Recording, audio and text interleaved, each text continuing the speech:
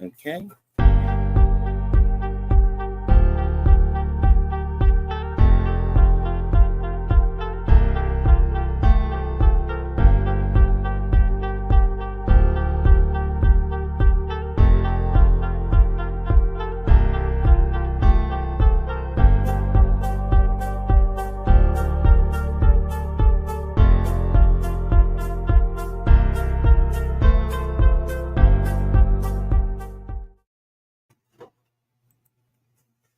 Hey, welcome everybody again to another Sunday Topic Times. I'm Mikey, and next to me is one of my co-hosts for today, Mr. Sci-Fi Sif Dan.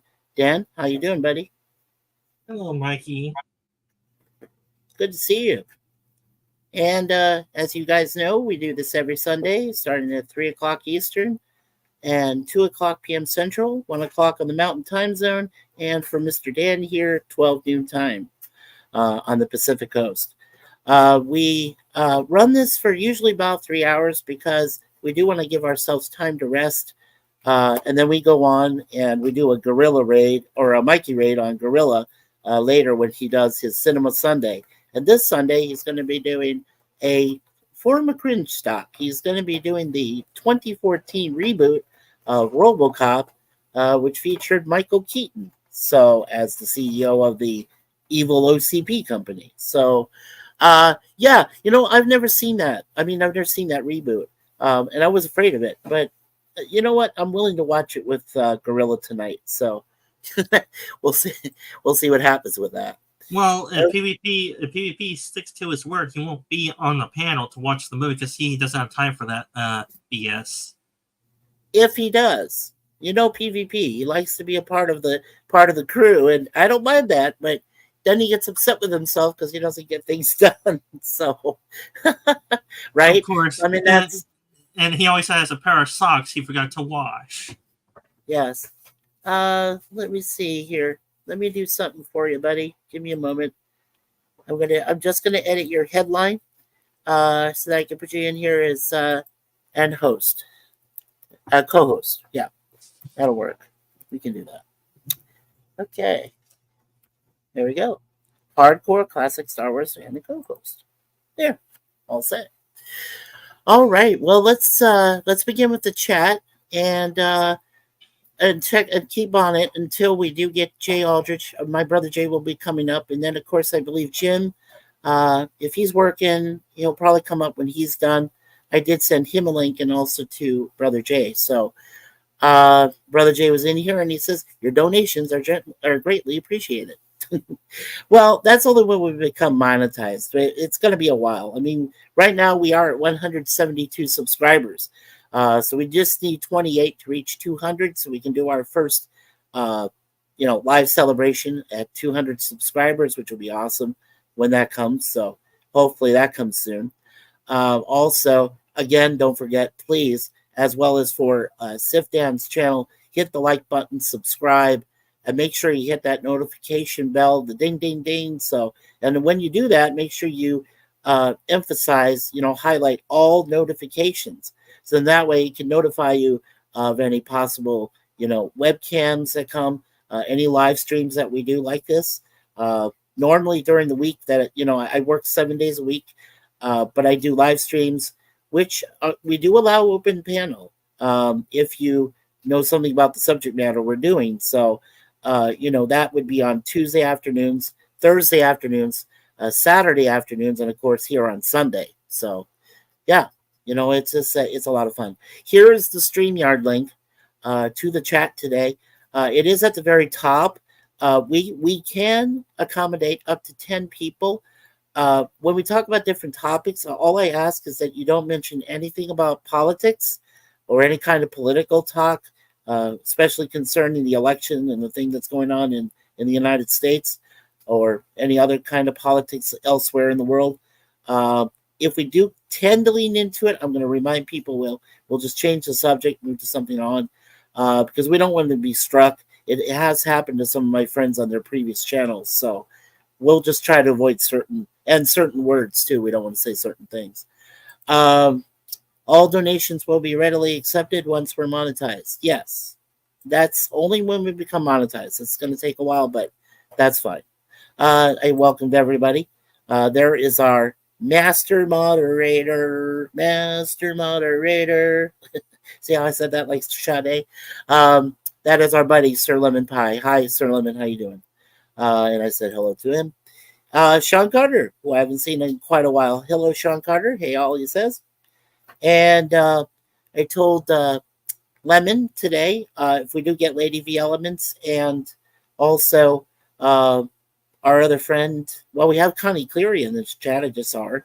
When we get some of our other moderators, including my wife will pop in a few times, I'm sure.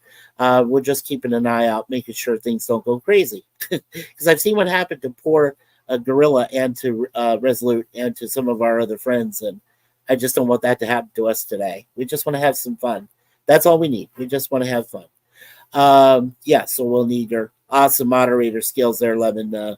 Just in case things go south. We never know, but you know. Sean Carter says, hello, Lemon Pie and Mikey Sue's 4. I told Lemon, hope you're having a great Sunday, Sir Lemon. I hope you're having a great Sunday too, Dan. And just relax. Yeah, is it going good so far? Yeah. Cool. Hello, Sean Carter. It has been a while. Good to see you too. He says to me, yes, finally life is a little bit back to normal. And then that made Suzanne and me laugh because normal for us is not a concept. It being less than normal, yeah, we're fine with that. But normal, yeah, it's not in our vocabulary. I told him good news. I said same for me and Suzanne, plus our 2 feline daughters, of course, Moon Pie and Deja Vu. And hello there from Sifdan. Yep. And Sif is with me. Hey, Sif. And let's see. Lemon Pie said, hey, Sean. And hello to Sifdan. And thank you, Mikey. You too. Yes, I will. And Sean said to Sifdan, hail, Sci-Fi Sifdan. Yeah, it's good to see you, Sean Carter. And, of course, Dan replied, hello there, Sean Carter. And, of course, we had the Miss Wonderful Connie Cleary in. Hello, Connie. Good to see you. Lemon says, hi, Connie. And Connie said, hello back to Lemon. And let's see. Yeah. Lemon says, PvP owns 200 pair of socks, so some are always in the washing machine. Well, I didn't know that. I didn't know we had 200 pairs of socks. I mean, I thought with us having over 100 pairs ourselves, I thought we're weird. But no, PvP is much weirder, I guess. But that's all right. We love them. Connie says, hi, Mikey, Sci-Fi. Well, I am fully retired, Sif Dan. But I work 7 days a week putting out streams and webcams to build our channel. Remember, you're a big part of that now. So you're also a part of this family. We're trying to grow it together. So, yes. Yeah, and Mikey, just when you think you're done with work and retired, they pull you back in. They pull you back in. Yes, they do. Yes, they do. I like how you said that. That's absolutely true. Let's see here. Jay Aldrich says, should I just write in and steal you away? Don't know what else to do. I got a desperado love for you. Aw, that was meant for Suzanne. Oh, that's cute. Omnicast said, hey, Omni, come on up if you'd like to join our panel, please. Paramount loves to monetize groundbreaking streams like this. Yes. And Gorilla says, damn it, Mikey, your stream distracted me and I sliced my thumb. Oh, no. I hope that didn't happen. Well, gorillas do have opposable thumbs, don't they, or do they not? Well, you have 2 of them, Gorilla. Darn it. Lemon Pie says, if you're going to sing Sade, Mikey sing Sweetest Taboo. Sweetest Taboo. Yeah, something like that. I used to own the album, Lemon. Come on. Gorilla said, hey, Sean, dude, that Swamp Cooler work. Oh, yeah, because Sean was having problems with Swamp Cooler. Okay. Jay says, as soon as my coffee gets through perking, I'll join. Okay, sir. Appreciate that. All right. Let me highlight that. All right. We're caught up on the chat. Very cool. So, wow. Yeah, my wife's going to do some shopping. Some more shopping. You know what's weird? This is great. In 2 weeks from today, we're going to do a special Father's Day topic times. Talk about our fathers and things, and fathers in movies and TV and so forth. But also, I want to celebrate that day by everybody in the chat and everybody in the panel saying happy birthday to my wonderful wife, Suzanne. She's going to turn 38.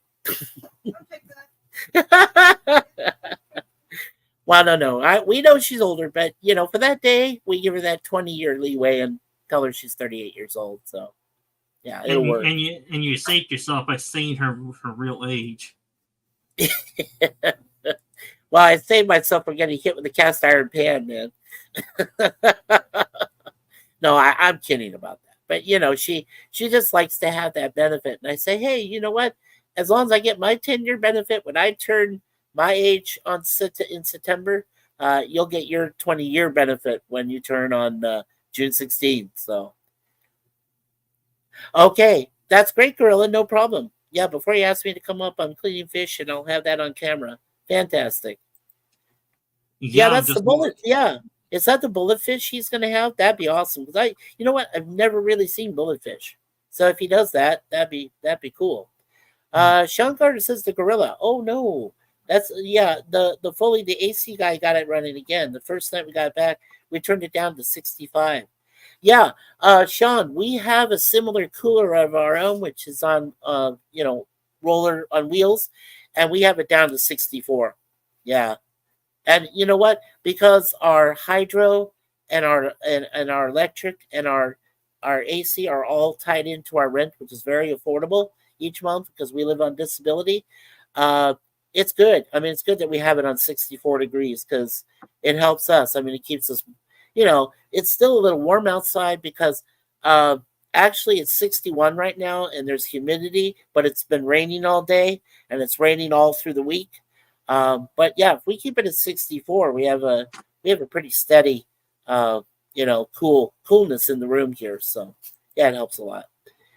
Jay Aldrich said, "Damn it, Jim! I'm a doctor, not a stockbroker." Her anniversary of her 38th birthday is 2 weeks from today, Gorilla, on June 16th. She officially turns 38. She's more than that, you know that. But we give her benefit of the doubt. So, yes, that's happening on June 16th. Like I said, which ironically falls on Father's Day. So we're going to do a Topic Times live stream, open panel and chat regarding fathers that day. So say hello to your fathers before we do that chat that day, or actually call them and do something, I keep my AC on at 78 degrees Fahrenheit, which is, Sir Lemon, that's cool because that's rightfully so. I mean, depends on the place you're living in. Gorilla, yes, anything's on the table. If you want to throw up some bullet fish that you want to see fish being beheaded and gutted, we'll do that. I don't think anybody really cares. No, seriously. That would be a lovely sight to see. Watch them slice open their belly and then take out the guts. I know. Then cut off its head. And then either use a knife to shred off the scales if that fish does have scales. Shred it off or skin it where the scales come off. Then there you have some nice fish steaks. Then first you got to pull out the bone, the spinal cord, or all the fish bones. Yeah, you have to pull the spinal cord, but don't forget you can also make fish tacos. Those are awesome. I love fish tacos. And here is Brother Jay. Hey, Brother Jay, what's up? I hope I did not ruin your appetite. No, by saying all that, because I love that stuff. Hey, how's it going, Brother Jay? I'm just waiting to look at the obituaries to see your name on it after your wife kills you. You'll have to look it up in the Canadian. You'll have to look it up in the Toronto Sun-Times because that's saying that she's in her saying that she's in her 30s when her actual age is 27. Oh well, there you go. Thank you. Yeah, she said. You're welcome, darling. She's doing some extra shopping. After you die, she's mine. You're right. if I get knocked off, then you have full reign. You just have to fly up Yep. here and join her because she's going to stay in Canada. You're going to have to come up Oh here. no, I'm gonna bring her down here. Yeah, good luck with that. Let me know how that works out. Yes, Southern Oh, you want Oh, Hospitality. I can get the money to fly her down here. She said she loves Louisiana, so I guess I'm sunk. If I get There you knocked go. off, she'll come on down. Yeah. Oh, do you know how? Do you know how? Well, Jay, do you know how to put on the Southern Charm to charm her down here? And Cajun food, Son, I Yeah, got the let's Southern do that. comfort right here. comfort food. Yeah. Sean Carter says, "My wife Me, turns." Renee, and Suzanne will go move to Utah and get married. All three of us. Oh yeah, there we go. Yeah, that's a joint. That's a joint contract. Sure, right. Yeah. Oh my God. Well, first Uh, off, make sure Mikey is dead first. Oh, don't worry. When I killed them, they stay dead.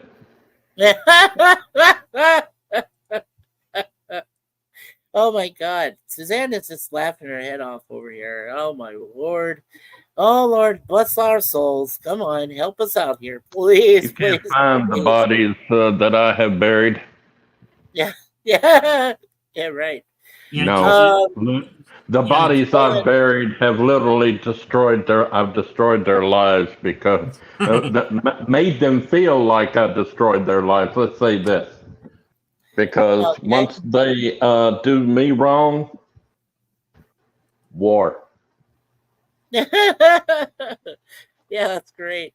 Oh, we got I'll 9 use people watching anything today. or Thank you. anyone to get back at them.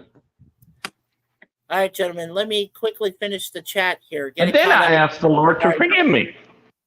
Oh no, hey, it's a cool, man. Don't worry. Jeez. This is all nothing but a party. We're having fun today. Let's see. So Sean Carter says my wife turns 25 every year. Sean Connery's Well, here? it's a good thing. Omni Castanet, of course, is here and says, swordfish. Sir Lemon says, most people would find my AC setting too high, too warm, but I prefer warm.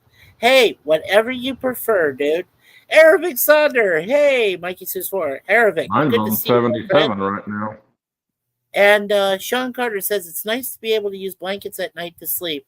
You know what? We don't No, use Sean blankets. Connery was alive. No, we don't use blankets. Suzanne and I, no, we sleep just as the way we are. you Side by can imagine side, our go they from there if share you want. warm That's up to bodies. you. Yeah, we don't use blankets. I don't use those stinking blankets. Omnicastnet from Arabic. Sir Lemon said, females don't like to be asked about their age. Even my female dog is touchy about it when asked how old she is. I didn't know that dogs were that receptive. Oh, yeah. My Brandy of would course, growl at you if you asked her how old she was. right. Gorilla says, I'll snack you on Really? your fish steaks. They're called fillers. Oh, that she did. Golden skin, not fillet. Oh, okay. Well, see, I'm learning new stuff from Gorilla. You Sean see, says, we trained her to do that. We thought it'd be fun at parties and company come over and we tell them, ask her how old she is. And they'd ask her, hey, Brandy, how old are you? yeah, and then you get hurt. So Sean says to Lemon, I don't mind it hot during the day. It's at night that I like it. Yes. Yes. And Omni says, do you have life insurance, Mikey? Why are you asking me if I have life insurance? Because I threatened to kill you. Yes, I do have kind of a coverage, but I won't go into my YouTube, I am not trying to kill him. Yeah, no. I'm all right. I'm okay. Omni, LOL. Oh my God. And then Connie says, hey, Gorilla's random thoughts. And Gorilla says, hey, Connie. And of course, our friend. Everybody's saying hello to everybody. Yeah, I did. So everybody said hello to everybody. I always do that. So it's, and then Omni said hi to Arabic. So yeah, no, we're covered. We're all set. We got everything. Have you seen my captain? Have I seen your what? Oh yeah, I've My seen your caption. picture. Yeah. No, the caption. It does not look like crap. What are you talking about? What are you saying? Caption. Caption. Caption. Oh, there's coffee in that rebuild. Oh, I see what you said. Nebula. Yeah, that's your headline. Can you read? Yes, I can read. Well, I mean, look what I did for Sifdan. He's hardcore, classic Star Wars fan, and a co-host. And I was going to add the same thing to yours, you silly man. I want to say something funny before I leave. Go for it. I was at Walmart yesterday, and I found anyone could be a dad. Because I seen a woman walk by, it said Super Dad on her chest, on her shirt. And then I seen a child about 6 years old walking around and said, best dad in the world. So anybody can be a dad, child or woman or whatever. Apparently. Only at Walmart. Yeah. All right, so now Brother Jay's new title is There's Coffee in That Nebula and co-host. Oh, Mikey, tell me, does Sue know what to get on the list, or do you have to tell her on what you want on the list? Oh, no. You don't. You got to understand, Dan. Women have three things they're really awesome at. One is taking care of their men. Two, knowing what needs to be bought in a grocery store. And number three,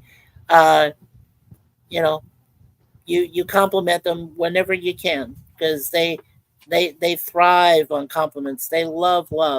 If you give them serious, unconditional, sincere, loving, they'll be with you for life. And and the other- unconditional, unlimited banking funds. Yeah. Well, the other thing is they also take care of finances. Yeah, men are not very good at finances. Women are excellent at it. When What's my your dad mom? married my mother instantly became the bank. She is finance. Well, she knew Mikey, well, it depends on the man. it does. I agree. But here's the thing. My parents are going to be reaching 60 years of happy marriage coming up soon here in a few days.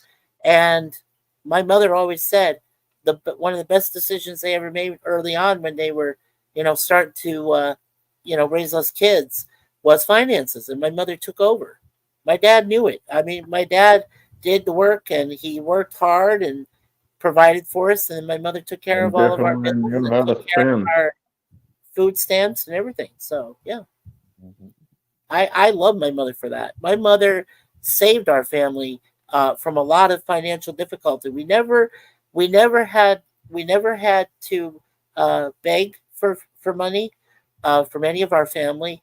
We never had to want for anything because my parents knew what to do, and my mother especially knew how to keep our finances balanced. So yeah, I mean, she had to help me because I'm a terrible financial person. Even Suzanne will admit to that. So that's why I said when I married Suzanne, I said, Suzanne, you're taking care of the finances. You're taking care of the checkbook, and I rely on you. And she said, fine, that's what I'm doing. So what's I'm proud of that. And you know what? That is, I believe, that is an essential part of any relationship. If you plan on loving someone or you already are married or whatever, the important thing is if you know your wife is capable of taking care, or your partner is capable of taking care of finances, let them do it. They have fun. They love to keep us balanced, that you don't have to worry about being on the streets or anything. That's the best part. My mother is a big matriarch for that. She took care of a lot of us. I mean, all four of us. And then our husbands and wives. She talked to them. Not condescendingly, not frighteningly. She just told them, "Here's the basics. This is how you do it," and they've been happy. Like anybody. Like it's there's a reason. Like I said, there's a reason my parents have been married for 60 years.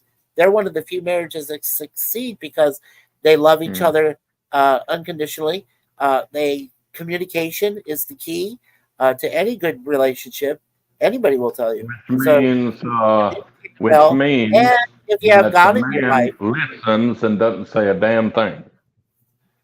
yeah. But if you have God in your life, then God is number one. So Yes, So but communication is the man shuts up and just listens.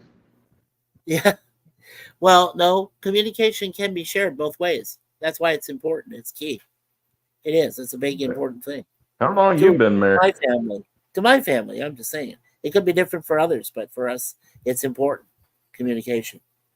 So, good night, my I'm sorry sweetie. it took me. I'm sorry it took me a while to get in. I was saying goodbye to Renee. To your beautiful girlfriend. Oh, Yes. it's okay. It's all right, She buddy. had to go and finish up mowing the lawn. I would have done it, but I don't have a driver's license. Oh boy. Wow. I don't know how to drive a lawnmower. It's pretty simple. It is. It is. But if you Not want to when get somebody every to help time you touch anything mechanical, it breaks. oh man. Well, get a helper then. Yeah, be Gee, careful how you I trust do. no one. I do. My helper is called Renee. Did you take your phone with you? Oh yeah. Okay. No, I don't need it. You're fine. All right, babe. Sean Carter says I my got you, babe. Rocco? Oh, he is my avatar. I got Yeah. you, He babe. turned 3 yesterday. Awesome. And best advice I ever got: never, ever stop chasing your partner. I don't mean running after them. Oh no, they love the chase. Oh yeah, they love the chase, the thrill of the chase. Hello, what Jay for real? Well, brother Jay is up with us right now, Jim. He's dead, Jim. He's dead, Jim. I'm a doctor, not a bricklayer. Did you see how I'm a impressive I doctor. was? Damn Jay? it, Jim. I'm a doctor, not a stockbroker. No, did you see how impressive I was yesterday? I only missed one question. I still managed to bank 300 points. So now I'm at 3,800 points, and I'm No, still. I Yeah, didn't see well- your game last night. I had to go straight to bed because I had Oh, Sunday that's all school right. the next morning. Well, I But didn't. I'm thinking about watching it since you told me something in confidence. Yeah. Well, we can talk later about that. Anyway, we do have Professor Brainy Specs, Mr. Jeff Franklin. How you doing, Jeff? Dear God, it's been 25 years. Yeah, What You Leave Behind, the DS9 finale aired 25 years ago today on June Damn, 2nd, I'm old. 1999. Has it been that long? Wow. Because I remember I'm the old. last image, I don't know, is this spoilers for people? I guess it's not, since we're talking about topics. My lasting image is seeing Jake Sisko and Kira Nerys staring out at the window, wondering about Jake worried about his father, Benjamin, who's now one of the founders, and Not and then founder. Kira, He's Right. not a founder. He's a prophet. a prophet. I'm sorry, He's one of the the prophets. emissary of the prophets. Right. And then Kira puts her hand on Jake's shoulder, and they're He both was staring sort out of a Jesus Christ kind of character. through one of the windows. I was going to say, through one of the windows of the station. That's what I remember. Yeah, it's good to see you, Professor. Oh, by the way, Professor, I did say a silent prayer. Whoever was not feeling up to par today, I prayed for them and hope that they're feeling better for next week Yes. for a question of Trek. Okay, I just want to let you know that I did a silent prayer before we started. So Whiplash. both Suzanne and I did. So Sir Lemon says, "Hey, Jim." Jim says, "Hi, Lemon." And yeah, emissary to the prophets. Thank you. Yes. Yeah, my 2 emeralds are done finally. Yay! That's awesome, Jim.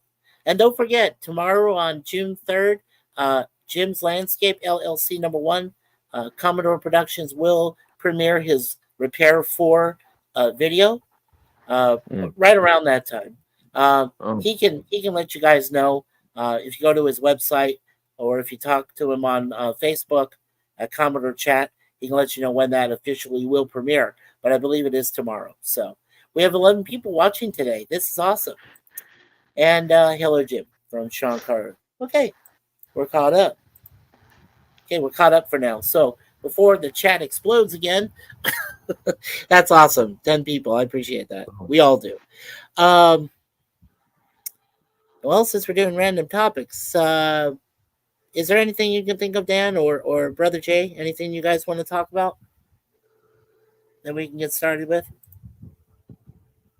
No, not really, but I do have something to say. Probably why you got a lot of viewers, Mikey. I did some free advertising for you on Twitter. On Twitter? Oh, thank you.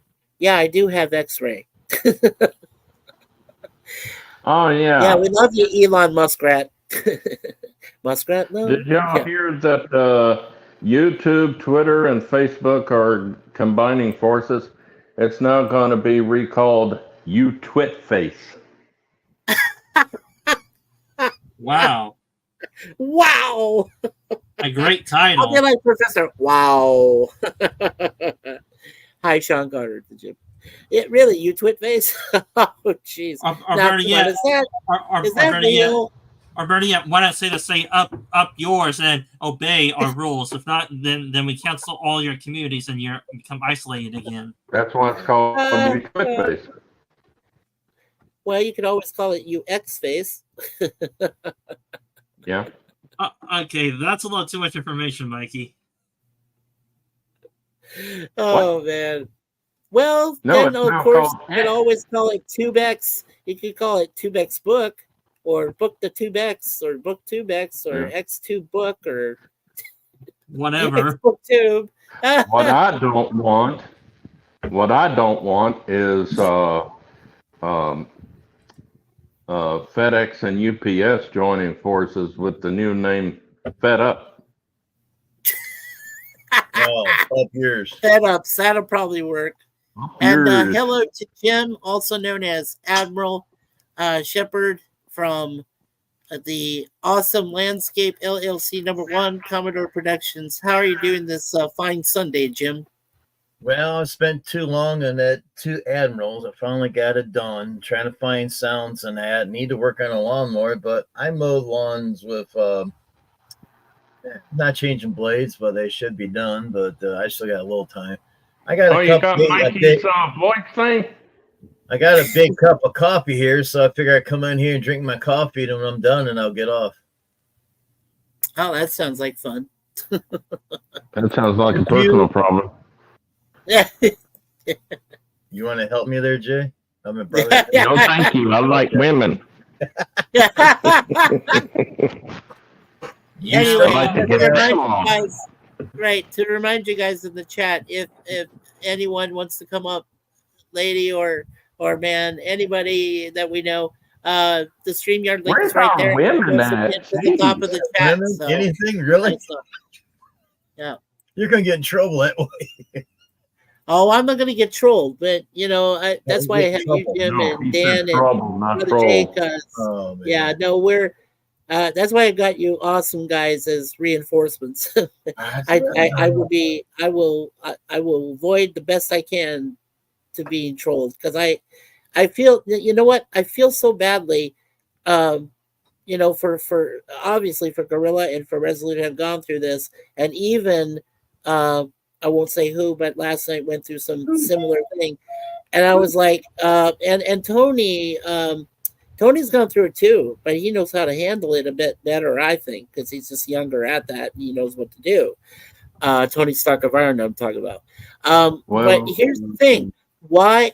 Okay, maybe this is a good topic to start with. Why do these trolls insist on doing this? Because you know what? It's just a waste of your time. It's a waste of our time, because then we have to make sure we protect ourselves. But it's a waste of your time to even try. If you It's can find them, block them. That way they can't come up.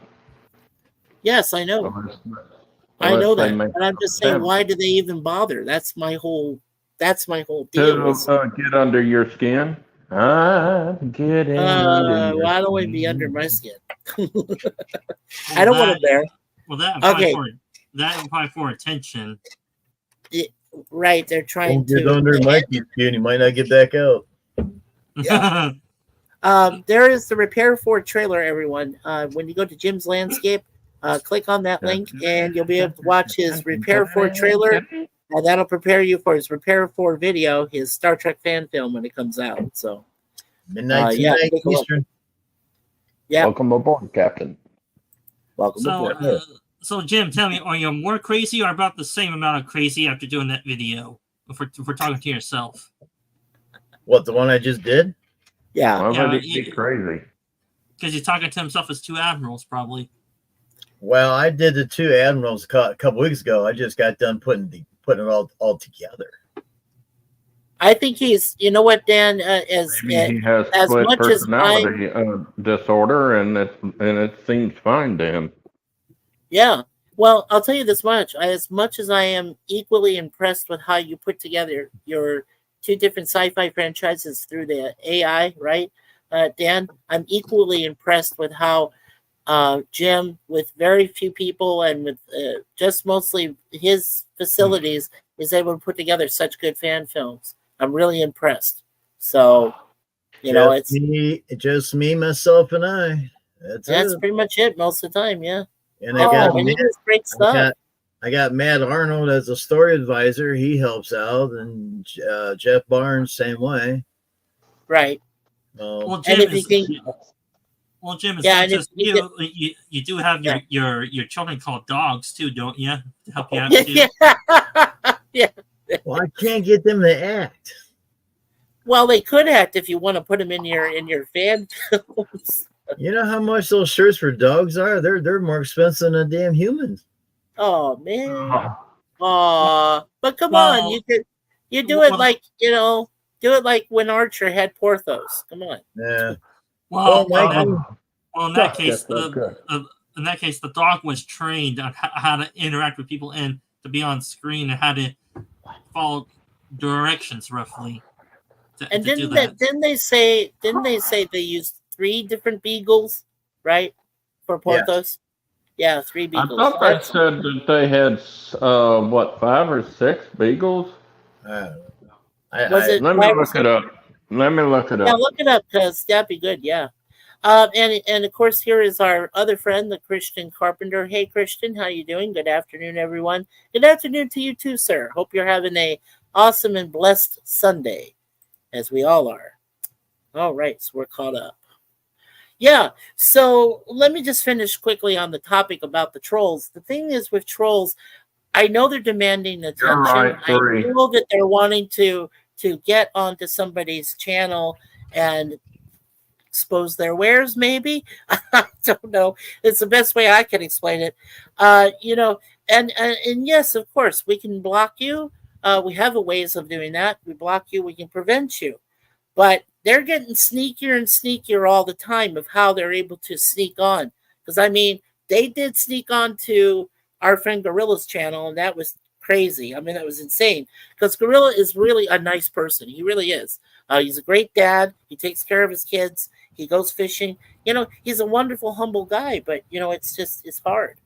Oh, yes. Let me play this for... No. Don't do that, he said. What is this? It's 4 minutes long. I said not to order that thruster pack for the Fringy tradership at all.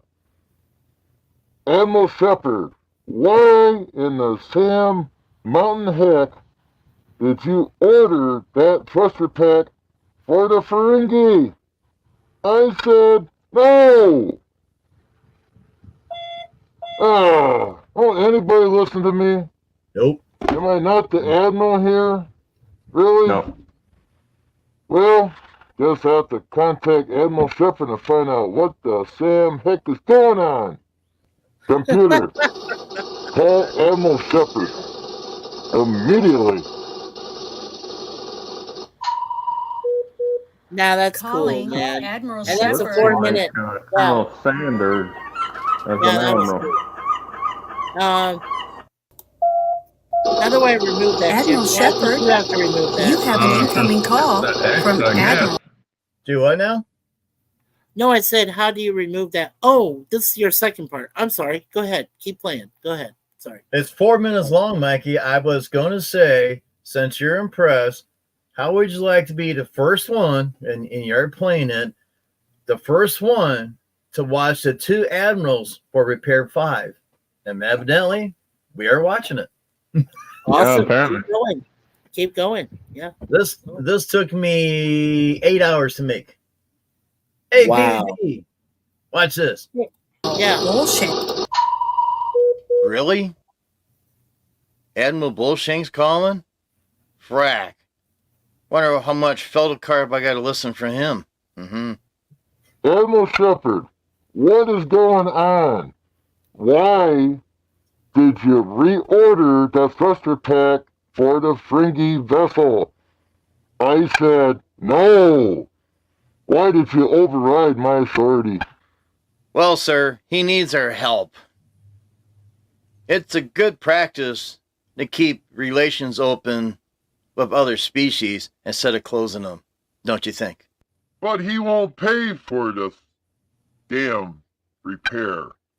Well, sir, that's why I asked your son, Bill Shank, to get a lender ship for the Ferengi so he can get off-world to go out and sell his merchandise so he can raise the gold press platinum that he needs to pay for that thruster pack. And it costs a lot of gold press latinum. Matter of fact, it's 8 strips. Could be 10, but I'm pretty sure we give him a good deal. Did you really think he's going to pay for that thruster pack unit by selling his junk? Really? Well, he better or find another way to pay. Well, I hope you're right. Well, Admiral, I read something about a secret mission coming up. Maybe you could use the Ferengi. So that way you can pay off for the thruster pack. What do you think? Is that possible? Wait a minute. How did you know that? Oh, Admiral, I know more than what you think I know. Really? Did you read my logs again? It was something about the secret mission I just said, but I heard from other officers. Those talking about it months ago. Do you remember the officers that told you that? No, sir, I don't remember their names. It was months ago when I heard this. It was quite intriguing. Okay, I got work to do. No, Admiral, I don't remember their names. Like I said, it was months ago. Computer, in communications. Wow. Admiral Bullshank never said good day. Oh well. I listened to a lot of Feldekarp, so Admiral Shepard, out. So what do you think? Wow, 8 that hours of work. that was impressive. That was great. Yeah, that's worth the hard work. It definitely is. Yeah, That's very good. I'm That's getting better at it. awesome. thanks. Yeah, it was very good. I hope everyone in the chat also enjoyed it. That was 8 hours of hard work that Jim did. So yeah, please check it out. He has the trailer available right now on his websites. Please do that. And and don't forget to subscribe to his channel, and also do the notification bell. It helps the YouTube algorithm. For some reason it does something for those guys. So Hey, Gab, help it out. Alrighty, just continuing the chat here real quick. So Christian Carpenter says they want to show off their special purpose. Well, I don't want to know what that special purpose is, Christian, but okay. Lemon says a good rule of thumb is don't let anyone on panel you haven't known for a while. Yes, Right. we all try to use that rule. We do, believe it or not.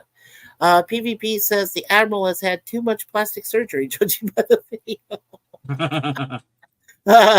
Love that. Hey, PvP, and it's good to see you, PvP. The link is right there at the top of the YouTube chat for today. Yeah, come on in if you'd like to join us. We're more than happy to have you. And he says, hi, Lemon. And then he says, what happens in Starfleet stays in Starfleet. Totally agree with you. Feldekarp, Battlestar Galactica. Hi, Gap After Dark. How you doing? Yeah, it's Feldekarp, but that's all right, man. You're cool.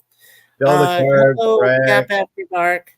And be on in a few minutes. Okay, Pleasant Valley Picker, we appreciate that. And Jim, Mikey, Dan, Lemon, PvP. That sounds like a rogues gallery there. Sean says PvP. Hail PvP. And High Gap from PvP. Connie Clear said hi, Gap.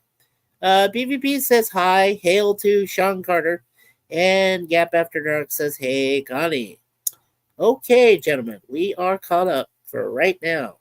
And to answer PvP's question about plastic surgery, remember that old guy is about probably 80 some years old. So what are you going to look like when you're that age? Think about it. Yeah, yikes. Well, I mean, come on. Look. Okay, I'll show you myself here for a minute. No. No. Oh, stop that. Now look at me. Look at this face. Yeah, right. Well, you're 61. Come on. I'm turning 59 in September. I'm afraid of seeing what I turn out like Where's in my 20 more phaser at? years. That's it. Where's my phaser at? I'm going to be in a bad way, seriously, when I turn 80 in 20 more years. Oh, geez. I don't know, man. I hope I'm all right. Simple. I hope I'm okay, buddy. Simple Mikey. Oh, look at all the wrinkles I got. Simple Mikey. I understand. A Simple Mikey, you'll have a few more wrinkles, and if you don't have any more strokes, you'll be just fine. And if you lose a few pounds, you'll be just a little thinner and a little more fit in 20 years.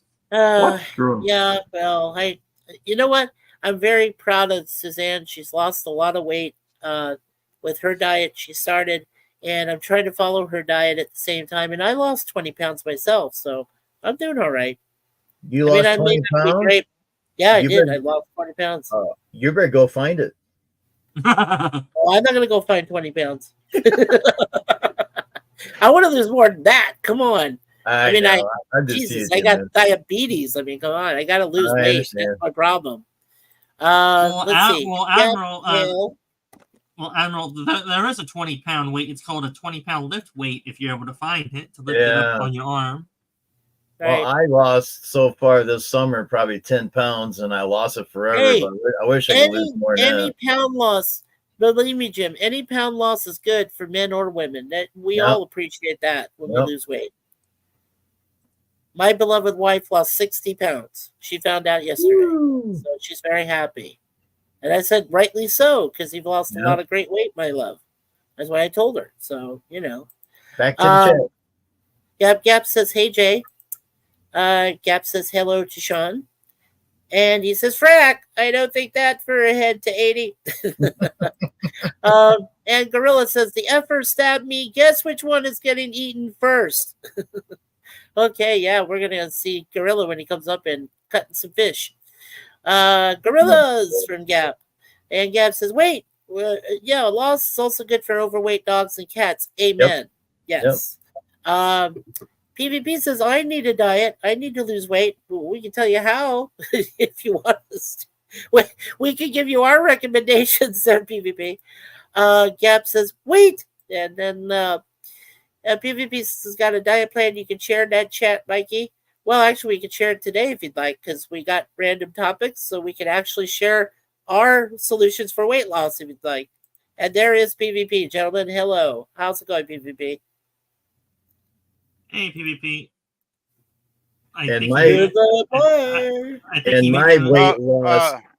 My weight loss solution is to go outside and cut 6 lawns a day like I do, up and down off the lawnmower, grab the trimmer, walk around, do all the trimming. You might lose some weight. That's physical work. We do a lot of exercise. That's true. Yeah. Yeah, hi. I was muted for a second there, but yeah, if you got any diet tips to share in the chat there, anybody, that would be appreciated. Because I think I think I put on a couple of pounds the last month. Because man, I had some aches and pains the last week. I actually don't feel too bad today, but for the last 3 or 4 days, I've had do you ever get muscular aching? Like I've had it in my outer thighs for 3 days now, just fairly painful to the point where it hurts to walk around. And it's really weird because I don't think I've ever had that before. So I think go to the doctor. Well, I don't think it's anything serious. It seems to be fine today. I feel a lot better, but I think I just put on a few pounds that I haven't realized. I think it's weight. Also, no, That's another thing, Money. I did get a new mattress about a month ago, and I think my body is still readjusting to a much better, firmer mattress because my That's old mattress possible. was That's horrible. possible. Yeah, so I think that's got something to do with it too, I'm guessing. But Yeah, plus otherwise, I feel okay. Yeah, plus PvP, it's also called cramps from what you're describing in your leg area.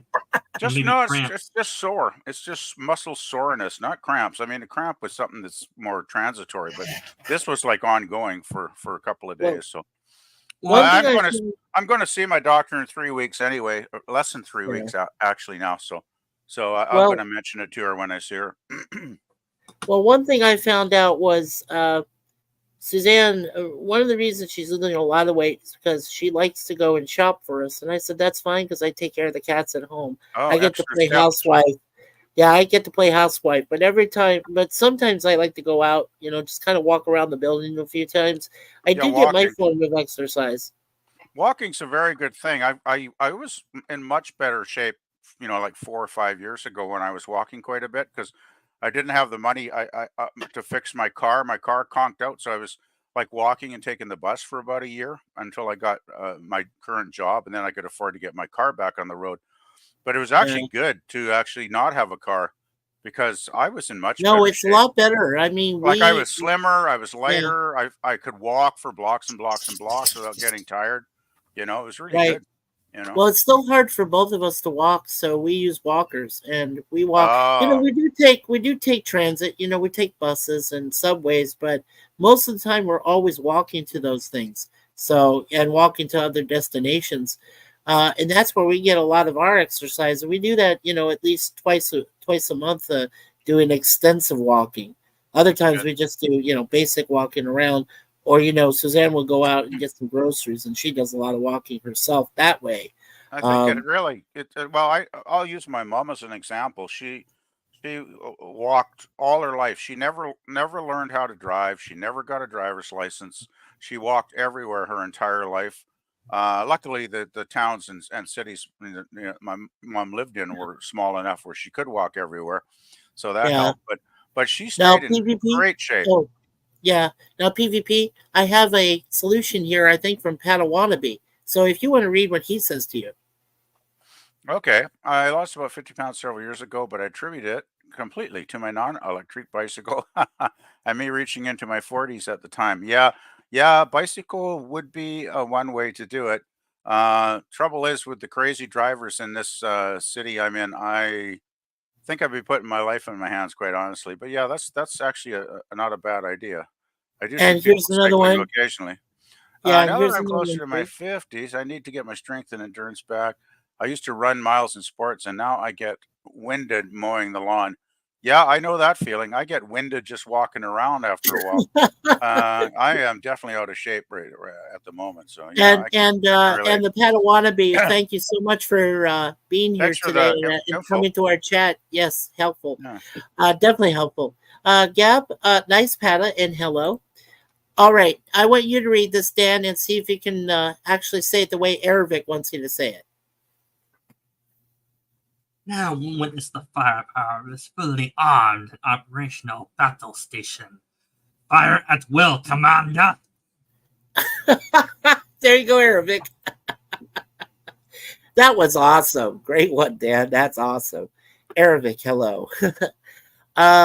Let's see. Yeah, Aravic says, I love to take long walks in the parks here. There are so many great parks here in Denver. Yeah, I'm kind of jealous of you, Aravic, because Colorado does have, even though I only got to live there for 6 months, it does have a lot of great trails and paths and things you can walk. And we did actually take a car all the way up to the top of Pikes Peak, and I walked around Pikes Peak and the station there and everything. Oh my God, it was so much fun. But that's over 19,000 feet high. So the air quality is so thin. You have to really be in good shape. But of course, we are talking about 1996. So 28 years ago, I was in great shape. I could walk around there with just a t-shirt and a few pants on, and that was about it. So yeah, I was actually in fabulous shape, even as recently as 10 years ago when I moved to where I am now. because I basically, I'll make this long story as short as possible. The dunderheads at the moving company that had been hired to move all the stuff sent a truck that was about half the size it needed to be. So they took as much as they could pack into it, and then I ended up making about 13 back and forth trips in my car, and I actually eventually went to a rented truck place and got all I could get was a pickup though, because it was my luck. I decided to move on the weekend that all the college students were moving, so of course all the rentals were pretty much gone by then, right? So Yeah. I ended And up you, getting a truck, which was good because I moved some larger stuff with the pickup truck. But I made like awesome. 14 trips back and forth, 30 miles each way times 14. You can do the math on that if you so desire. It was Oh, not a sure. fun weekend, and I carted it all up, box after box. I had my metal trolley here. I'd load up 3 or 4 boxes of possessions at a time, Okay, you Dan. know, and walk them in from the parking lot, go up in the elevator, walk them into the apartment here, stack them up. I mean, I was like, man, I was in good shape then because I don't know how many thousands of pounds of stuff I moved that weekend, but I Yeah. was really in good shape back then. I could never do that now. And do you want to read what Lemon said to you? Sugar-free eggnog. I don't know if there is such a thing as that, actually, Lemon. I don't know if that's ever existed. Yeah, there is. Honestly, I don't know, Sir Lemon. I've never seen, honest to God, I've never seen any sugar-free type eggnog. But There's I have seen. No, I do want to mention this. I have seen because Suzanne had shown me. There is a form of eggnog that's eggless. There is, and I mean, Eggless, it tastes eggless just nog. like. Well, it just doesn't have the egg in it. It's still called eggnog. It's like a nog, but it has no egg in it, and it still tastes like eggnog, except just no egg. Huh. Because as I said, Suzanne is allergic to eggs, so Oh. yeah. So Yeah, it's I've never seen that. There is a regular eggnog and the light eggnog with, I guess, less fat or whatever, which I always get the light because to me it tastes the same anyway as the the light the regular. same for us. I Yeah, can't the tell the light. difference I really. I do the I do the light eggnog myself, but of Yeah, course I'm not allergic to eggs yet. Tap on wood. yeah, yeah. Uh, I actually like eggs. I remember when they said eggs are bad for you, and now they say, oh no, no. eggs are actually good for you, and I'm like, okay, that's nice to know. They are good for me because I usually, well, you know what my normal breakfast pattern is I have an egg sandwich, and it's a fried egg. It's cooked fried, so it's not scrambled. It's just cooked straight fried and flipped Uh-huh. and everything, and that's what I usually have is that kind of egg sandwich. Sometimes I eat really good pickles with it, like dill pickles or kosher pickles. I love that on the side, and then we have bananas for dessert. We also have fat-free yogurt, which we love. So yeah, I mean, we're trying to balance our food diet every day to lose weight, but we're also trying to get out more. And we're doing the best we can. Yes, Gorilla. I can't help sitting at a desk all day, but I don't do it all day. I mean, Well, because I I do. work on webcams and live streams, 7 days a week now. It's tough. It's tough on me, but like I said, I'm also fully retired. I did work hard for 35 years of my life, at a lot of different jobs. 35 I'm years? pretty Oh pleased with my. myself. Well, I had no choice but had to leave, Jim. When I reached 52, I was starting to have problems with my legs. Things were failing. Yeah. And like I told my dad, I didn't want to end up having a heart attack. So I got out when the getting was good. That's, for me. My mother said I did the right thing. She said I made the right decision. And that's huge coming from my mom, just telling me that I did the right thing. So, and then my dad eventually agreed. It I took th- him a little bit while I longer. I think if you can financially afford to retire at a younger age, I'd say why not? Because Right. if Yeah. I didn't have to work right now, guys, to sort of make ends meet, I would just say screw it, and I would retire like yesterday if I could. I, But yeah. unfortunately, I do need that little bit of income coming in, even though I am getting my pension coming in now, which is nice. Still, Mhm. with the cost of my rent's over $900 a month, which probably is actually even cheap in some places, but it's still enough That's money by the time I add the car insurance and the yeah. renters and in fire insurance and whatnot. it comes out to probably close to $1,000 every month of just basic costs, right? Basic. And I'm Basic not cost. yeah, Yeah. that's not groceries, that's not gasoline, that's not, if I got to put tires on the car, or if I need to buy a pair of pants, or whatever, Right. that's all on top of that, right? So, I figured long ago, just to survive, I got to have about 1,500 a month to like just live like a human being, Yeah. and anything under that, it gets a little tougher, right? So Yeah, it definitely does. Well, this is not bragging or anything. There's no braggadocio, no bravado. Here we go. Here we go. Oh, stop. Okay. Stop it, Jim. I'm kidding. No, what happens is we're in a wonderful spot. Okay, we're in a nice little apartment. We pay about $150 approximately per month for rent. With our bills, which we only have like 3 of them right now, we're just paying for this computer, this wonderful object I have in front of me I'm using. Plus, we just pay for our phone bill and our internet. The total combined is close to about $350 a month.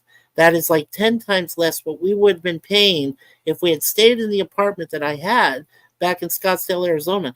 There, it would have started at $1,300 a month. And that's not even including the cost of electricity, water, trash, sewer, everything.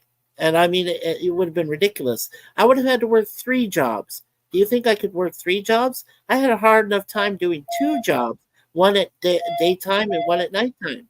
yeah, So by the time I got home, I was exhausted. Right? You got to sleep. I didn't get sleep. You don't get sleep. Yeah. No, you don't.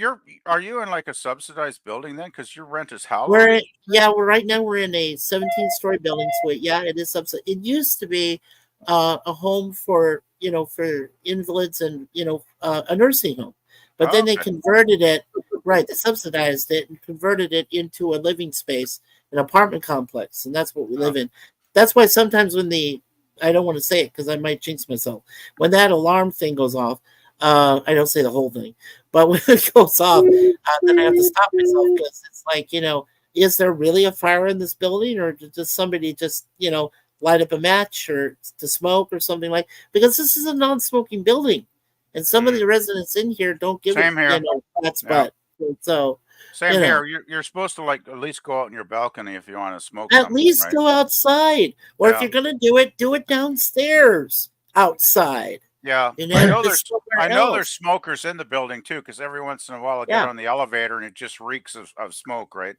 It does. It's like F me, I gotta breathe this. Yeah, and down, we're both allergic, right? Yeah, but we're both allergic to secondhand smoke, and we could just as easily get emphysema or problems because that happens to my parents on both sides. So lung cancer is terrible. I've had lung tests a couple of times at the local hospital over the last few years, and my doctor did go over with me one time that my lungs do have a sensitivity. So it's like, that's why I'm glad I quit smoking over 30 years ago now. But yeah, I mean, my lungs, I'm not terrible. Like I don't have emphysema or anything, thank goodness. But still, I do get some congestion. And I cough sometimes. You guys might have noticed that I do that once in a while on the streams here. Sure. Well, let's go ahead and catch up on the chat here real quick, PvP. Sounds good. Hey, where's Gorilla? We need the chat master up here to read that. Well, Gorilla's going to come up here in a few minutes. He said he's like cutting some fish, and one of the fish bit back at him. Nice. I'm betting he's going to cook that fish real slowly just to make it, suffer a little. And he'd probably cook it alive if he could. I'm guessing, knowing Gorilla. But oh, and Dan, if you're back yet, Eric Saunders said yes, loved it. Thanks that you said about the Emperor. Yeah, he loved that. Hello to Gap After Dark from Ervik. Gorilla says, come out here to Tornado Alley. We will get in shape running from tornadoes. Hey, that's a good offer. I'll come out there and join you. I'll try to be, but I'll need to get rocket powered jets on my damn walker first before, because I've been in the middle of a tornado before. I actually was near a twister a few times when I lived back in Oklahoma, Gorilla. So yeah, sure. I don't mind coming out with you. Just get me those jetpacks, for my walker, okay, and for Suzanne, so we can outrun the tornadoes together. It's an offer, okay? I'll take you up on it sometime. Padawannabe says, I don't have VR stuff, but many of those have exercise type things to do. I recently hooked up the old Kinect on Xbox again. I used to dance in clubs for hours. Now 2 songs and I'm ready for a drink. Oh my gosh, Padawannabe, I'm so jealous of you. I used to do a lot of dancing, a lot of drinking, a lot of dancing, a lot of drinking, and then I stopped. Oh man, it was hard going cold turkey. Man, it was. I had my excellent dinner omelet last night. Oh, that's pretty cool.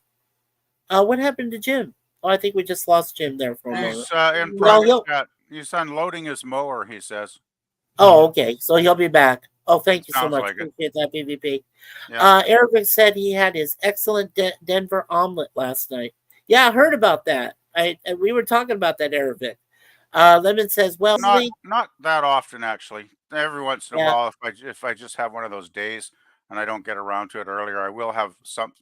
Usually I don't eat anything that major though. It'll be more like a snack than a major meal. But yeah, Right. I do know it's not good to eat before bedtime. I do know that. Yeah, it's terrible. Well, I do it myself. I am notorious for that. Suzanne will tell you. I will sometimes ask for even after we've had dinner. I will sometimes ask for a sandwich, just like a PB&J or something, Oh, yeah. And I mean that's not good. I mean I still I know. want to eat something even after, Yeah, my problem is too. Sometimes I'll just, if I don't buy it, I'm good. But sometimes I'll just buy that bag of potato chips at the grocery store before I head Amen. out, Right. and it's like, oh yeah, I can't have one chip. I end up eating like half a bag or something. It's like, Yeah. boy, that's a weakness for sure. Yeah. Right. So just to finish, so Lemon says supposedly that can be a strain on your digestion to sleep right after your heavy meal and Oh. more turns to fat. I know, yeah, Absolutely. I know That that's absolutely true. Lemon, Yeah. Sir Lemon, you are preaching to the choir, believe me, in regards to both me and PvP in that instance. Padawannabe says, I disc golf with my dogs. Great exercise for us all and some training along the way. You know what? That's awesome because I've seen people that can throw a frisbee to their dogs and have like that disc golf. Yeah. And if they can throw it really long distances, that's cool. There's sometimes they even have contests, right? They have competition where they like throw it and see how far they can go. And yeah, it's pretty awesome. Arabic says tonight's menu is Red Baron pepperoni pizza, but I'm adding my own mushrooms, olives, and jalapenos on half. Oh, wow. Damn, that sounds good, man. That sounds really good. Gorilla says no pops, sore legs. He went from being active with no car to sitting at a desk with current job. Oh, wow, yeah, that's tough. That is part of my problem because I have to sit for my job. Like I got 20 hours, but if you add in the 4 hours of lunch breaks because I work 4 days, it's like Yeah. 24 hours a week. I'm glued to the computer because I have to be to All make right, a Jim. living. And then the rest of the time, if I'm not working, I'm here on the weekend, sitting on my butt in front of the computer with you guys. So it's just a bad doesn't help. lifestyle. It's a bad lifestyle I've just It fallen does- into, right? Yeah, it doesn't help that I'm just saying. Well, I Oh. know that wonderful brother Jay here. He just spent some time with his beautiful girlfriend Renee before she had to go, and I know he's on his wonderful comfort chair. He calls it, and I see him on there, and I think it's Comfort just chair. adorable. And Renee sits on his lap, and it's so cute. I mean, That's I nice. I love young love like that, even if it's older love and we're old farts and yeah, Oh, but that's nice. you know, I mean, that yeah, sounds great, but it's maybe a good life. I need to start looking. I really do. I must admit it's my own damn fault because I haven't P- tried to PvP, look if for you need anybody. any PvP, I know this might sound cliche, but if you need any helpful relationship advice, ask me and Suzanne. We will help. And ask Brother Sure. Jay because he'll help you out too. Okay, yeah. Yeah, I just Yeah. I just gotta meet I gotta meet people in real life, locally, because I think I have to get to know somebody like, in person. I just, I don't want to do it over the internet, even though it sounds good, but I'd rather get to know somebody face to face and get to know all their quirks and, their little things they do. Because, I guess I'm probably maybe too cautious, but I am pretty cautious when it comes to, Yeah. starting to meet women. So You know. Right. Now, Gorilla says his average rent here, or where he lives, is $450. That sounds about right, because considering where you are in Minnesota, yeah, and that's fairly cheap. That is pretty good. It's hard though. You can't really find a lot of good places like your place or our place here, for less than $500. And even if you do get that, for yourself, you try to go into any other parts of well, especially here in the city of Toronto. If you go anywhere else besides where we're living right now, the beginning rent starts at $1,000, and like I said, that doesn't include the hydro and everything else. You pay for that separate. So by the time you're almost done, you're paying anywhere from $1,500 to, depending on the location, $2,000, and that's just for a bachelor apartment. I mean, what we live in here, it's like I was going to ask. I was going to ask. That is a bachelor for $1,000, right? It's got to be exactly for 1,000 starting, and I mean that's and I mean Gorilla, right? Do you live by yourself? I'm assuming he does because sometimes his kids visit, but I mean he's living by himself, and that's not bad for $450. I mean but some people have to pay over $1,000, like double what you're paying, Gorilla, just to live in a good place.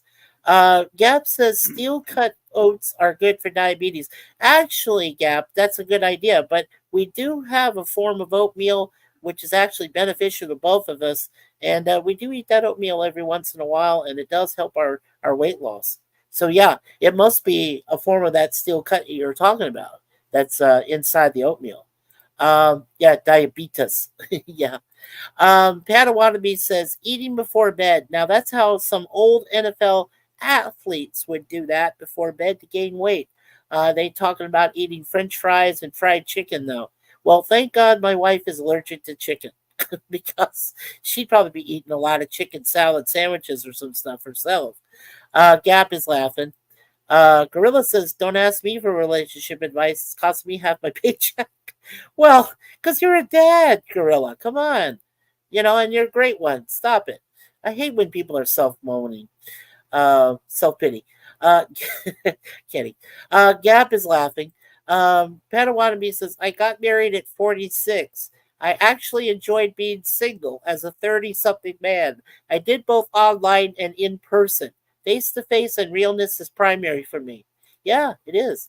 Aravic says, yep, rent is high here. $1,500 for a one-bedroom, 700 square feet, but groceries and gas is cheap. Well, thank God groceries and gas are cheap.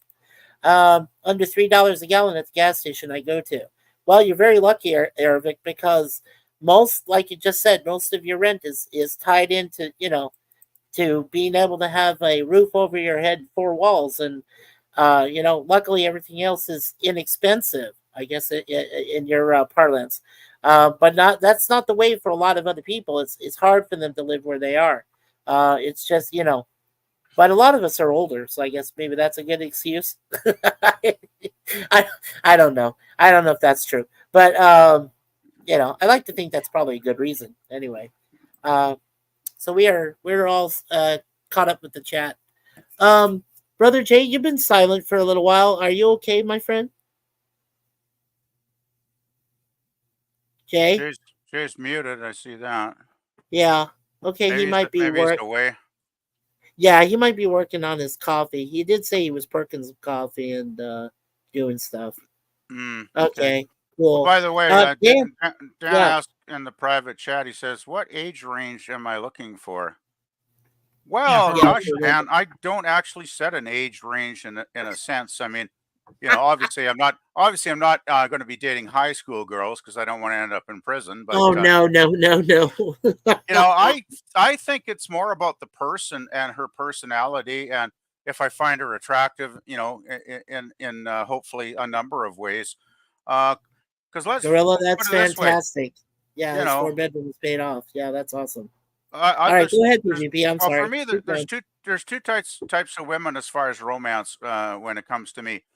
I'm very well. I guess a lot of guys were very visual, so that's where what we first look, and if we like what we see, that gets our interest. So it's like there's two types when it comes to physical, attractiveness. There's the women I want to be with, and there's the women I have no Miss interest in Hanson has being with. entered the chat. Right. Okay. So that screens out a lot of women right there because I find a lot of women that just don't appeal to me. Thank you, Sean.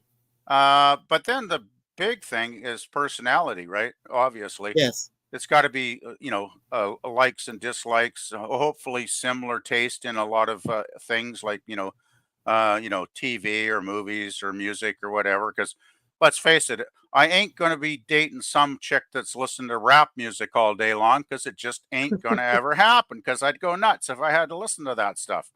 Right. So yeah, it's like I just clicked on a what Brother common Jay was ground. doing. So yeah, okay. Thank you, Brother Jay.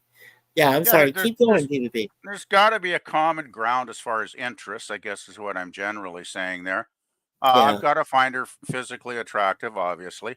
Sure. If she's got a nice smile, if she has a pleasing laugh, those are tiny things, but they couldn't last. If you're going to be with somebody for years and years, those things can start to matter after a while, right?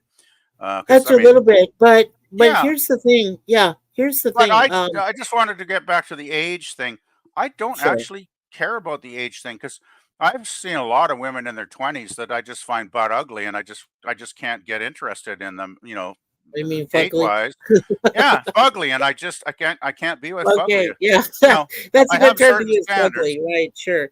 But I've seen women in their 60s that can be, that have, kept themselves in shape. Sadly, I need to get in shape if I'm going to attract those kinds of ladies.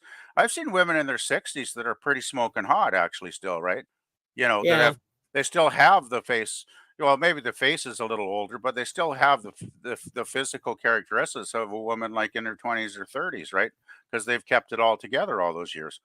So, it's not really about age. It's just about all the different qualities that add up to a person that I'm attracted to or I'm not attracted to, basically. So it's really hard, So I wouldn't probably set an age range. I mean, I know like my cousin's, family, his mom and dad, they had like a 15-year age gap, right? I mean, she was basically in her late teens when he met her, and he was like, in his mid 30s or whatever, right? And at the time, they ran off. Get this. She was a good Catholic girl, raised Catholic, but she ran off and eloped with him behind the backs of the parents, which was obviously not too well thought of. That's usually frowned upon when you do that. Yeah, but it did all work out because they did have a long marriage for for many welcome decades. back, Brother Jay. Yeah. So it's just like the age thing, obviously, in their case, didn't really matter. And so I don't put that as the first thing on my checklist. Let's put it that way. Yeah. Well, here's what, just in a brief detail, here's what mattered to me about Suzanne. First of all, I noticed that when I first came on Facebook, this was, like I said, way back in March of 2010, March 1st, actually. I know the exact day I joined Facebook. That was the first time I saw her online, and I thought, wow, this lady is very impressive. Not only is she's impressed me with her intelligence, she has a good demeanor. She can get very morbid when it comes to horror things like I do. And she's very respectful of God. She's a minister, of the Universal Life Church. So she is certified. She can do weddings. She can do funerals. Hot smoking body. And a good smoking body, yeah, because she's just lost 60 pounds. So, I mean, like, she even looked good before that, Jay. Okay. But I mean, like I said, to me, looks were secondary. I had to really look into myself and say, who do I really want for the rest of my life that I know is like me, can act like me, silly, but yet loving, studious, yet, compassionate. Well, thank God you didn't marry yourself. Well, I wanted to find a mirror image of myself. Yeah, that's right. I did. And I found it. I found it in Suzanne. And I was like, this is amazing. And, it took us 5 years. It took us 5 years to finally get together. When I moved up here to visit her, to get a lay of the land, so to speak, earlier that year, that was in 2015, I had just given up drinking completely, stopped for good. Hey, Jim. Jim's back. Let me get him up here. Yeah. Nope, So the out in the shop. Hey, there you are. So Yeah, in the shop. Yeah. So anyway, like I said, I came up to visit her, and we got to know each other, and I celebrated her birthday. I thought that was huge, and she thought it was awesome also. And then I said, you know what, I'll come back up in 3 months and I'll celebrate my 50th birthday with you. And she said, oh, no, you don't have to. You can be with your family. I said, no, I really want to be with you. I want to celebrate my milestone birthday first with you, then with the rest of the family. She said, okay. So I came up here before I celebrated with her. That's sweet. And enjoyed. Yes, it was. And I came up and then we celebrated my 50th, and everything was great. And then I came back home and I said, I found the woman I'm going to marry. We solidified our engagement. We went to Niagara Falls and sealed the deal, and now we're going to get married. And well, like I said, later on in April of 2016, we went before a courthouse judge by the name of Judge Macbeth, which I thought was quite Shakespearean. Calm down, Jay. Calm down, Jay. Calm down. And did she quoted us a Shakespearean love soliloquy, and I thought it was the most beautiful thing I'd ever heard in my life. And she was quoting every part of the song. It's like a love song, but it's for couples. And she said every word verbatim. She memorized this thing because she's a judge, right? Here comes the judge. Here comes the judge. I don't know if you guys remember that, but anyway, she did such a great job that it made my dad cry. Then when I said when I saw my dad starting to bawl, I started to bawl. And my dad says to me, "Don't cry, son." And guess who's giggling behind me? Suzanne is laughing. My mom is laughing. And even the judge started to crack a smile. And I'm like, oh, come on. We're emotional men. Give me a break. Come on, you baby, quit crying. Yeah, but I mean, we were showing an emotional side. And you know what? Suzanne fell in love with me even more after that. She said, honey, I loved you even more when you showed your emotional side. I said, I'm an emotional being. I mean, I'm more like my mother than my dad. And that was the other thing. My wife attached to my dad because they're both technological superior people. My dad instantly fell in love with my wife. So, father-in-law loving daughter-in-law. And then, man.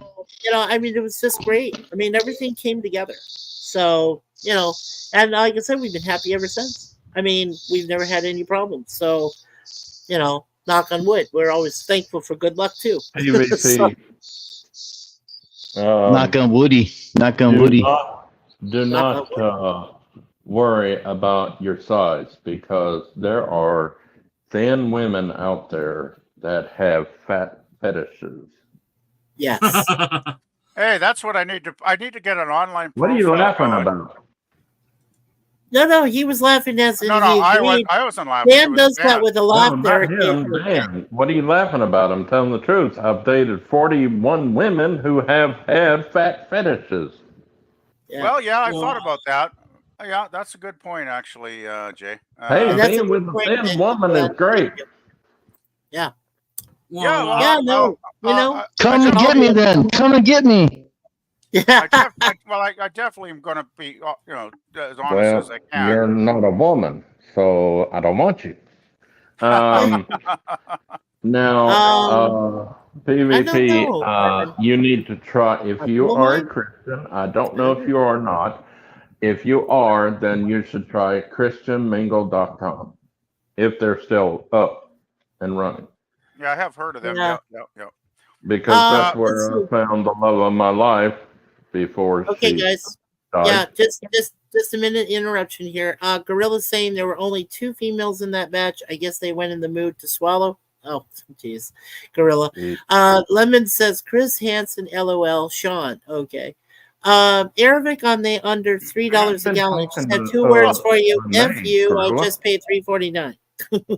Okay, so he was jealous of Arabic there by 49 cents more. Gap is laughing. I now pronounce Mikey and Mikey. Oh, Gap. Stop. I get somewhere from $3 to $4 a gallon. That's what Lemon says. Who is broadcasting from a coal mine? Maybe that's Jim. I don't know. Don't think it's myself. It's not me. I'm in a bedroom, so. If it's me, I can't help it. I have to have a fan to breathe. Yeah, and he also visited a nuclear power dump, right? Yeah. I think Jay sounds okay here. Like, Yeah, no, he sounds fine to me. Always sound Dan, awesome. you're not in a wind tunnel, are you, Dan? No, I'm in my bedroom, but I do have a fan running in my room, though. Oh, you have a fan. Okay. Well, information. I have my automatic AC. I have my AC stand up alone AC filter thing running 64 degrees. I mean, it's perfect for us anyway. Well, Lemon says that is a little chilly. In my house, we got our AC set to 75, not too hot nor too cold. Gorilla, it was funny.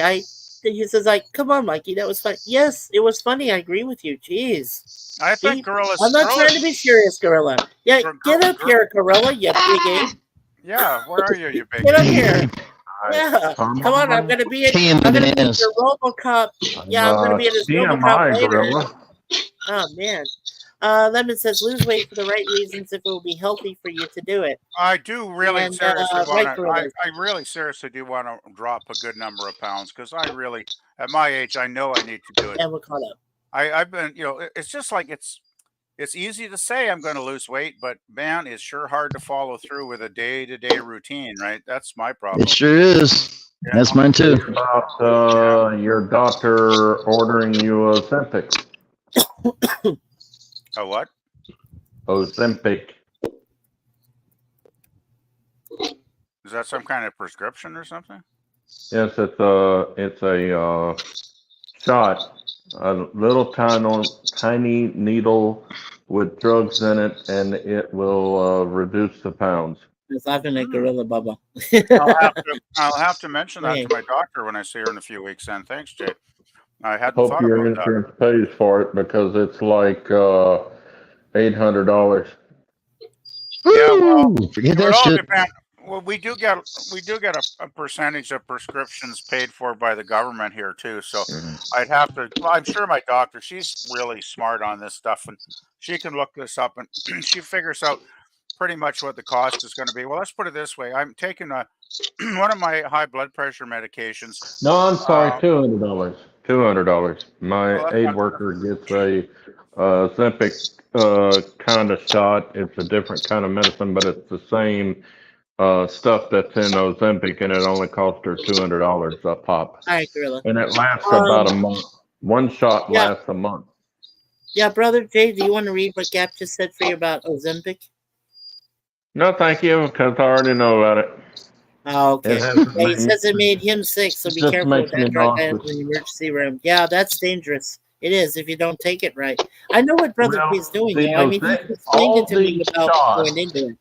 Yeah. All these shots that are like Ozempic have been getting a bad reputation, and also they also have a lot of side effects. But no one's died of it that I know of, and not yet. I haven't had any bad symptoms with them, and I've been on it for over 3 months. Yeah. Like my doctor said, like my kidney doctor and my regular doctor said, if I was going to have bad symptoms, I would have already had it by now. Yep. Okay. Now here's where we should be jealous of Lemon Pie, because he says he eats cheese and potato chips and drinks beer. He says I should be fat, but I also eat healthy food too. I get a little exercise in, so it's a balance. Well, your metabolism is better than ours, buddy. I mean, that says a lot about the metabolism. That's the aspect. thing too, because he's pooping yellow. I've had friends who could eat and eat and eat and eat, and they never put on a pound. Right? They just don't. Right. Some people are lucky that metabolism is on overdrive. Basically, yeah, it seems like it, right? Yeah. It runs even when they're asleep.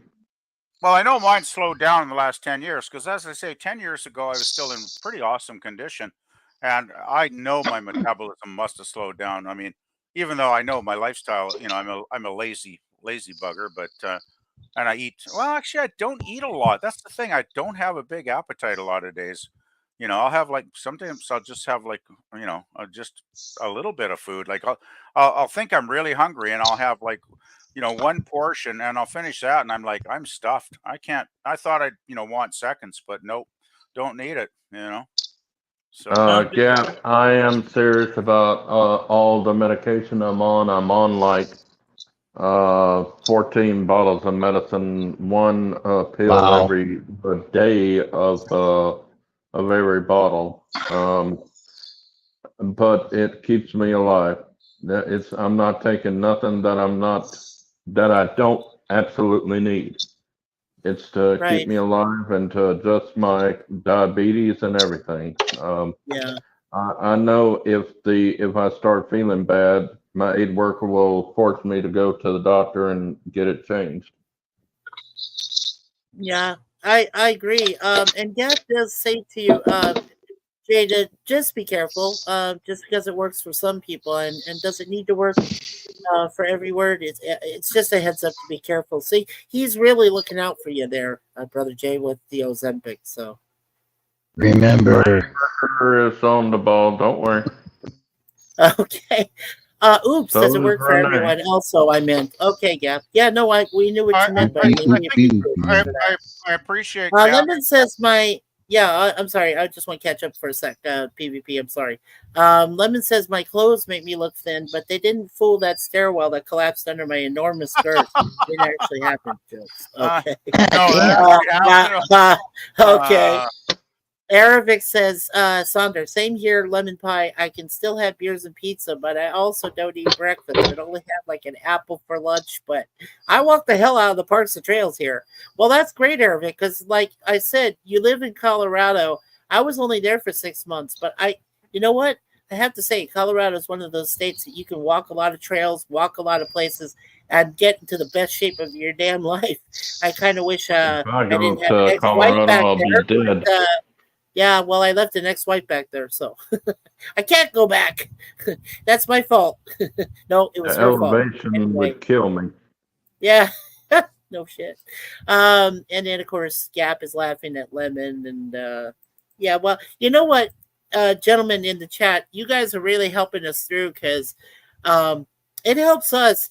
That's why communities like ours are so cool because we like to help each other get through the pain and suffering, everything we do every day with medicines we have to take, maladies we suffer through with arthritic, joints and limbs and everything. It does help when chat helps out with the panel and vice versa. And that's why that's why I thank God every day. At your future, Dan. That takes care of each other. Yeah. Yeah, I'm just saying we thank God every day for our family. I always thought when my parents and my grandparents always complained about their health problems, I always said, wait till I get 50, I'm going to show y'all. 34, I was almost dead. We all said that to our grandparents. You're... I said that to my grandparents. Hey, and you're just looking into the future with the four of us.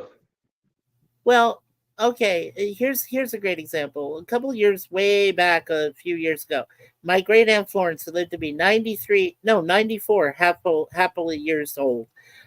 Before she passed away, I ran into her going up vacationing in the Bay Area, and she was telling me flat out. She said, "Michael," she says, "Yeah, please don't ever make fun of seniors." I said, "I don't do that, Aunt Florence.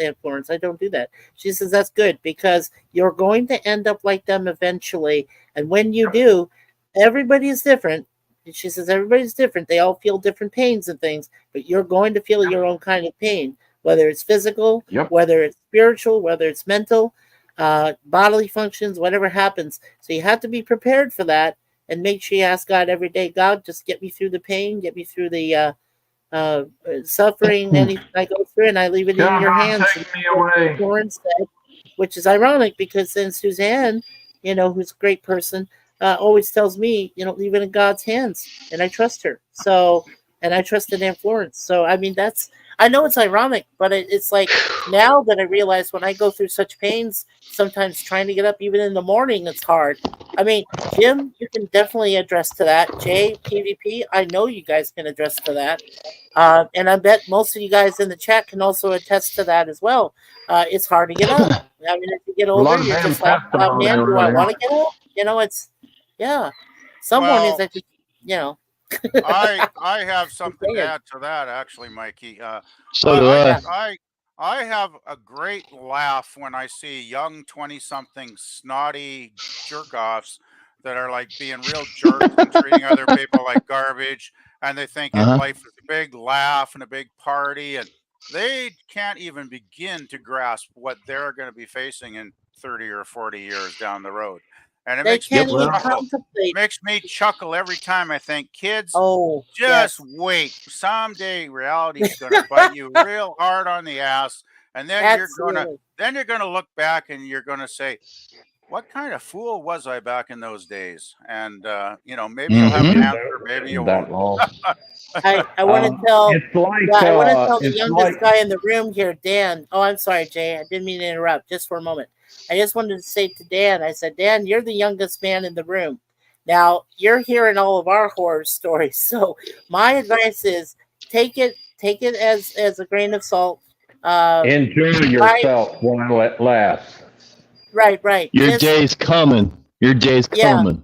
It is coming, but there are ways that you can avoid some of the things that you can avoid and get better and be better. I mean, just, you know what? Just be a better person, Dan. It helps you out throughout your entire life, all through your physical. We're not saying that he's a bad person right now.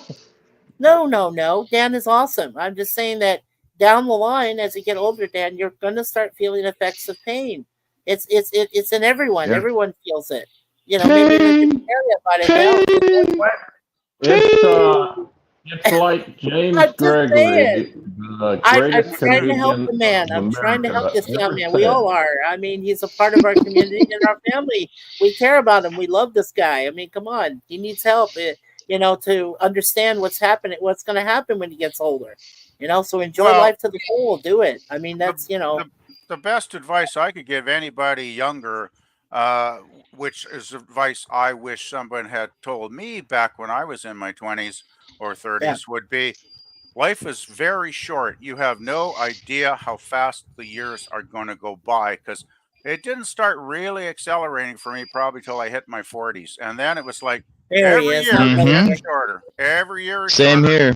Now it's very short. Like we're almost halfway through 2024 already, and I can't believe it. It's gone.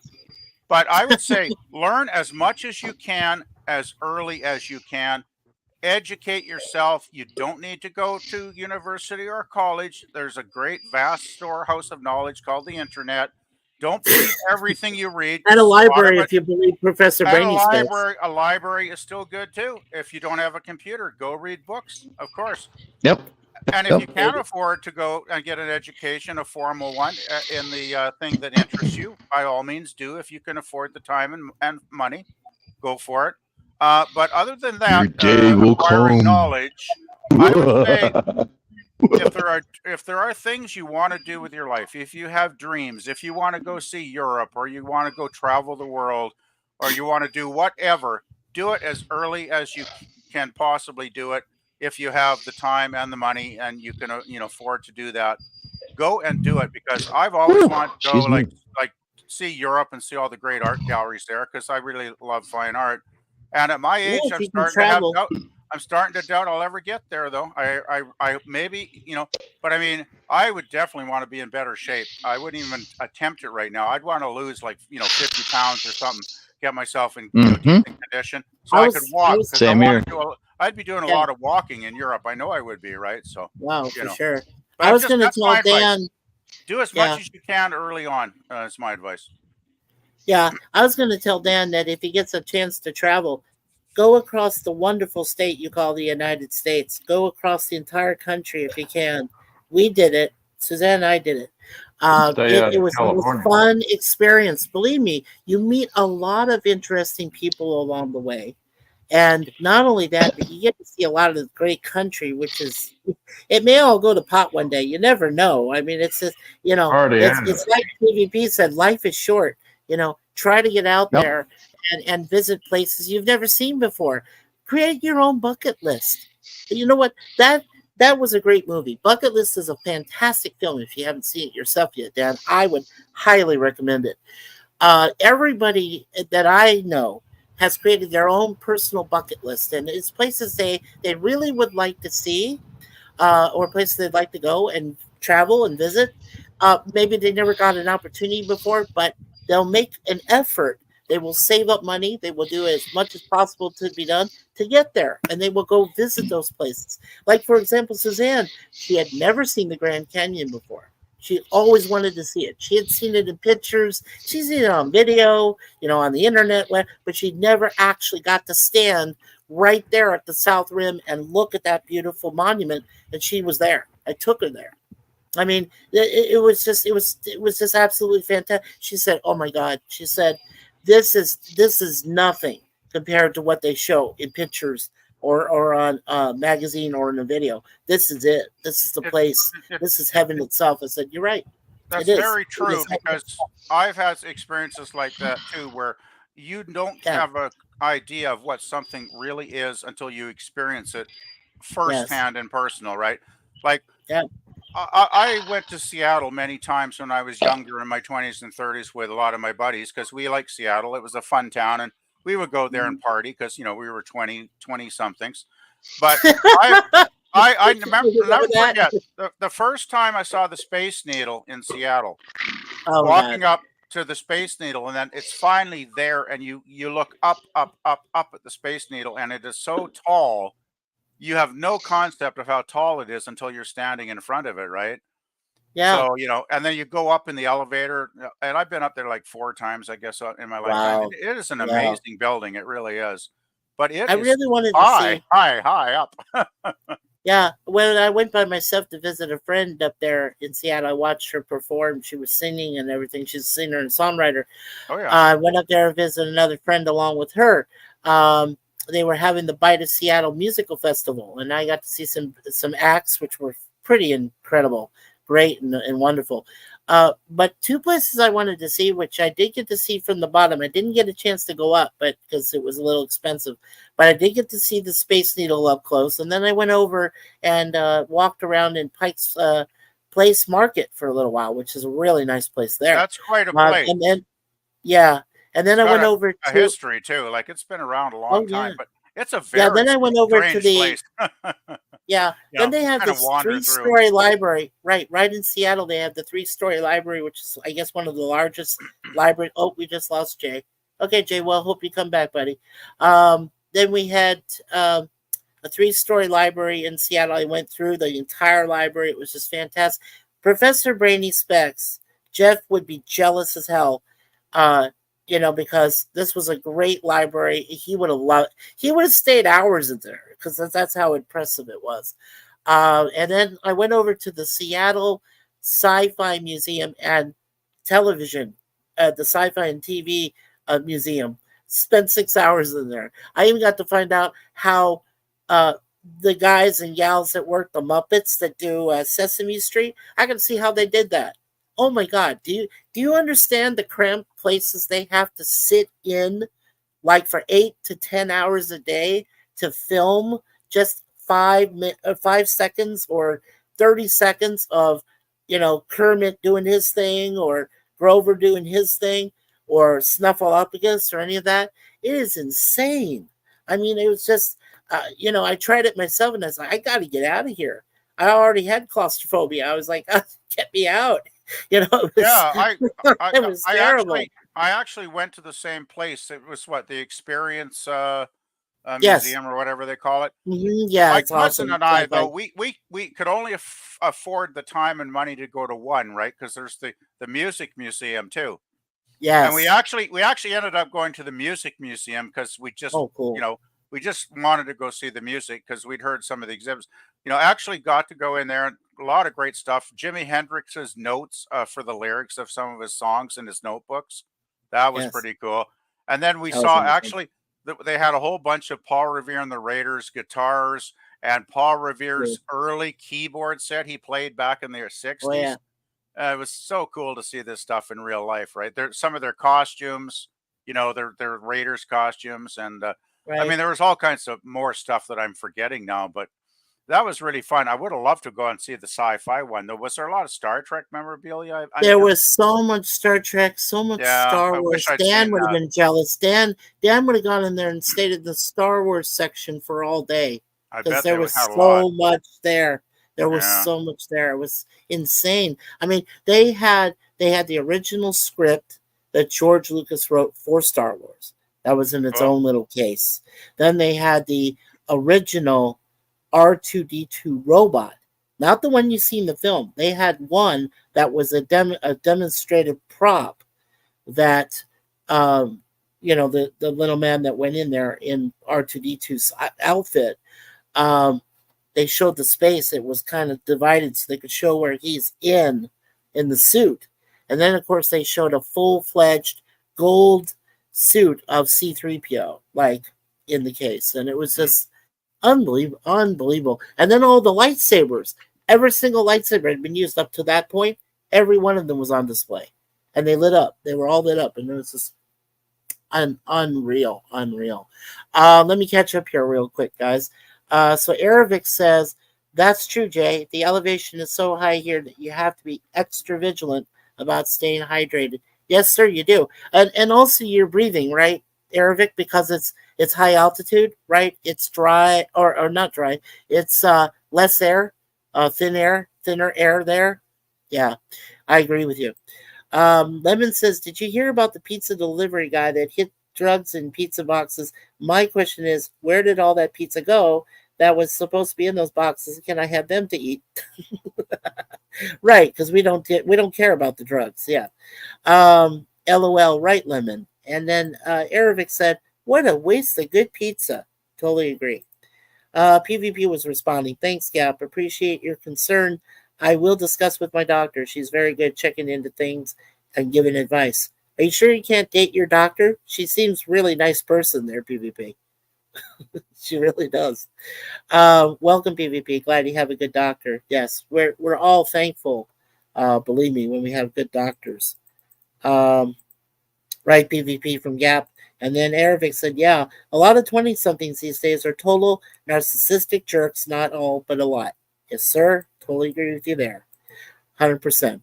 I need my pain. Yeah, I do too.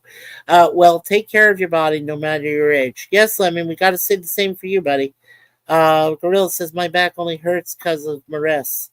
Maress or stress? What is first? I won't have to worry about getting old. Well, now come on, Gorilla. I probably will get drafted for World War III, and knowing me, I'll make a smart-ass comment to the sergeant, and I'll be designated the person for, hey, go see what's down that hole. That is hilarious. Aravic says, road trips are awesome. Yeah, longest one I took was from North Carolina to the westernmost point in Texas. Yeah, our trip was actually from Buffalo, New York, at the Peace Bridge crossing there to Canada, and we went from there over. Well, we actually crossed at Niagara Falls, New York, and then we went over to Buffalo because we had to go to the Buffalo airport. We took a cab so we could pick up a rental car, and then we took a Nissan Rogue all the way from there, from that Buffalo airport, all the way to Scottsdale, Arizona, and then we took a van all the way back from Scottsdale up through California, up through Idaho, and other parts. And then we went through Idaho into the eastern part of British Columbia, the eastern edge, actually, like right to the border. And then we went from there all the way back to Toronto, Canada. So you would have Yeah. gone through the Kootenays then if you were in eastern BC. Yes. Yeah. Yeah, that was over 6,000 miles total round trip. I think it came to almost 6,200 miles. I think that's what it was. Boy, that's pretty long. Yeah, that beats mine. Mine was Vancouver to San Francisco and back. That was my crazy. That's a lot there. But that's a lot there. Yeah. Yeah, and I was driving a little Pontiac Acadian at the time too, which is not exactly a muscle car, if you know what I mean. But it was Right. a good little car. That little sucker got us all the way to San Francisco and back to Vancouver Well, safely. You know, a week-long journey, you know. Yeah, well, the first time I actually traveled, well, this was with my first evil ex-wife. First time I drove by myself all the way. I basically drove myself. I mean, I had her in there, but it was really me. But it was the first time I had really driven all the way from Scottsdale all the way to San Francisco and back. And I knew all the back roads. I knew how to go through everything. And I did this in 1991. So this was 2 years after they had the earthquake. So where they had State Route 91 to Nevada, that was completely gone. So you had no way you could actually hook onto that to get over to the 810, which is supposed to get you on to the Oakland Bay Bridge. To get over, across and over. So yeah, I've been across. Yeah, but I was able to do it. Yeah. They fixed the Bay Bridge, which was nice. Yeah, I went across it about the same time, 91, a little, not too long after the major quake they had, and yeah, it was all repaired when I drove over with my buddies. So yeah. Now, see, Lemon can make fun of Gorilla too. He says, "Gorilla, you would be riding that bomb like in Dr. Strangelove." You remember That's strange. That? Oh my God. That's strange. That is strange. That's still in my brain, man. Seeing Slim Pickens going, woohoo, and waving his hat. His cowboy Brain hat. and brain. What is brain? Brain. What is brain? Absolutely. Let's see. Yeah, let me get. Gap says, "Me sleepy. I take a nap. Have a good rest of the stream, everybody. Have a good week." Gap After Dark. Thank you so much for coming. Please have a good rest. Get ready for next week because I'm sure there's a lot of things going on. Bye, Gap. Have a good sleep. Bye, Gap. We love having take you. care. Absolutely. Later, Gap. Layer Gap. Gap. Well, man, I'm gonna get you after those spelled. Checker. Later, Gator.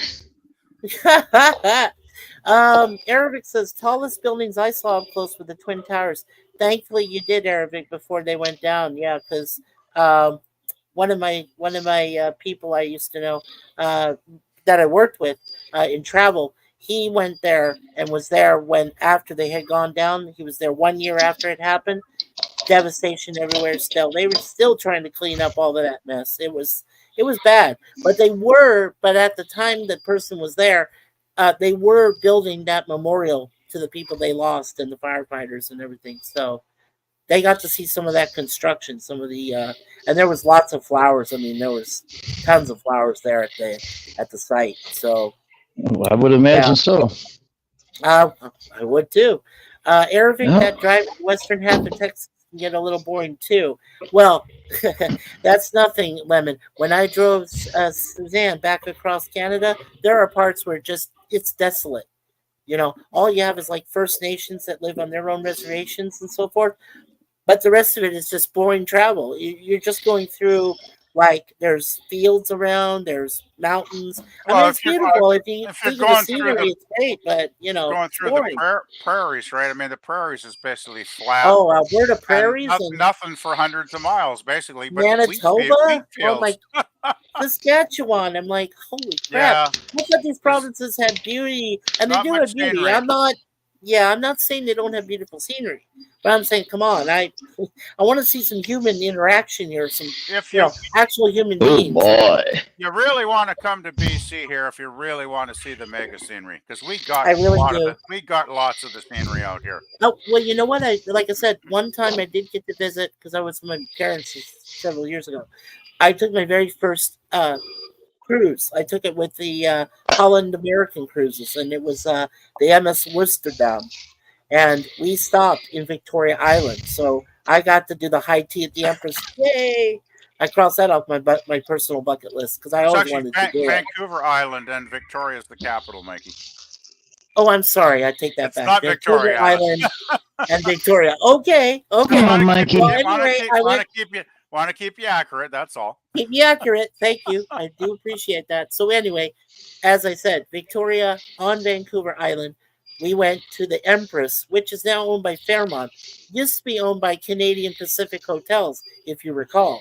Yeah, they used to have a lot of Canadians. They had the hotel in Lake Louise too at one time, Canadian Pacific, right? Chateau Lake Louise, yeah. They used to own that, right? I've been to both of those hotels, by the way.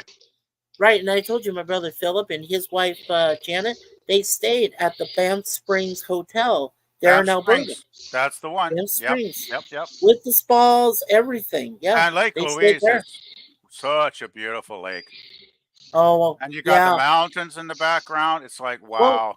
Well, Well, the way that we drove, I guess the transcontinental highway that you take, you go across Canada, there are parts you can actually see Lake Louise from that highway. We did. Okay. It's been I was like probably a teenager last time I was there. So it's been a long time. Well, it was fun, I tell you. The Rockies are amazing to drive through the Rockies because I've driven to Calgary with my friends a couple of times over the years, and it's quite a drive from here to Calgary. Like you can do it in a day, but it's quite a drive. Right. Well, I agree. Young squirt. When we stopped in a town called Brandon, Manitoba, just outside, my wife actually ran into some people who were from Newfoundland, and two of them actually owned this little cafe that we went into, and they served us one of those what they call tiger shakes, like an orange shake. It was fantastic. Big, large shakes. I loved them. It was like a form of Orange Julius, but it was an actual milkshake, and it was just they called them tiger shakes. So I was like, that sounds pretty good, actually. It was very good. Lemon Pie says, Aravic, that drive into western half of Texas can get a little boring. Yeah, it can, because I've been to Texas. I drove friends over to Irving, Texas, near where the Cowboys play their games and stuff. But since I'm a 49er fan and a Washington Redskin fan, screw them calling them the Commanders. I'm really not a big Dallas Cowboy fan, so I went boo, kiss, and I threw something at the stadium. Jeez. I didn't damage it or anything. I just threw something at them, but it's just it's rivalry. Okay, it's NFL rivalry. It's been there for ages. Okay, here's trivia. So Aravic says, who said I need my pain and I'm such a Star Trek film? Well, of course, that was Life is But a Dream. No, that was Life was But a Dream. Shatner said, I need my pain. That was Kirk. Yeah, that was Star Trek 5. Yeah. Mm-hmm. Yeah, wasn't that Kirk in Star Trek 5? That's what I was thinking. Yeah, he says it. He says it in the very room where they have this, the thing they used to have in the old ships. The wheel. It's called a wheel. The wheel. Yes, thank you. Yeah, thing. Yeah, well, ship's wheel. Whatever. I'm sorry, my memory's starting to go. That happens when you get older. What memory? Gotcha, man. I love you, man. Your day's coming. Your day's coming. So Arabic, it's Star Trek 5, The Final Frontier, and Kirk says it in the boardroom of the Enterprise, where he has the old ship's steering wheel, and he says, "I need my pain." Let's see. Of course, I drove more up to the Panhandle. Yeah, but I went through I believe is the Panhandle that part of Texas where it's like Wichita Falls, Texas. It's like they call it the big bump that's like in the corner of Texas. Because if you're talking about that, I drove through that too. Just part of it, but that line is in Twin Peaks, isn't it? No, in which? Yeah, sounds like a con line. I don't know. Arabic says, I love the beautiful Southwest desert, especially the starry nights. Yeah, on some nights, some of the, here's the thing. Like I said, I lived in Arizona a long time. I will tell you something.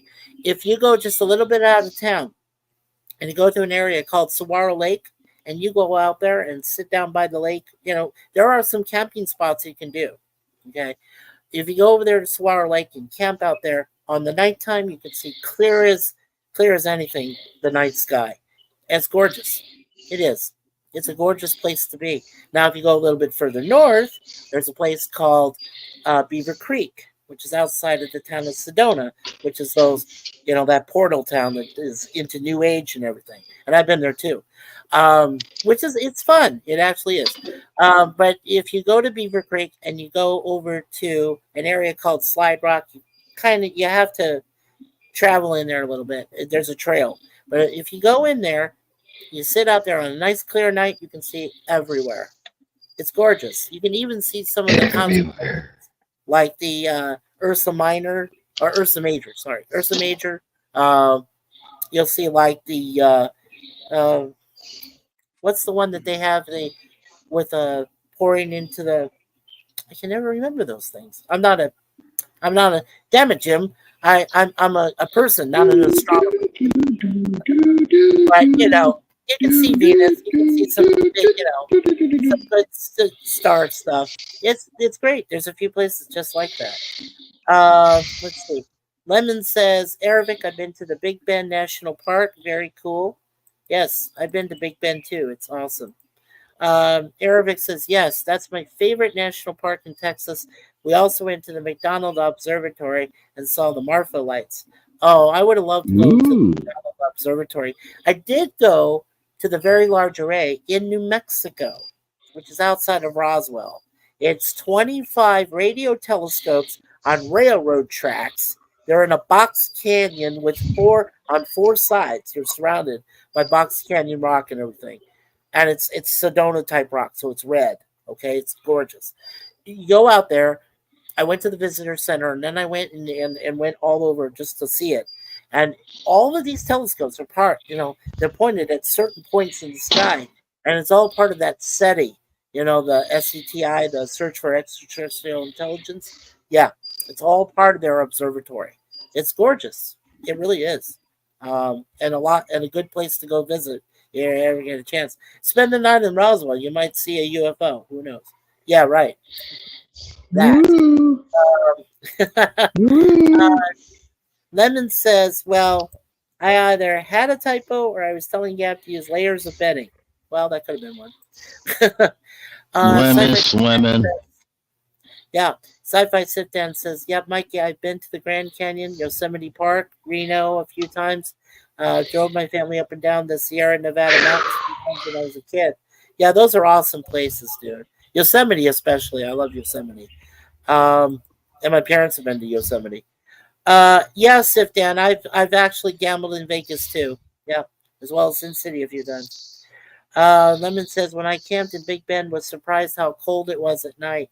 It can get cold, yes, in certain places. Arabic said, you almost said it, PvP. It's been a long road. Correct. Kirk in Star Trek 5. The fake bridge, well, I don't know if you call it the fake bridge.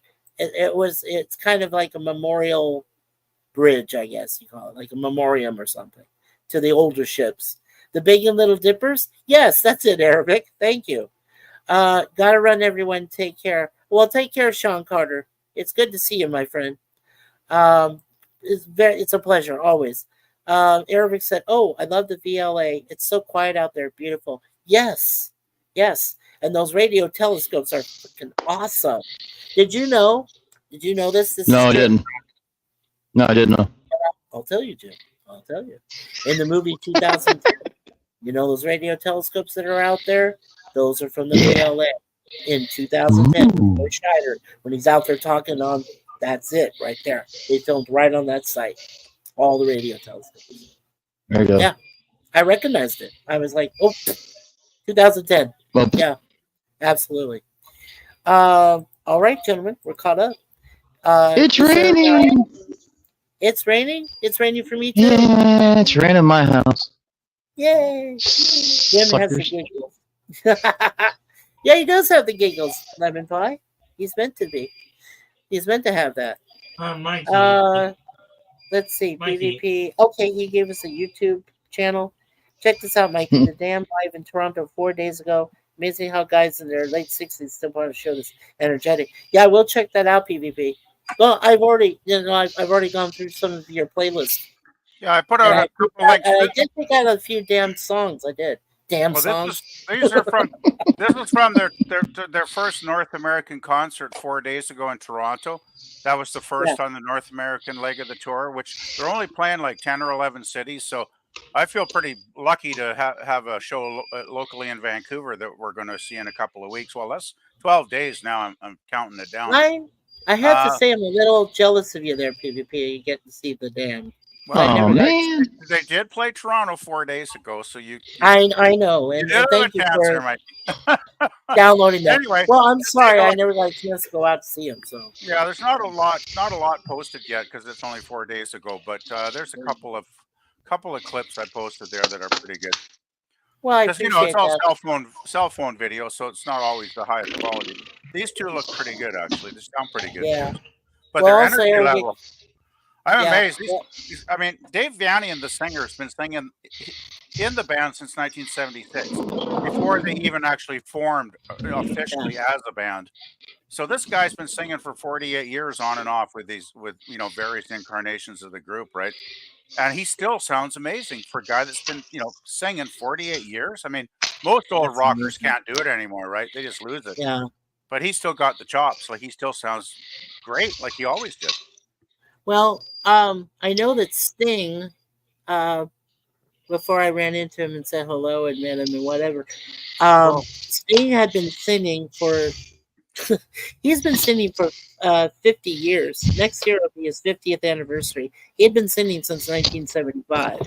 He had Last Exit, he had these other bands he was part of throughout most of his life. But technically, I think you could set his career at 50 years next year when he reaches that anniversary.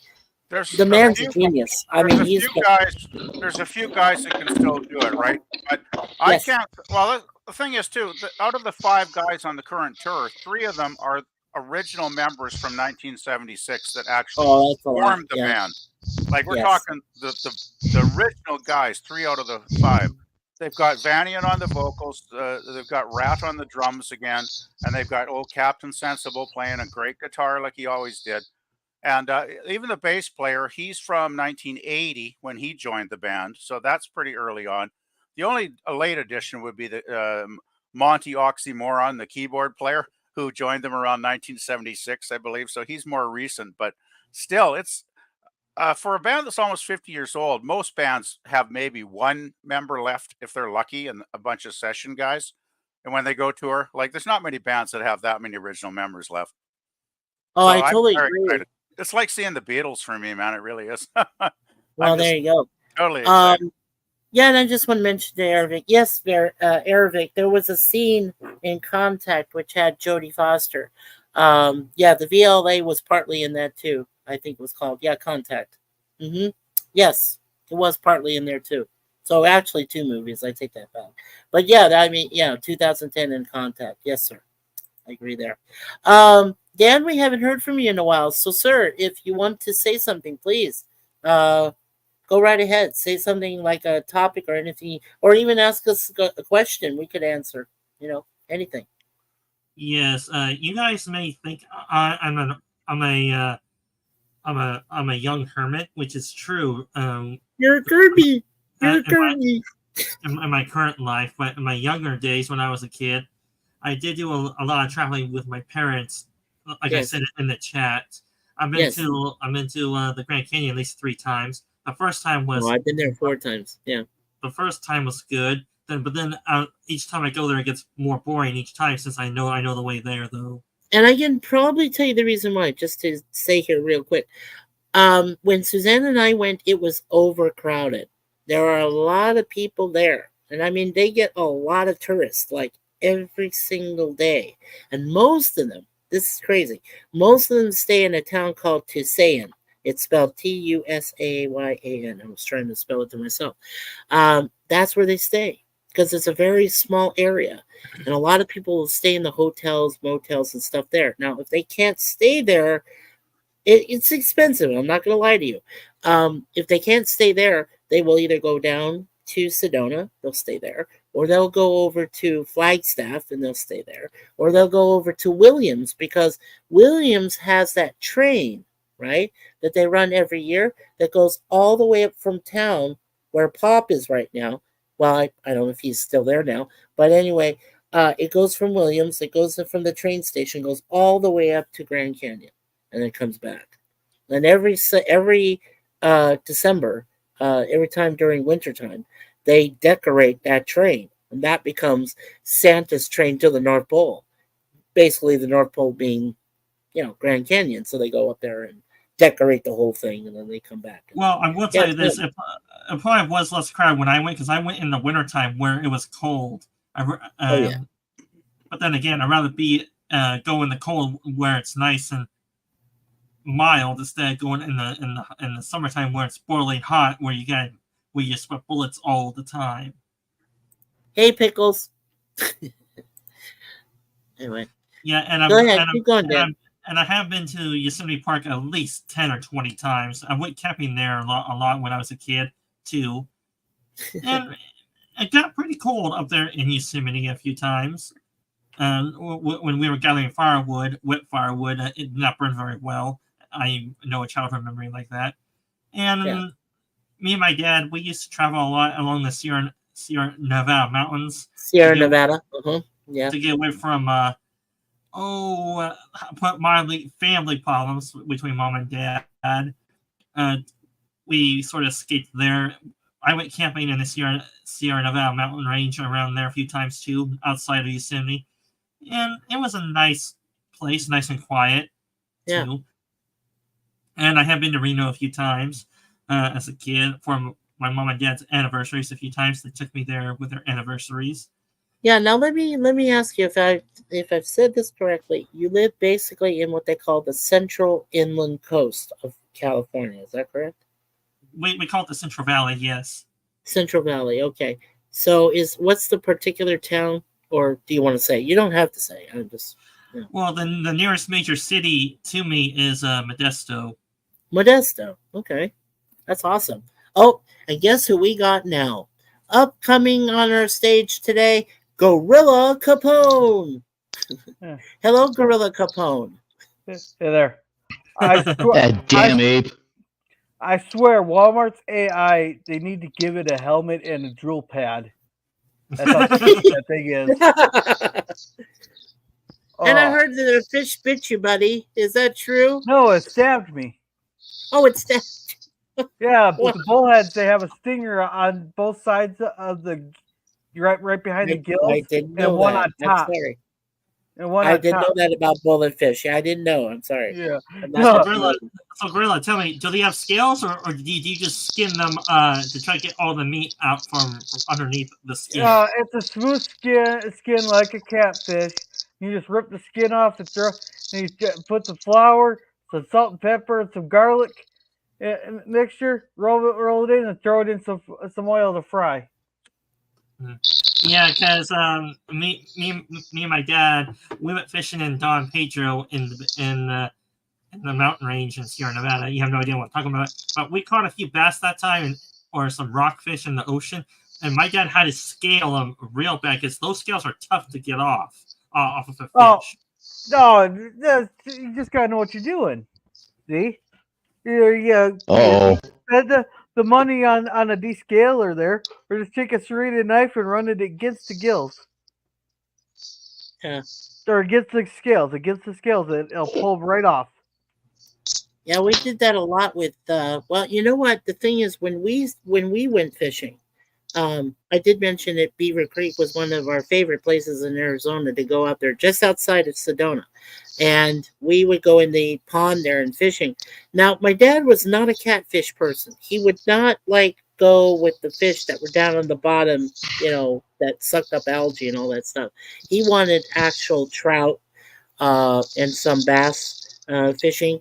And what would happen was we would go up there just as the park ranger service was going to, with the U.S. wildlife people, they were going to fill both the pond and the lake down the way with all of that fish. So when we got there just in time as they were putting the fish in, and we had instant dinner. It was right there because they just started. I mean, they just got into the creek. That it's no longer there now. It's so sad, but but it was a beautiful deep creek, and we did some fishing, got some fish. So yeah. But we never caught the bottom stuff. Yeah, never. And my fishing experience, from what I caught when I was a kid with my dad, we caught bass, trout, and that's about it. And my mom caught a halibut the weird way. She caught it by the tail. oddly enough. Have you Hey, Yeah. you just admitted to a crime right there. For what? Uh-oh, Dad. Snagging it. Going out and snagging it. Oh, yeah. Well, Mikey, it was wrapped in her fishing line, so she had to pull it in that way. Yeah, that Pull it in. Yeah. That's a That's crime. right. Snagging fish is a crime. Yeah. Yeah. But depending on the situation, right, Gorilla, there's not that much they can do. Oh yeah. Well, yes. Again, you're supposed to throw them back. Right.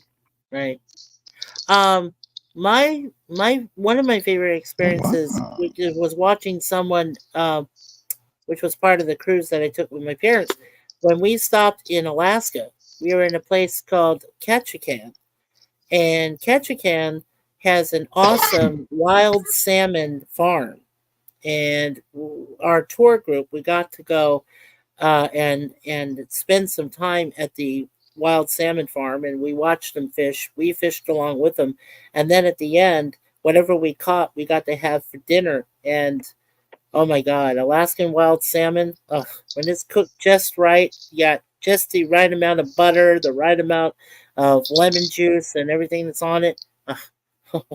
Man, for that type of fish, you don't even need tartar sauce. You don't even need that. It's just it's perfect with herbs and everything.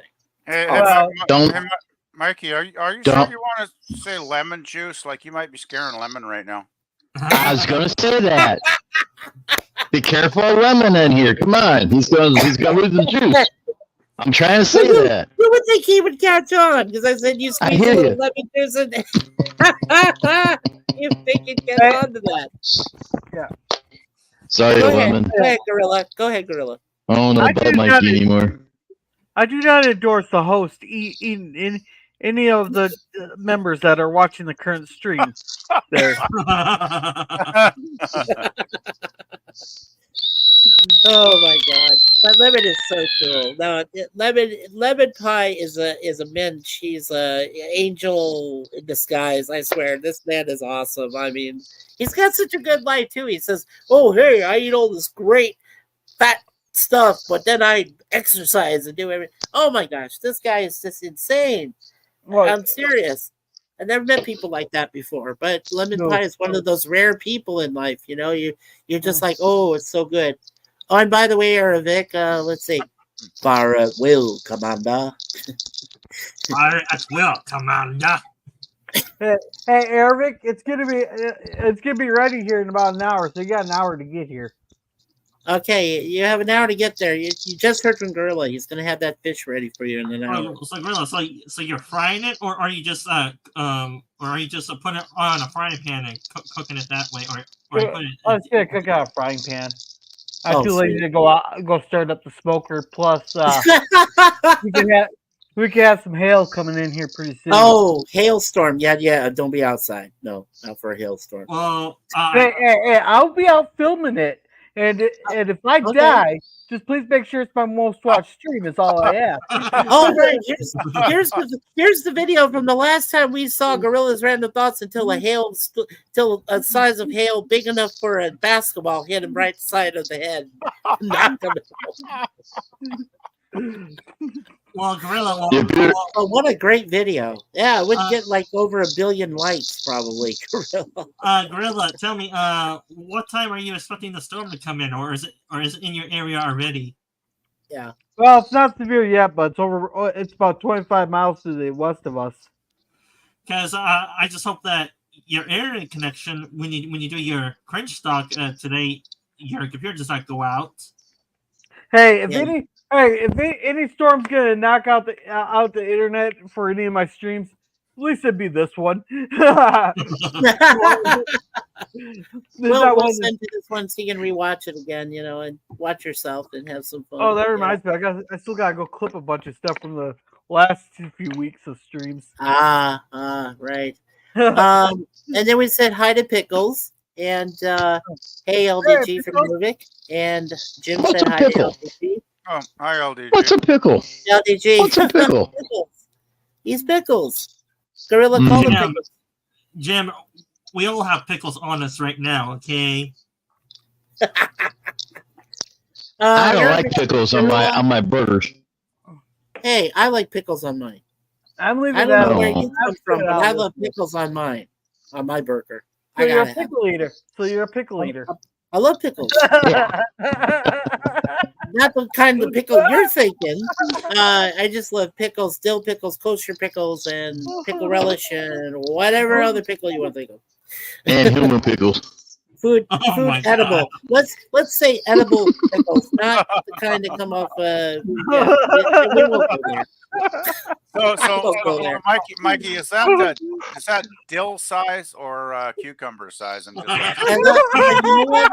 Actually, Suzanne, now here's the thing I found out about Cucumber size. or maybe even Really? zucchini size, perhaps. I mean, you never Well, know. zucchini's good too when it's cooked. Zucchini has to be cooked. It can't be raw. You can't just have a zucchini slice. Actually, zucchini You got to is good cook it. if it's prepared you gotta properly. cook It is it. good. Yeah. PvP. And don't worry, the AI actually spelled the damn thing correctly this week. Wow, I'm shocked. I ought to go buy it. I ought to go buy a lottery ticket. Yeah, there I you don't go. want to. I don't want to make you guys sound disgusted, but what I found out from Suzanne was if you eat more cucumbers every day, it helps with your digestion. It also helps with number 2. I'll say that. So it does help a lot.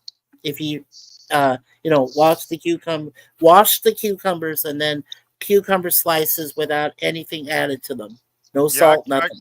Unfortunately, I can't do raw cucumbers because they really upset my digestion. I understand. No, I understand. Not for everyone, but I mean, it's helped me. I've lost 20 pounds I because think I of it. might have a mild allergy or something to them because I haven't eaten them for No. years because of that Well, reason. you know what? I found out I had an allergy to recently. PvP was kale. Can you believe that? Kale. Well, I'm allergic to cucumber or celery. I can't eat celery. If I eat celery, my throat will swell Yeah. up if I eat celery. It's crazy. What kind of vegetable? Well, let's ask Gorilla. What kind of vegetable did you find out you were allergic to? What kind of vegetable? I ain't allergic to nothing. I got an iron stomach. Ooh, that's why you're a gorilla. Okay. you're into the veggies and plants. Okay. Well, hey, I understand. Hey, just because I can eat them doesn't mean I do. Okay, I stand corrected. You Dan, eat his due? Dan, Oh shit. Dan, have you found out any? I mean, you don't have to say, but have you found out any recent veggies or anything that you're allergic to yourself? No, but I don't care to eat my veggies very often. I will if they're on the plate, but I really don't care for them. Now, you naughty boy, you need to eat your veggies every once in a while. Come on, you need to eat some veggies. You naughty boy. Well, trust me, most of us don't care for our vegetables, but we just don't want to admit it. I know, but I was just imitating my mother there because she used to tell me because I hated veggies, and she said, "No, you got to eat." And you're doing a bad job. Yeah, right. I actually don't right. mind veggies. It's just often I'm just too lazy to prepare them properly, so I don't eat them as often as I know I should. But I actually like PvP spinach and you know. Oh no, I just wanted to say so. PvP has posted in the private chat for you guys some images of the damned. One was 4 days ago when they were here in Toronto, and then he's got another one from New York City. So if you guys do have a free moment, please check those out. They're in the private chat there from PvP. So appreciate that. New York City. Yeah, there's New one. York City, get a rope. I know there's cell phone camera, from fans, but they actually look Yeah. really good and they actually sound decent, which is nice Yeah. because often cell phone videos sound like crap, but these actually sound really good. So I thought, what the heck? And this is the most recent. Like this is from days ago, and they're still performing that well, for the fans. So it's pretty cool. Okay, Aravic, I want you to, or I'm sorry, Gorilla, I want you to please read what Aravic said to you about what to throw in. Go ahead. I read this. Gorilla, how uncivilized! You can't just throw it in some flour. You have to dip it in egg batter and breadcrumbs. Well, that's too much damn work. And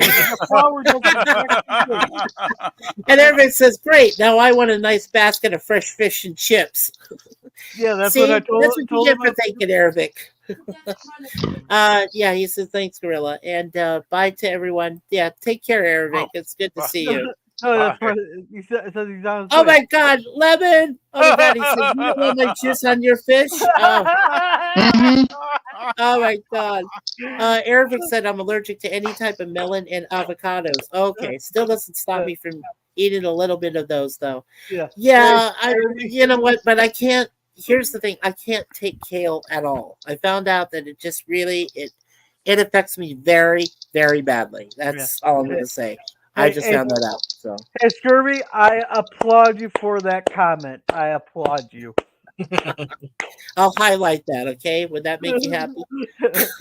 I give him his applause. Oh my God!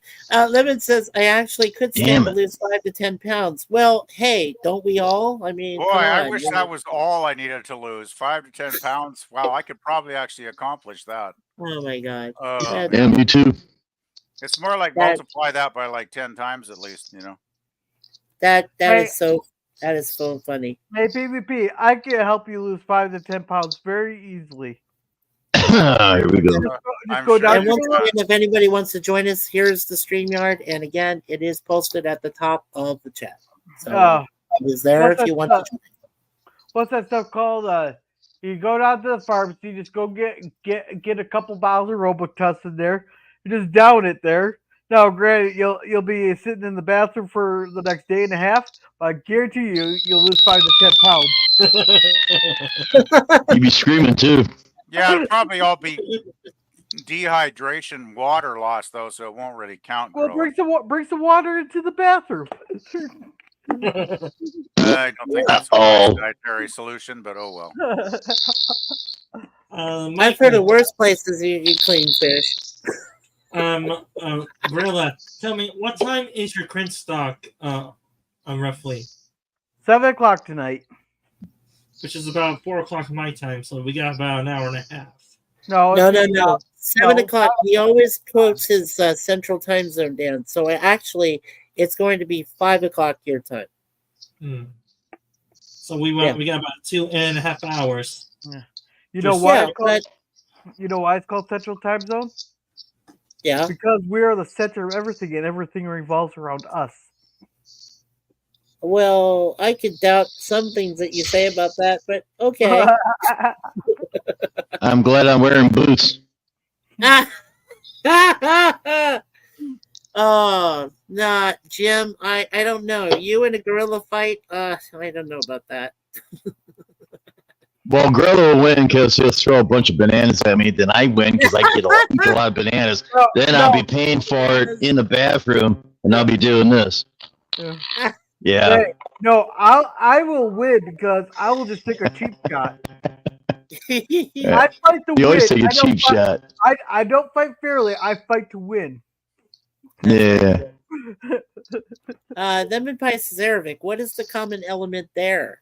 Lemon Pie says he's allergic to eggplant. Oh, that's a shame, dude. Because, I'm not a big eggplant eater myself, but I understand. Aravic says, I don't know, Lemon. Seeds? And then he's questioning himself. When do you ever not question yourself, Aravic? Aravic, I propose it may be ragweed allergy. Well, that could be possible. Aravic says, interesting. No wonder I had bad allergies around now and in the fall. Yeah, a lot of us can get terrible sinuses during the fall time. I totally agree with that. Yeah, that's tough. Dan, in regards to your question, we usually end right around the 3.5 hour mark, so we should be plenty of time to give Gorilla a chance to get set up and relax a little bit, enjoy his fish, and then you know what, Gorilla? I'm really proud that you decided to do this RoboCop reboot because I had never seen it, and I'm a big Michael Keaton fan. Right, so Jim and I will definitely be there. I have never seen it because I love Michael Keaton. I'm a big fan of his, and I've seen a lot of his films, including when he did early Batman and stuff, and I was like, very cool. And I also saw him in The Flash when he came back as Batman, so that was absolutely awesome. Now, my real question is to the panelist right next to me. He said he's not gonna watch it. Is he gonna stay true to his word, or is he gonna come on the panel with Gorilla to watch Cringe Stock to watch RoboCop 3? Probably a good chance I won't. I don't know. I might. I not totally 100% decided, but I really should get some stuff done around here. Actually, probably more importantly.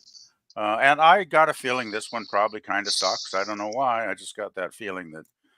If you get a chance to join us, PvP, we would be more than happy to have you.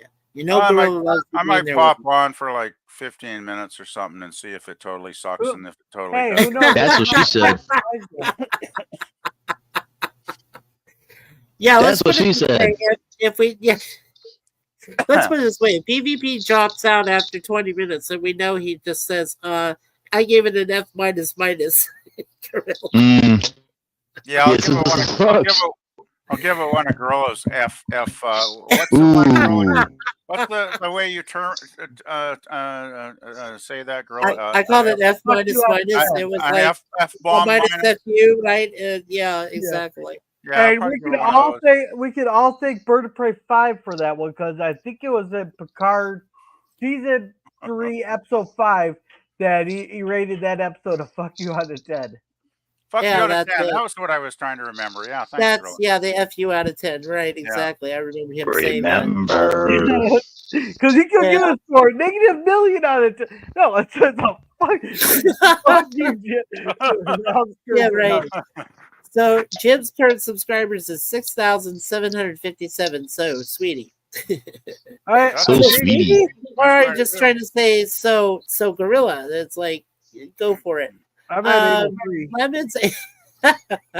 Lemon says, check online. The ragweed air concentration on days. You got it bad. Yes, that's absolutely true. And hello and welcome to Matt Arnold. Hey Matt, what's up? Hello. Hey Matt, they said StreamYard is up there if you'd like to chop in for a few minutes. It's totally cool. We'll be here at least for another hour at least, and then we'll get ready for another hour. Oh god. Oh well, if you're so then go Jim. No, I'm just kidding. I'm going back to my shop and just listen to you guys, and I just work in my lawnmowers. Oh, there you go. Tell me. Go ahead, Jim. At least I'm doing something instead of sitting on my butt. Woo, that stings. Well, we love when you sit on your butt. Get a fat butt like you, huh, Mikey? Another fat one. I still have a sexy butt for my wonderful wife. So I know. I'm just teasing you, man. I'm just teasing you. Ah, man. So if you can't take my humor now, you never will. I do take your humor quite well. So on this panel, who has seen RoboCop the 2014 version besides me? Who has seen it? Nope. No, he hasn't. I know I haven't. Gorilla, have you seen it before this? RoboCop 2014? No, I never even heard about it until I was looking for the original. No. Oh, well, this is great. Then, when PvP joins us, there's 4 people that have no idea about this film. So, wow, we're all going into it basically blindfolded. Like, I don't know. Yeah, How long is this thing, by the way, Gorilla? If you haven't checked out the time yet. Too long. If it's like 90 minutes, I might give it a chance. If it's 8 hours, I probably won't. I could look it up while you guys talk about it. Hold on just a sec. I'll pull it up here. I generally find a lot of these films are too long for their own good. Like, if you're going to do a crappy film, at least you have the decency to put it down around 80, 90 minutes. So people, aren't considering self-deletion by the time they finish watching the damn thing. Well, here's the problem. It's 117 minutes. And, that's long. Yeah. That's what she said. Wow, I actually got Gorilla to be quiet. I'm amazed. Wow. I'll have to remember to scream more often. Well, I'm cleaning out my ears from you blowing them out. But no, it's only like an hour and 47 minutes. Only. Whip it out. So that's only about an hour and 45 minutes too long and torturous, and you're saying, Gorilla. Yeah. Okay, yeah.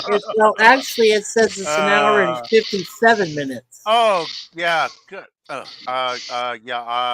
it's directed by Yeah, and it's directed by a Hispanic guy named Jose Padilla. Well, there's Say that 5 times fast. wow, there's a famous directorial name. I have no idea. Yeah, I'm gonna watch the This is no idea. Hubba, And, hubba, hubba, hubba. yeah, now Joel Kinnaman, that's Kinnaman, is RoboCop. Gary Oldman's in it before he died, and Michael Keaton. So, yeah. Now, what's Michael Keaton? Wait, hold on. Michael Keaton, the bad guy, or Michael Keaton, yeah, he plays the villain of OCP. Oh, man. He's basically Ronnie Cox's character from the original movie. So, Mikey, Gary Oldman is dead. You said, or yeah, what? yeah, Gary Oldman passed away some time ago, actually. Really? Yeah. Well, hold on. The guy from the Fifth Element that played the villain. Yeah, Gary Oldman.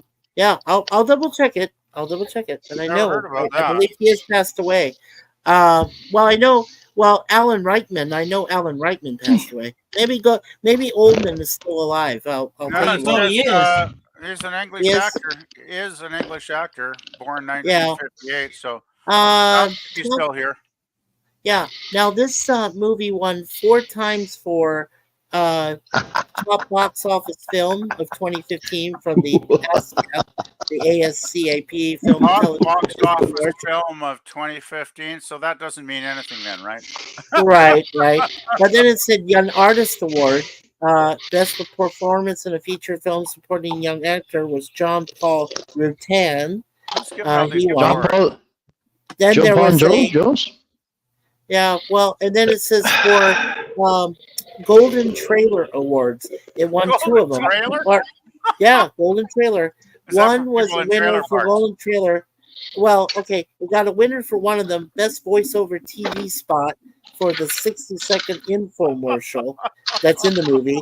And then a nominee for Most Original TV Spot for that same infomercial. And then from the Matchflick Flickr Awards, Mockbuster Twin, shared with Android Cop, it got that award. Mark Atkins and Jose Padilla, who both worked on the film. So weird awards. I've never heard of any of these awards, to be honest, guys. Haven't either. I don't give them a whole lot of credibility. Now, if it got like a Raspberry Award or something, then I might actually want to see it. That could mean it's so bad it's actually entertaining. Yeah, well, here's the thing. It was made by Studio Canals. What does that tell you? It's an art fart film. Okay? Well, that's European, is it not?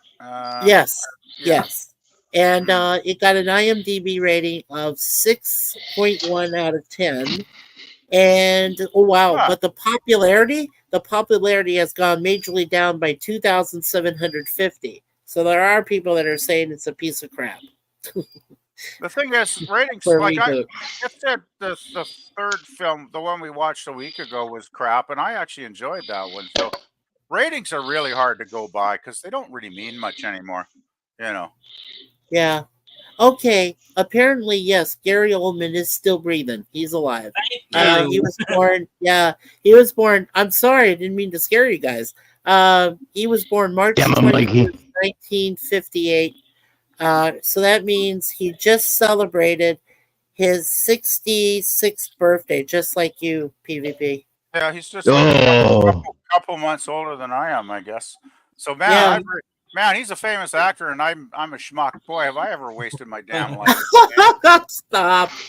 Well, you remember he did movies like he has a diverse career. He's done theater, film, and television.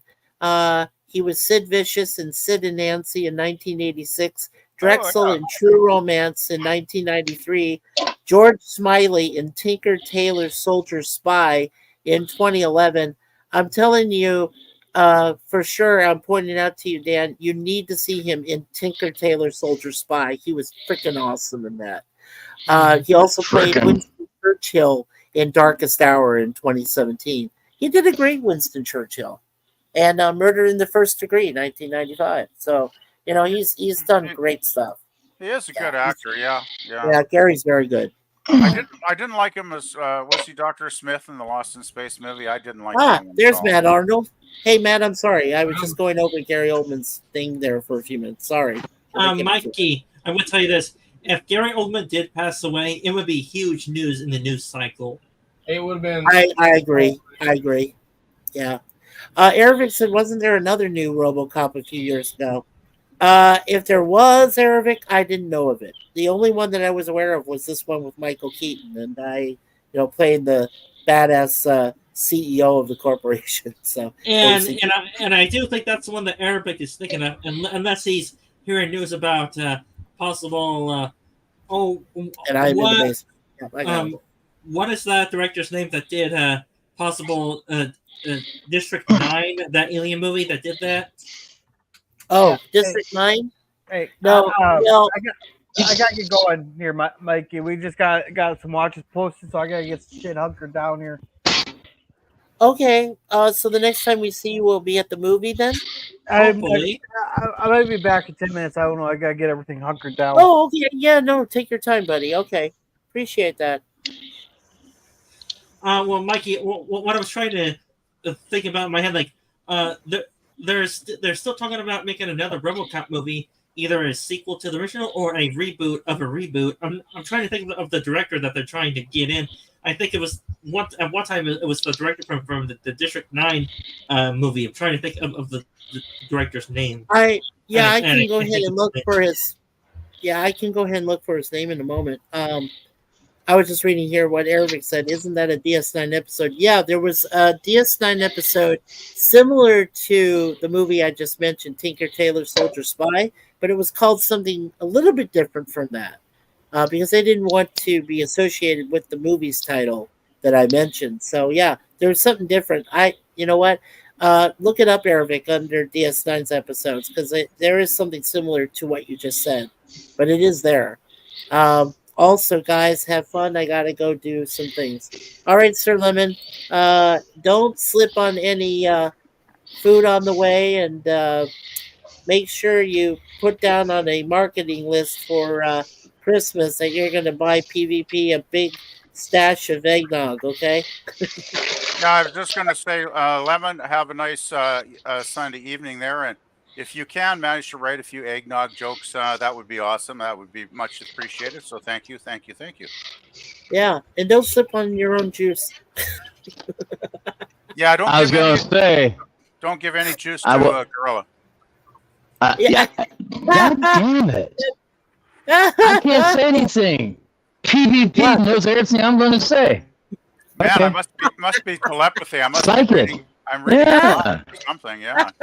Damn it. Oh my God! Darn it! Well, you know I'll shut up. They do say great minds think alike, so don't feel too bad. There you go. I like that. And how are you doing there, our fellow friend Matt Arnold? How's everything? How are you this Sunday? Hanging Doing in all there. right? He's still alive and kicking. Still great. Yeah. Okay, that must be the one I heard about. Thanks, Dan. Yeah, Dan, you told him. Yeah, that was the one he was thinking of. Thanks, guys. LOL later. Okay. Hello. Hey, Booger 414. Oh my gosh. And he's got the water buffalo, the He-Man water buffalo group there from Flintstone. Wow. Booger, that's awesome. Dude, I hadn't seen that in a long time. The water buffaloes. Yeah. Wow. I can That's so remember cool. the Grand Poobah. The Grand Poobah. Yeah. Mel Blanc. The was Grand the Poobah is Mikey. Oh, no. You feisty. You know what? You better hope I don't put some gremlins inside your lawnmower down there.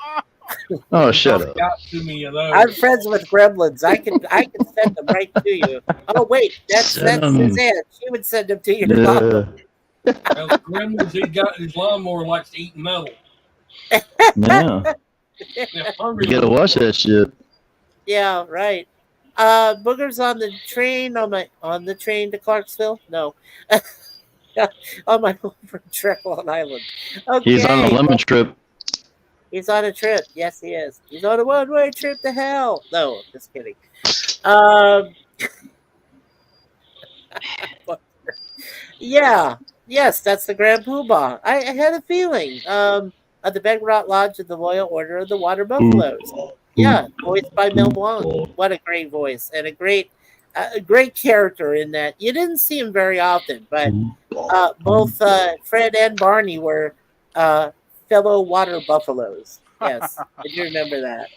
Yeah, it's funny as hell. Oh yeah, I used to watch that as a kid all the time. I watched that show every week.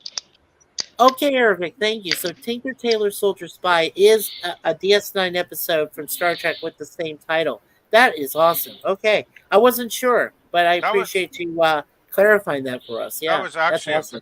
That was a very good episode of Deep Space Nine too. Actually, that was a good one. I know it's been a long time since I've seen it.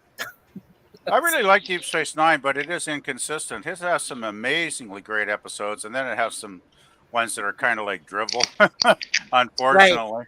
You know. Now, Eric said he also interesting. Right, he found the Voyager episode called Tinker Tenor Dr. Spy. That was all about the EMH. Yeah, Robert Picardo. What a great performance in that Picardo, one. I think Picardo's the best thing in Voyager for myself anyway. I think he's great. Oh, yeah, absolutely. Oh, okay. Eric, you want me to sing this? It's been a long road getting from there. Oh, don't sing. Don't sing. My ears. Hey, I saw Rod Stewart. Come on, Jim. I saw Rod Stewart sing it live. Why can't you think I can't sing it live? It's not your singing. It's the song itself. Like of all the Star Trek. Not even a Star Trek. That is my least favorite. I gotta admit. Yeah. That's what gets me. It's not even a Star Trek related thing. Right. Right. Exactly. Yeah. It doesn't. Yeah.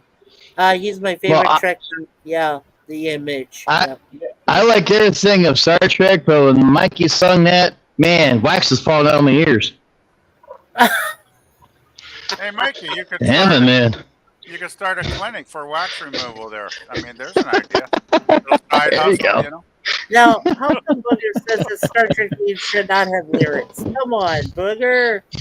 It was Enterprise. Come on, it was young. It was before. It was 100 years before TOS, and yep.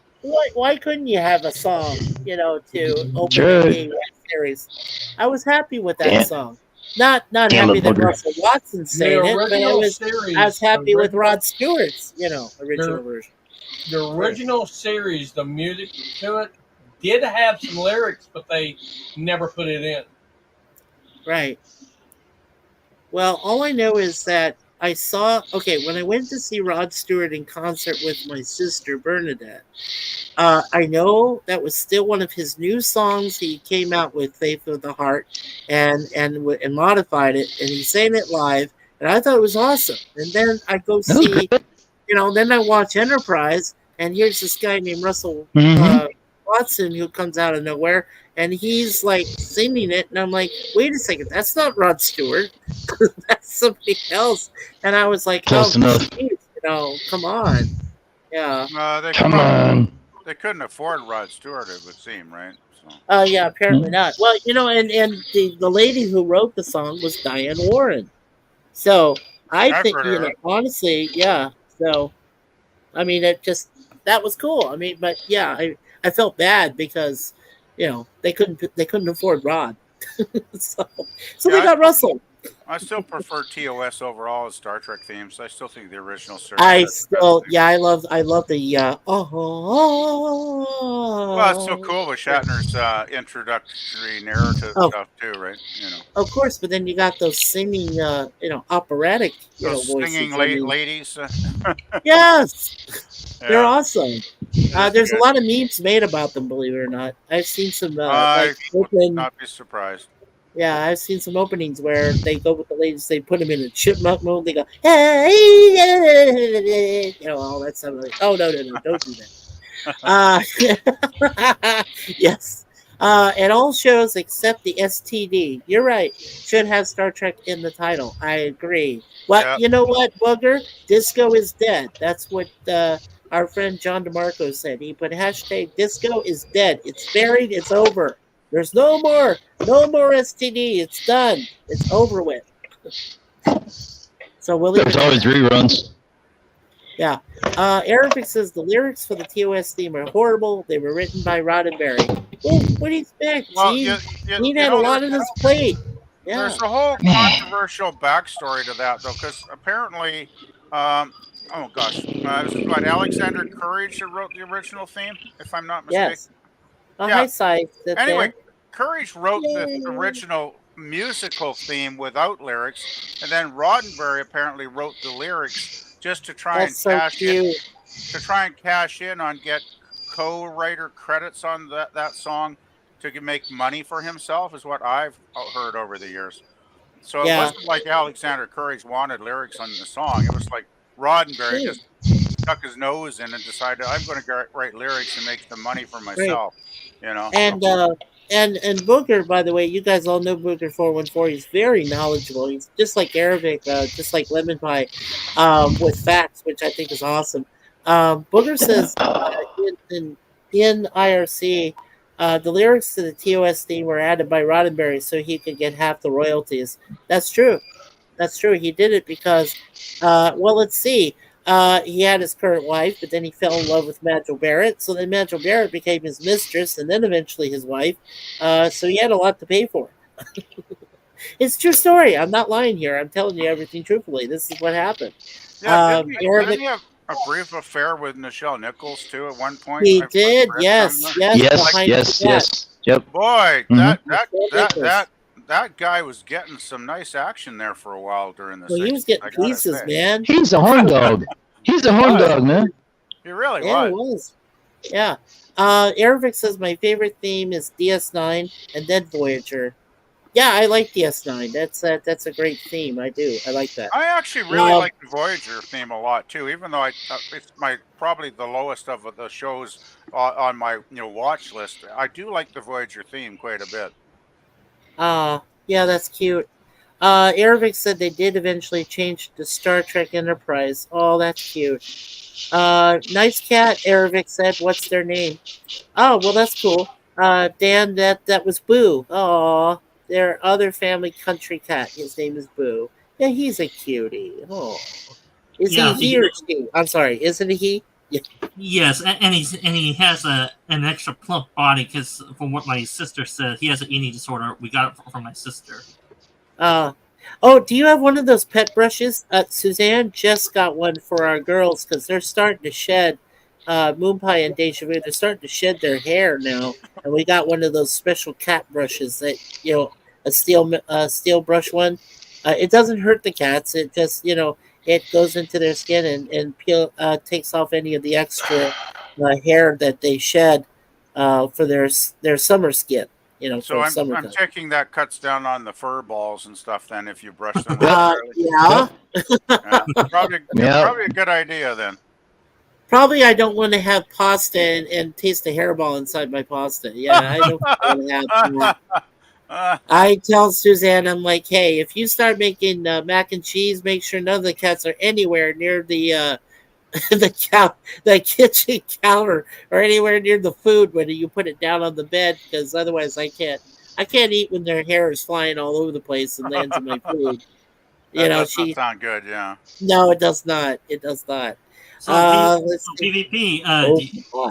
So PvP. Do you have any pets? First off, do they allow pets in your building area? Well, they do allow cats, but I have a hard enough time looking after myself. I don't think I'm responsible enough to actually look after a pet at the moment. So, and it's a distraction too, because since I work at home and I got my boss's work computer set up on the one desk here.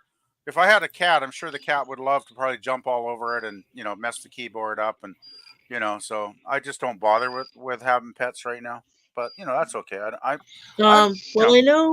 Yeah, I know that Jim, a long time anyway, so I don't really miss them, to be honest. Right. I know that Jim has his wonderful dogs. 2 girls and 1 boy, right, Jim? Yep, Cocker Spaniels, and I got 2 female cats up in upstairs. And PvP likes to have a cat, but only the 2-legged type. Just saying. Yeah, I wouldn't mind that. Yeah. At least the two-legged type probably would not jump up on my keyboard and mess it up. So yeah. Yeah, no. Oh, you never know, though. You never know. In Well, I PvP, guess it would depend, you know. in PvP, You never know.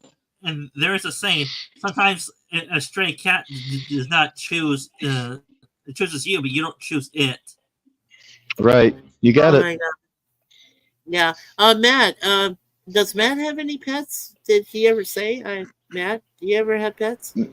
No, I don't have any. I used to have a dog. She. You do have a dog? Well, I okay. used to. I don't know more. She passed away several years ago. Well, does the dog ever go after those rats you keep complaining about? The big, huge things that like walk among you? No, that's Matt himself going after the rats. No, I thought it was you, Jim. He puts those special fang teeth in there so he can get them, but no, I'm just teasing. Oh my God. Oh, that's funny. It's the Arabic. Oh. He's going to get me later. Hey, Jim, look at the camera. I wouldn't be talking. I'm not here. I wouldn't be talking. Oh, man.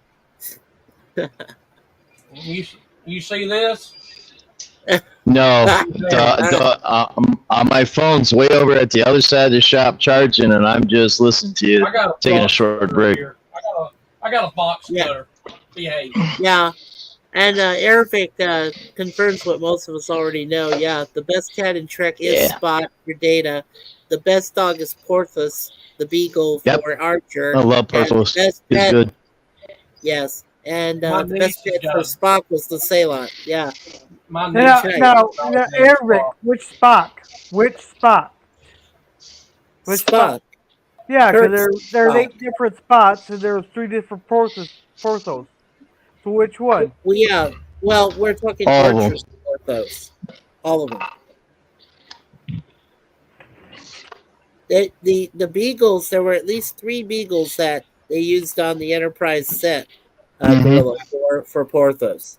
And there were 2 extras. Yeah, and there were 2 extras. So actually there were 5, but 3 that were on set and were actually photographed. And then there were 2 that were used as stand-ins. They were in the background. I did some research about that on the site. And they were just in the background, just waiting to come on in case something, God forbid, happened to one of the other Beagles. They could stand in for that Beagle and do like standstill shots. So anyway, talk amongst yourselves, guys, because I do need to help Suzanne. She just got home with groceries. I'll be right back. Oh, back to the food again. Here we go. Forget the guys on the panel. I gotta go see food. Here we go again. But out in South Dakota, they're gonna have a tennis ball sized hail right now. Tennis balls size, you say? So why not get a tennis racket and whack them with them in your house? Yeah. There you go. Tell you what, Daniel, you go outside, and I want to see you do that. Oh, Danny boy. You do it first. Danny boy. Let's see how well you do it.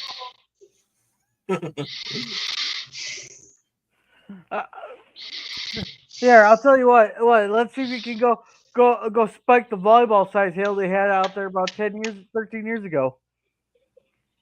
No thanks. If it's that size, I'll break my arms if I try to do that. Yeah. Well, it'll break a lot more than just your arms, I'll tell you that right now.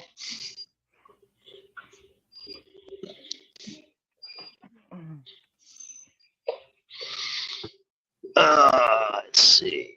Well, Gorilla, if you got hail that size, you probably can catch a few when they're on the ground to have ice cubes for nice cold drinks in the freezer. Not the shit that's mixed in our atmosphere? No thanks. Hail, hail, fire and stone. Call the angel, as we know.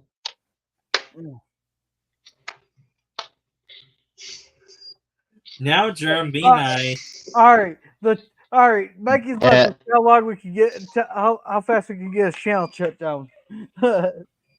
That was a Star Trek episode. Anybody know the name of that one? And the children. There you go. So it's not being nasty or anything there. It's an actual episode. I had to actually defend that damn episode back when I was defending that episode. The bad movie. Yeah, that's whatever.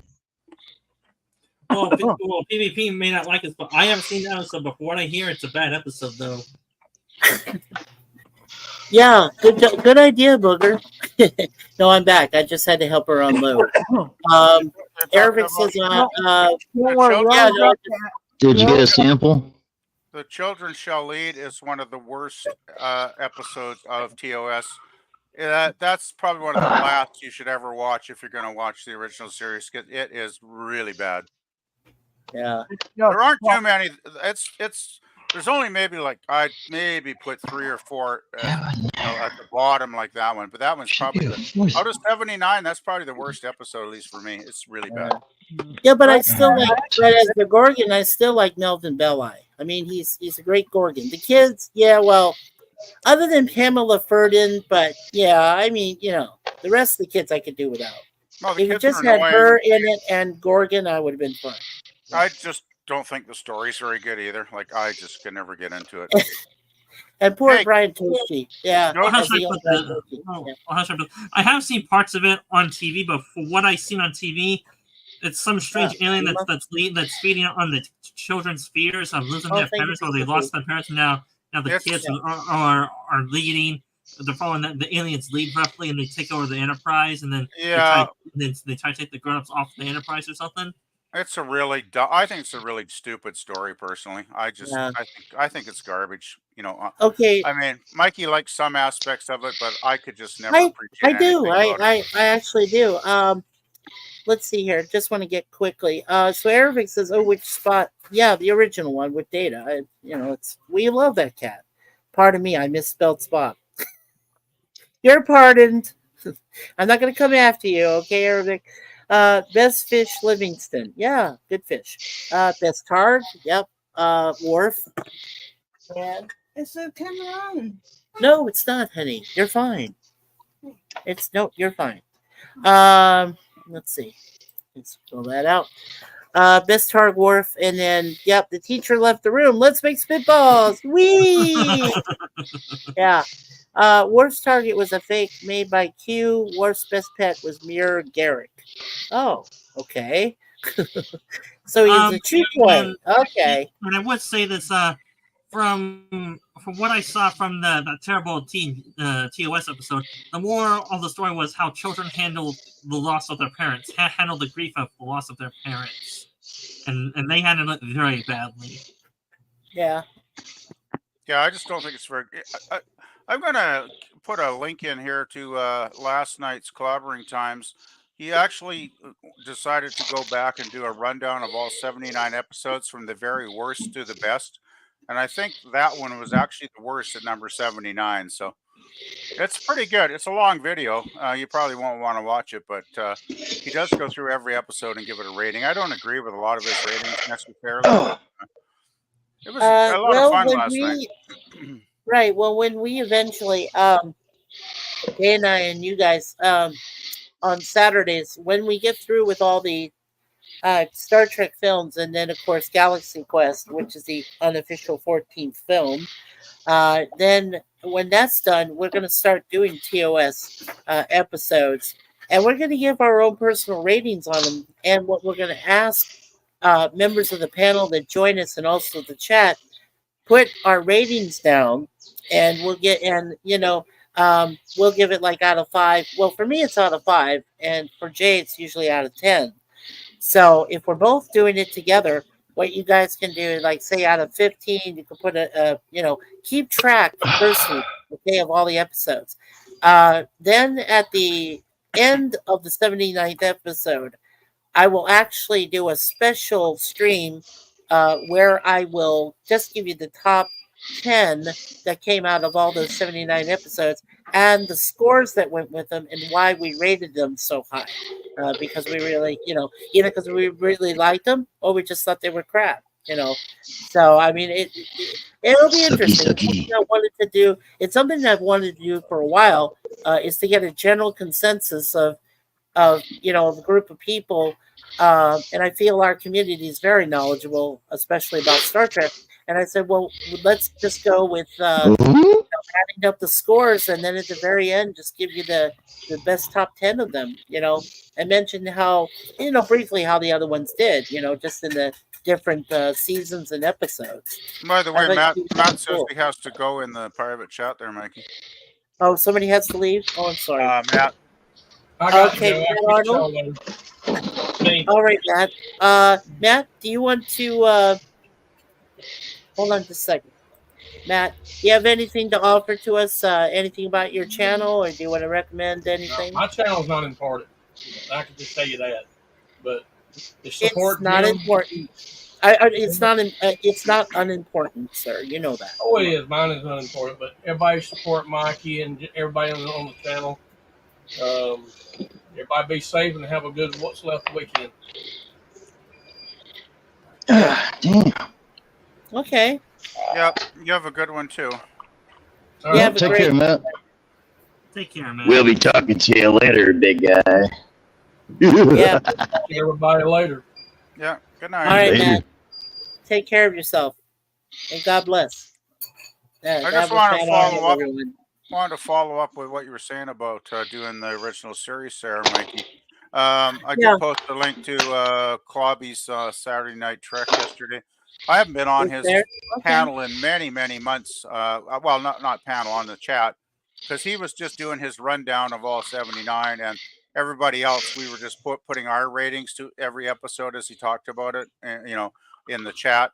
And it was interesting. Like, there was quite a discrepancy in people's ratings for a lot of the lower episodes.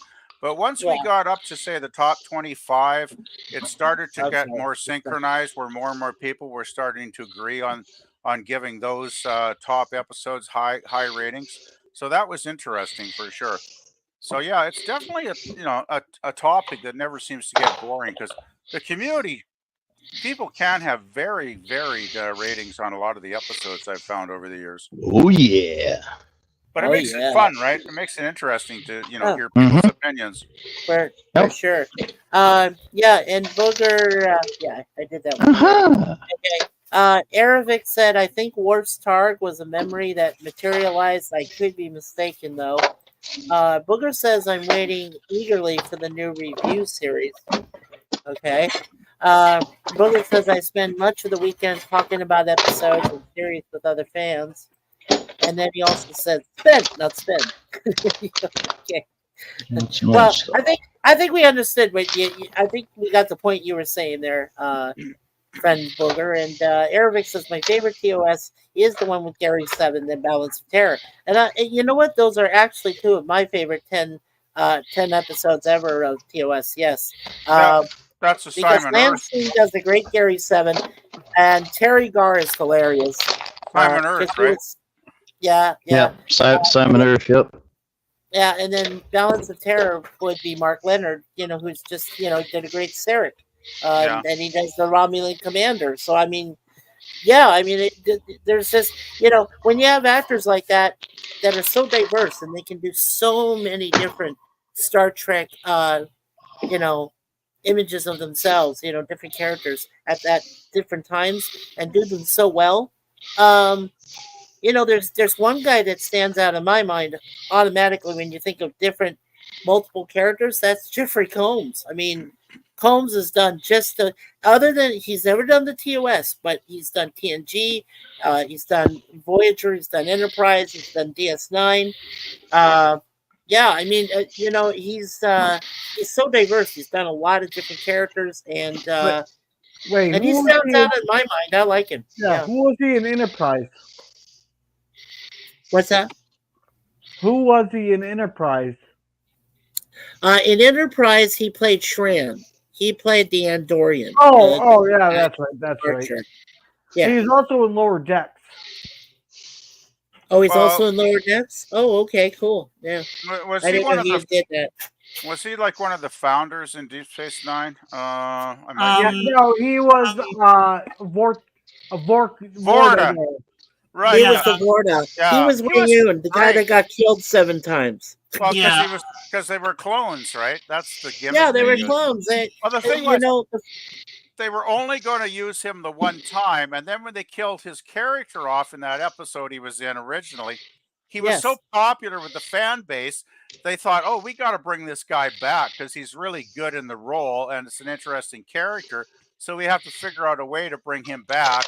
And they Yep. said, "Oh, well, he's just a clone. We can bring him back as many Hey, times as we need Yeah, to." yeah. They Absolutely. did it right. They did it right. They That did. everybody's confused to see another Wayne, and he goes, "Oh, you're talking about Wayne 4. I'm Wayne 5.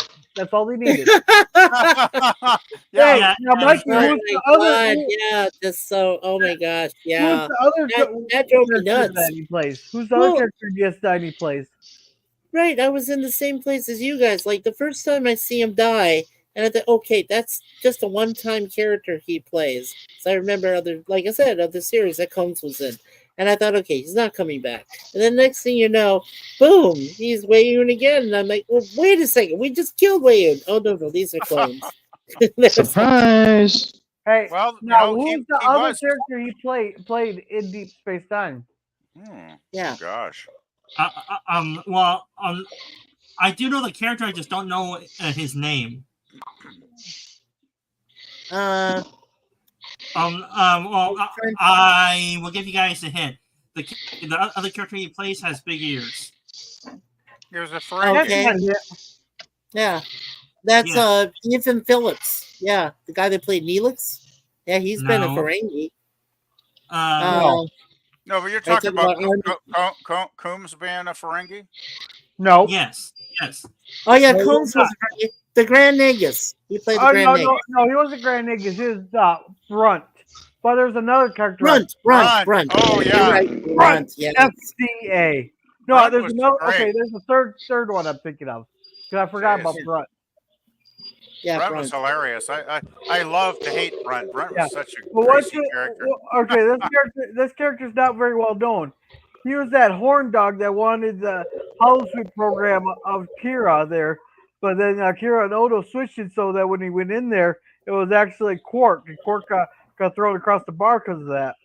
Yeah, I remember that was Quark's face on Kira's body, wasn't it? If I remember that one. Yeah. That was hilarious and scary as hell at the same time. Yeah, and Booker, I just want to say for a moment, Booker was saying here, Mark Leonard is still the only actor to play a Klingon, a Vulcan, and a Romulan. Yes, and it's actually a trivia question in Trivial Pursuit. It is. Cool. I've read it once before. I played the game, so I know it is. By the way, I've read that everything Nice, on the one internet, time. and Abraham Lincoln said that. Right. Yeah, and Zek fell for the classic Sicilian scam. Yes, he did.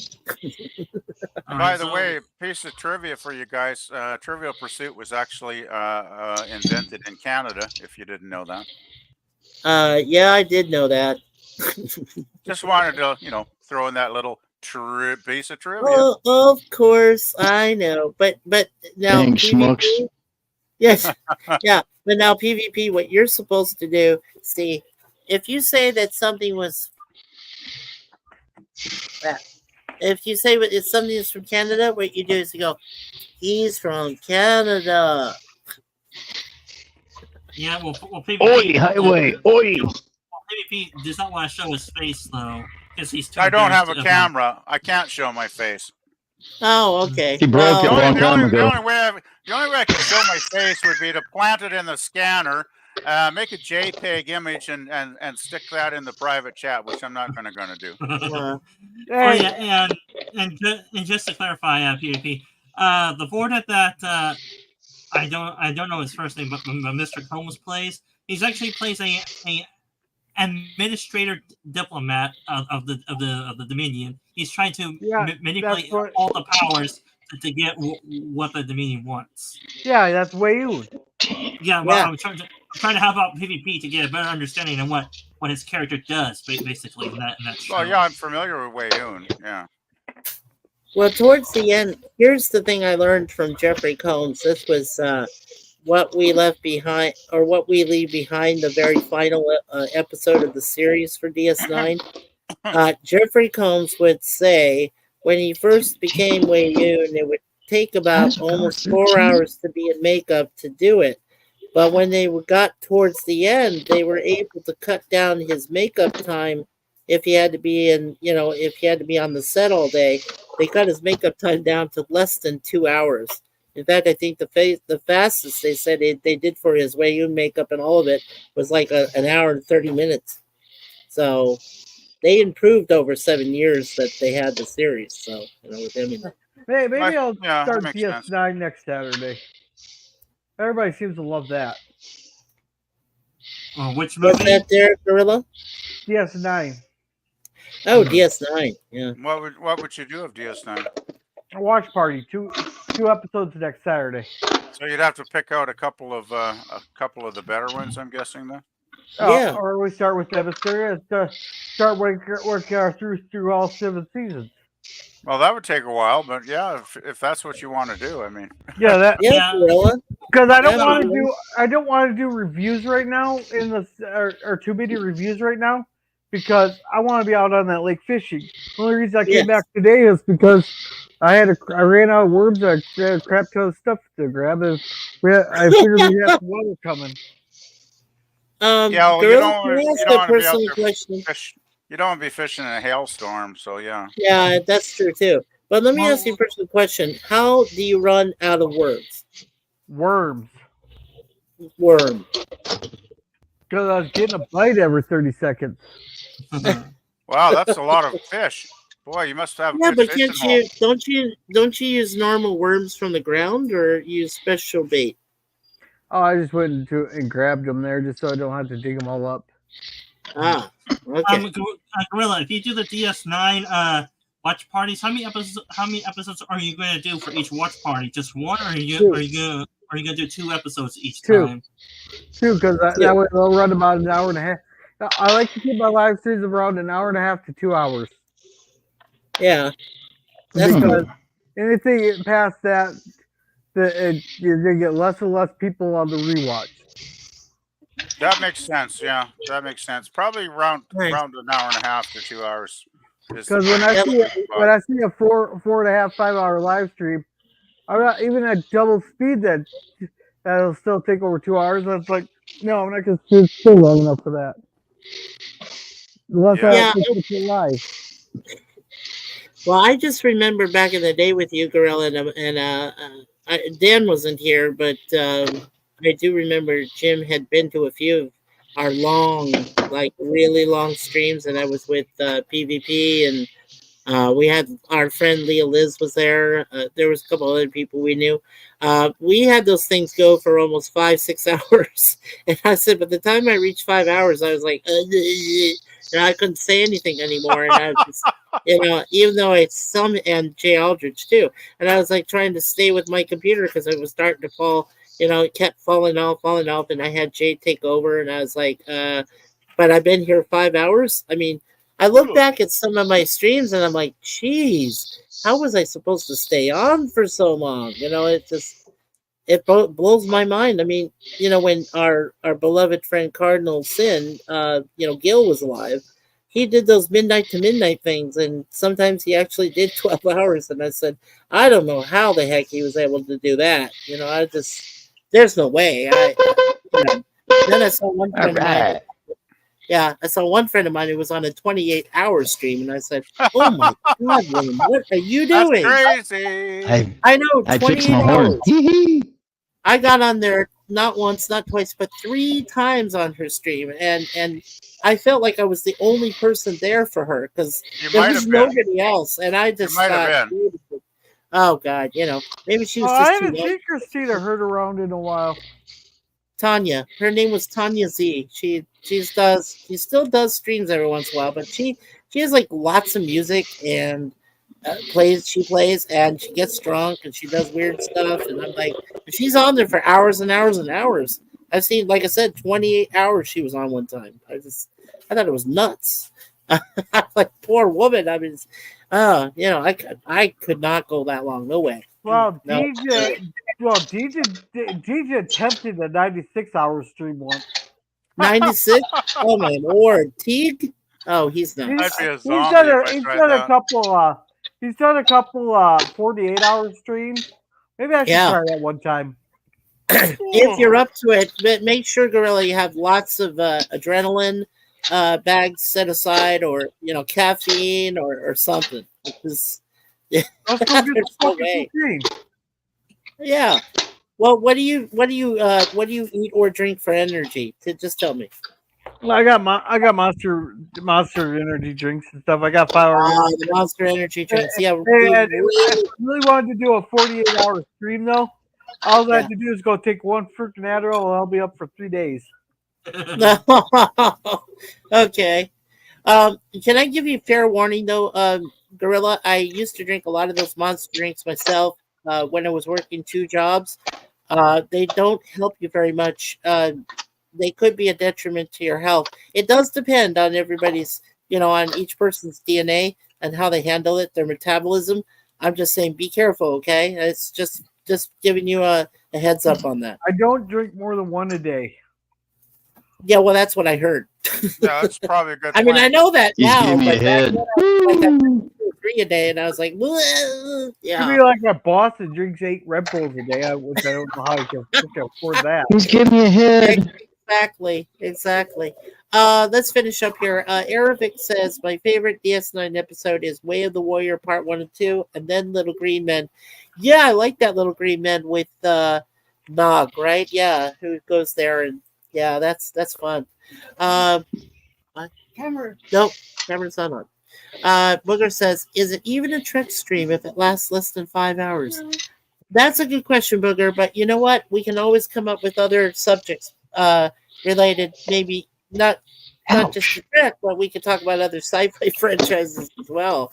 But it seems like now Don't push that button. Yeah. But see, nowadays what happens is that now that Star Trek Disco is dead and gone, there isn't much more to talk about except for when it comes to Trek, when it comes to older Trek and stuff. We just have good memories, and so we have a lot of that pop culture. And don't forget, there's always Star Wars. There's the newer Battlestar Galactica or the older one, depending on which one you like. For me, I was preferable with Lauren Green, but Edward James almost as good. And then of course the lady from the newer, BOG was awesome, or BSG.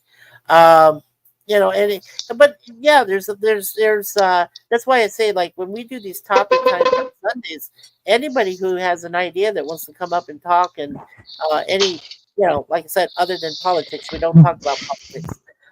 We try not to, because it's a taboo thing.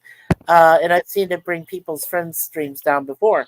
What I'm trying to say is that you can talk about just about anything, and I know it hits home with at least a couple of us, at least 1 or 2 people. That's why it's so great about. That's why I love doing like what I do with my wife here with these streams. Is that we can talk about just about anything, really, and we do. Like I said, it appeals to some of us, and maybe to some it doesn't, but still interesting. Yeah, good point, Booger. And Lauren Green is the original Best and only Adama. All right. Yeah, Booger, I know you Yep. sided with me on that. So, Yep. definitely. Mikey, I gotta get going. You gotta head out? Okay. Yeah, Gorilla's gonna get ready for his cringe stock. Hey, Gorilla, Wait. Yeah. make like a tree and leave. All right, I will. All right, see you, everybody. Okay, We'll see you at cringe stock there. Take Gorilla. care, Gorilla. All Bye. right, Gorilla. Take care. And then there were 4. Dun, dun. And then there were 4. He's gonna shoot me someday. At least you can see my avatar, Captain Sensible, really good now. He's having a beer and going, "Hey, cheers!" I see him. There Yeah, you that's go. a cool avatar. Is that Thanks, brand new So for you, are PvP? you having I a just beer? added that last couple of weeks, probably. Yeah. Oh, sweet. Yeah. So are you There's having a beer also as well? Are you having a beer as well, PvP, in that picture too? No, I'm not having a beer. no. Yeah, no, but it's a cool picture. I still like it. Yeah, I thought it was pretty funny. And amazingly, at 67 or whatever, he still pretty much looks exactly like that, which is cool. So Yeah. Aravik, we're actually planning to do Doctor Who, every single Doctor That next works. year. It's in the planning stages. I believe that Jay and I and Jim might be doing Doctor Who next year. Yeah, so it's in the planning stages right now. Are we talking the classic Who though? Well, we're doing classic. I mean, we're starting with classic from the first Doctor all the way to the. Well, I don't know. It's up to you guys. If you want to jump Jodie, we could do that. But Well, I would just end it before Jodie because I've heard that she Okay. really sucked, and the new guy is 10 times worse from what I've heard. I have heard that too. It's all about sexual politics now. You want to check out the it is. reviews. Check out the reviews on YouTube here. It's not pretty. I'll put it that way. Right. Well, so I guess we'll start clearing this up so we can actually make it over to Gorilla there in about an hour and a half. Still got plenty of time, actually, but yeah, it still gives us time. Oh, I gotta eat dinner too. I'm starving. I gotta eat some dinner before I go. That's a good idea. Over to him. Yeah. Well, Suzanne just got us some nice meat stuff, so I'm just like I'm ready to eat. We're waiting for her dinner here. But anyway, before I get to the final parts here, do you guys know when I'm sorry? Do you guys know when Jay dropped out? Jay Aldrich, brother Jay, because quite a while ago. I'd say it's got to be at least an hour. Yeah. Well, maybe he had to go for. Yeah. I don't know I'm what sorry. happened. He just suddenly disappeared. I don't know if he was getting bored with our topics or if he had an emergency or because usually he'd sign out right and say goodbye or something, but he just dropped out suddenly. Yeah, just dropped out suddenly. You might have had an emergency. Yeah, I'll try to I'll try to find out what's happening with him before we get over there to Gorilla. But in the meantime, just to finish out here, so we got Aravik who says there's also Doctor Who and Hitchhiker's Guide to the Galaxy. Yeah, I like Hitchhiker's Guide. I love the book. I love the book. The movie was good, but the book was better. Let's be honest. Marvin, the paranoid android, who was voiced by Alan Rickman before he passed away in the movie. Yeah, that's great. I mean, it's a great role for him. It was. There was a TV series of Hitchhikers too. Oh yeah, and TV series. We can also do that. That's true. That's good with sci-fi. Yeah, that's where I'm familiar with it because I have not read the book or seen the movie, but I did watch the TV show a lot back when it was on the the air back then. Yeah, well, and then there's one BBC series that had what was it again? It had Barbara Bain, Space 1999. 99, yeah. Yeah, nobody's ever done Space 1999. Mark Landau, Barbara Bain, Catherine Schell as Maya. It has the guy from The Fugitive. Barry Morse. Yeah, Barry Morse. Yep. There. Yeah. So that's what we could do too, Aravik. What's going to happen is we had a poll, right? The poll said that our fans, our subscribers, wanted to have reviews done of Red Dwarf. I'm doing that myself on Fridays early in the morning. I have the time schedule is all set up in the description of the broadcast video that you have on the front of our Mikey Sue's 4 YouTube website. So check out the schedule because I follow it pretty fervently. If I forget, I always let people know in a small little webcam, hey, I may not be able to do this because I have something coming up, but if that's the case, I will let people know and I can always reschedule. But we are doing Red Dwarf on Fridays, starting this next Friday. And then what we're doing for Saturdays now, we're going to have the open panel and chat. We are doing the Star Trek films. Yes, we're even going to do the Kelvin universe from Jar Jar Abrams. And like I said, we'll do Galaxy Quest for one day. And then we'll start into the TOS, and we're going to do every series episode from TOS to TAS to TNG to DS9 to Voyager to Enterprise, and we're going to do the 11 episodes again, even though I know Jill has been doing them, but I'm going to do them in a bit more thorough detail of Star Trek Continues. That'll be the last one I do. So, yes, all 11 episodes. And and I have them on a list. I have them on library. I've watched them several times. I love them. I always rewatch them.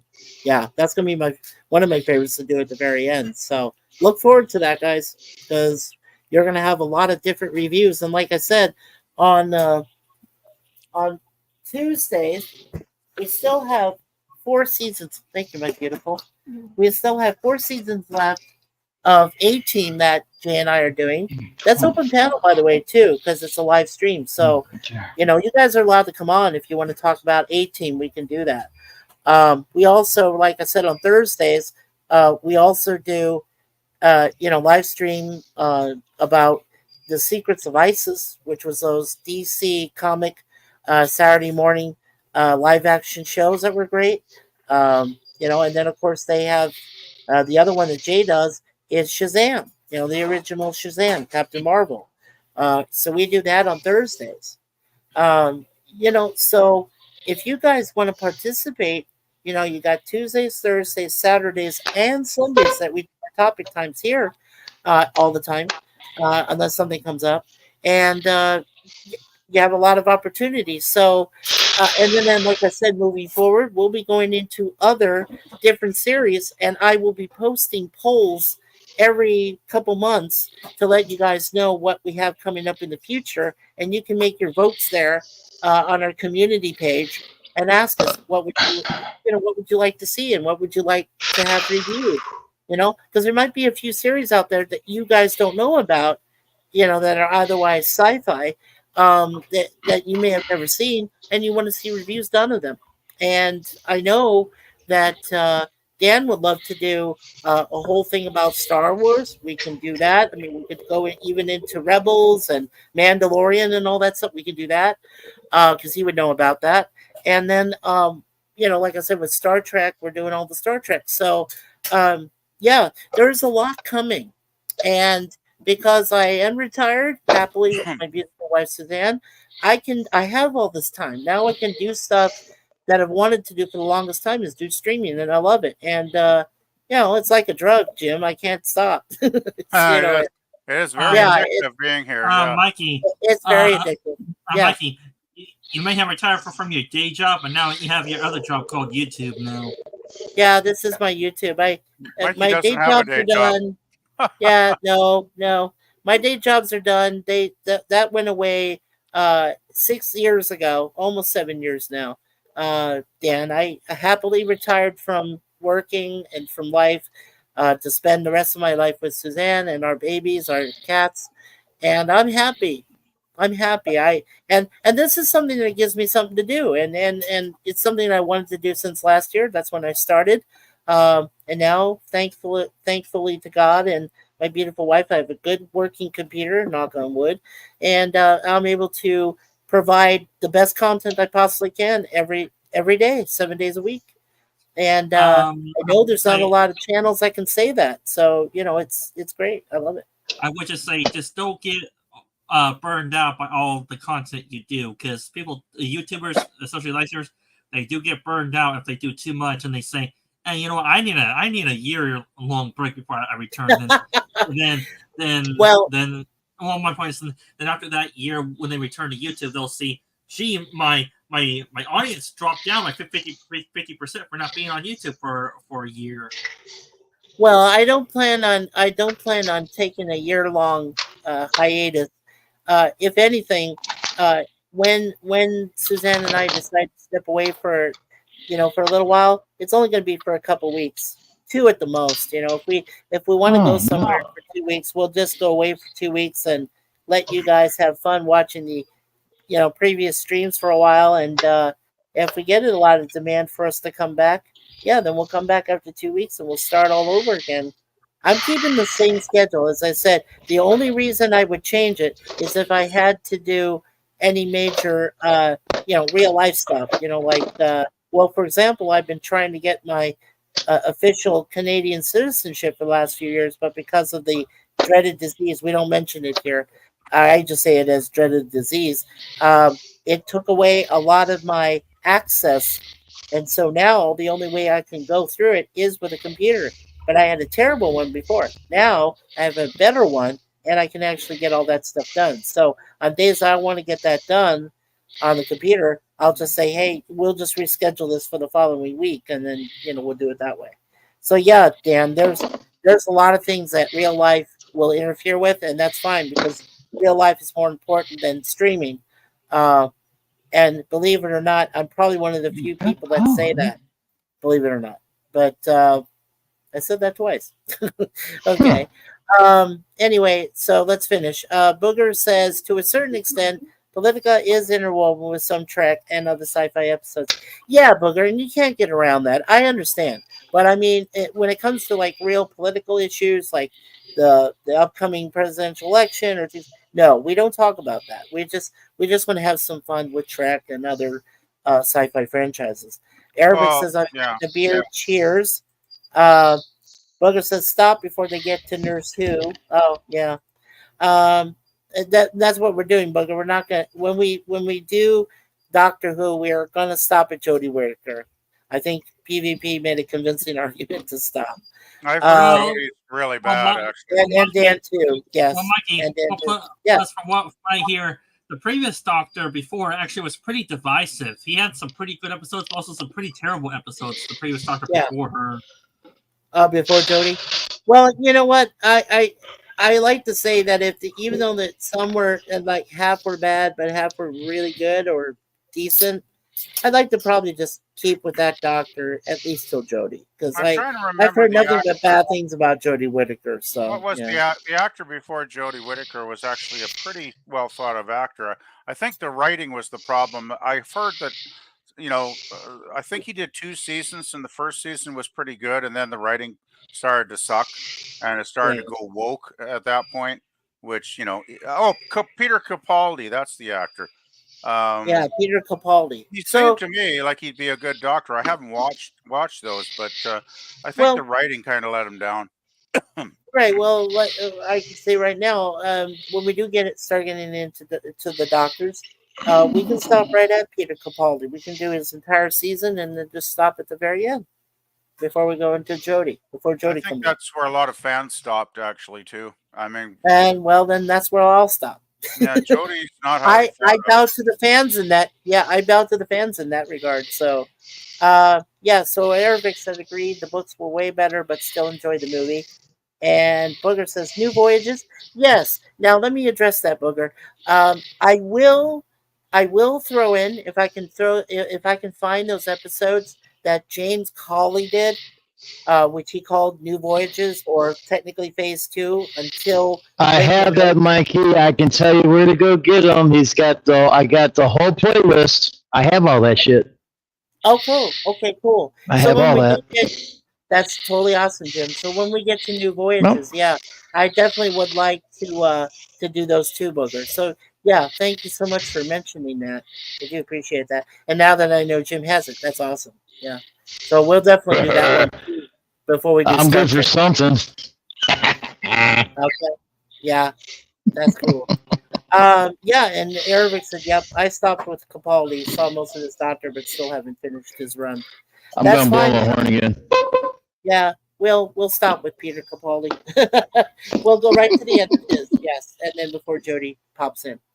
Okay, guys, so let's go ahead and advertise your channels. We'll start with Dan, go to PvP, and then Jim, and just briefly mention mine, final prayer, and then thank everybody. So hold on just a moment. Let's see here. All right, let's go to our first panelist, Sci-Fi Sif Dan. What do you got coming up, my friend? Well, to all your chatters and viewers and panelists that may not know me, but probably doing already, I'm Sci-Fi Sif Dan. I usually cover different sci-fi TV shows or movies, depending on how well versed I am in them. I do cover other crossover universe ideas, which Mikey can attest to. And I do movie lists, and among other things, on my YouTube channel. I do try to do my live streams on Saturdays, 4 p.m. to 6 p.m. Pacific time. I may change that depending on what the other community members decide on their times. I do try to upload a YouTube video or episode on my channel every Monday morning. And I do try to come on other people's panels if they allow it in the chat. and I do cross streams if they will allow it. And like what Sci-Fi Nation did last night, and that's all I have to say about my channel. Beyond that, I'll turn over to PvP if he has something to say. Like maybe he had another music list he added just a few days ago. Okay, sir. Well, I appreciate you. I do appreciate you being one of our younger co-hosts here as part of the grand panel, and we do appreciate your input on different sci-fi franchises as well as the cool Star Wars. So, and we will need your help in the future months here, sir. So, I appreciate you being close to us and hanging with our group and our family. It is a family. It's more than a community. So we do appreciate that. Honestly, we do. Mr. PvP, you're going to go have some fun with the Damned later this month, correct? Yeah, 12 days. 12 days countdown. So it's going to get by here real I'm so quick. happy for you. Yeah, I'm so happy for you. Yeah, it's looking at those ones from Toronto and New York over the last 4 or 5 days. It looks like they're still in top form after all these years. So I think it's going to be one heck of a good concert. Yeah, Less I than will 1,000 peruse people, those. so it's going to be up close, personal kind of concert, and it's going to be real good, I think. Yeah, I know where to find them so I can peruse them because the Damned have their own channel. So yeah, it's kind of cool. Yeah, they do have a YouTube channel, which is actually I think it's probably got all of their albums on there if you want to just look for them. I'm pretty sure they do. Yeah, I'm pretty you can listen guaranteed to on all that. of it for free, basically, which I think is very cool for them to do Yeah. that. So tell me about your channel. Just you have cool playlists. I know. Basically, just about the music. I may not add it. I probably won't add anything this weekend because I've kind of gotten behind in some real life stuff I need to do because I end up hanging out here too many hours. But it's just it's hard to get away from YouTube. It really is an addictive thing. It really is. I'm not kidding. Tell me about it. Yeah, it's right, crazy. Jim? Yeah. But it's just so much fun hanging out with everybody, and I mean, otherwise I'd Yep. be sitting around, cleaning, washing dishes or something, which is not exactly that much fun. no. Oh no, Booger's having Ukrainian food. Well, Ukrainian food can be good. Yeah, that's not bad. We got the big pierogi thing happening up here. I don't think I remember when I mentioned pierogies to Jill, I think it was, and she's just like, "What are pierogies?" And I'm like, "You're kidding." Oh my right? God, Jill does not. Even I know what that is. Yeah. Even I know what pierogies are. Yeah, it must be like good. down far down south. I guess maybe people haven't heard of them. Woman needs help. Oh, they're good. They are good. They're good. Yeah, you great. put a little bit of sour cream or something on them, or Oh, a bit of stop it. a bit of good, really good quality yogurt or something. It's like good stuff. Sour cream with chives and Yeah, the or melted maybe cheese. get some fried onions and put some fried onions on top of them. Ooh, yes, fried white onions. Oh, Yum yum yum. yes. Yum. Green stuff. Oh, stop it! You're making me hungry. Yeah, I gotta go. But you have spaghetti right next to me right now. I I have gotta cook something to eat. something. But yeah, Spaghetti. nothing on the channel probably this week, but there's a lot of stuff on there already. And I did post in the private chat, Mikey, just for you, another way to eliminate cat hair. Oh yeah, how to eliminate? It's a guy I've been hanging out in his channel for probably 4 or 5 years now. He calls himself the Canadian Stud Muffin, which I think is pretty hilarious. And anyway, his real name's Larry Graves, and he has this crazy video of him vacuuming his cats. And if you've not, I've seen that. That's where I found him. Actually, was that video was the first way I discovered him. And I thought any guy that's goofy enough to go on YouTube and vacuum his cats, I think he's got my subscription. And Eliminate cat hair. Vacuum. he used to do a lot of comedy stuff. He's more into music videos and maybe the occasional food review with his girlfriend Molly once in a while. But mainly it's about music now. But he's still a pretty funny guy. So I think he's taken a break for a week or two, though, because he does have some health issues. He's got a lot of chronic pain, unfortunately. So I think he's taking a little break, but there's tons. He's probably got over 1,000 videos because he's been on YouTube for like 16 years now, guys. So yeah, Wow. I have heard. Yeah, I have heard. Yeah. So yeah, All right, check out him. so Jim. Yeah. So then, thank you, PvP. So then, Admiral Jim Shepard on a cell phone. Tell us about your channel, sir. Well, you should let PvP finish his sentence instead of cutting him off. My goodness. No, I didn't cut him off. I just said I appreciate what he said. So Jim, Okay. don't get me in trouble. That's okay. That's no big deal. I didn't have much else to add anyway. Actually, I did Okay. want to add something. See? How Go for many it. episodes are you doing for the Trek ones? Because Mikey, that's going to take you years to go through all the Trek shows. You know that, right? I do know that, yes. Yeah. Mm-hmm. You're doing what, 2 episodes a week or something, or?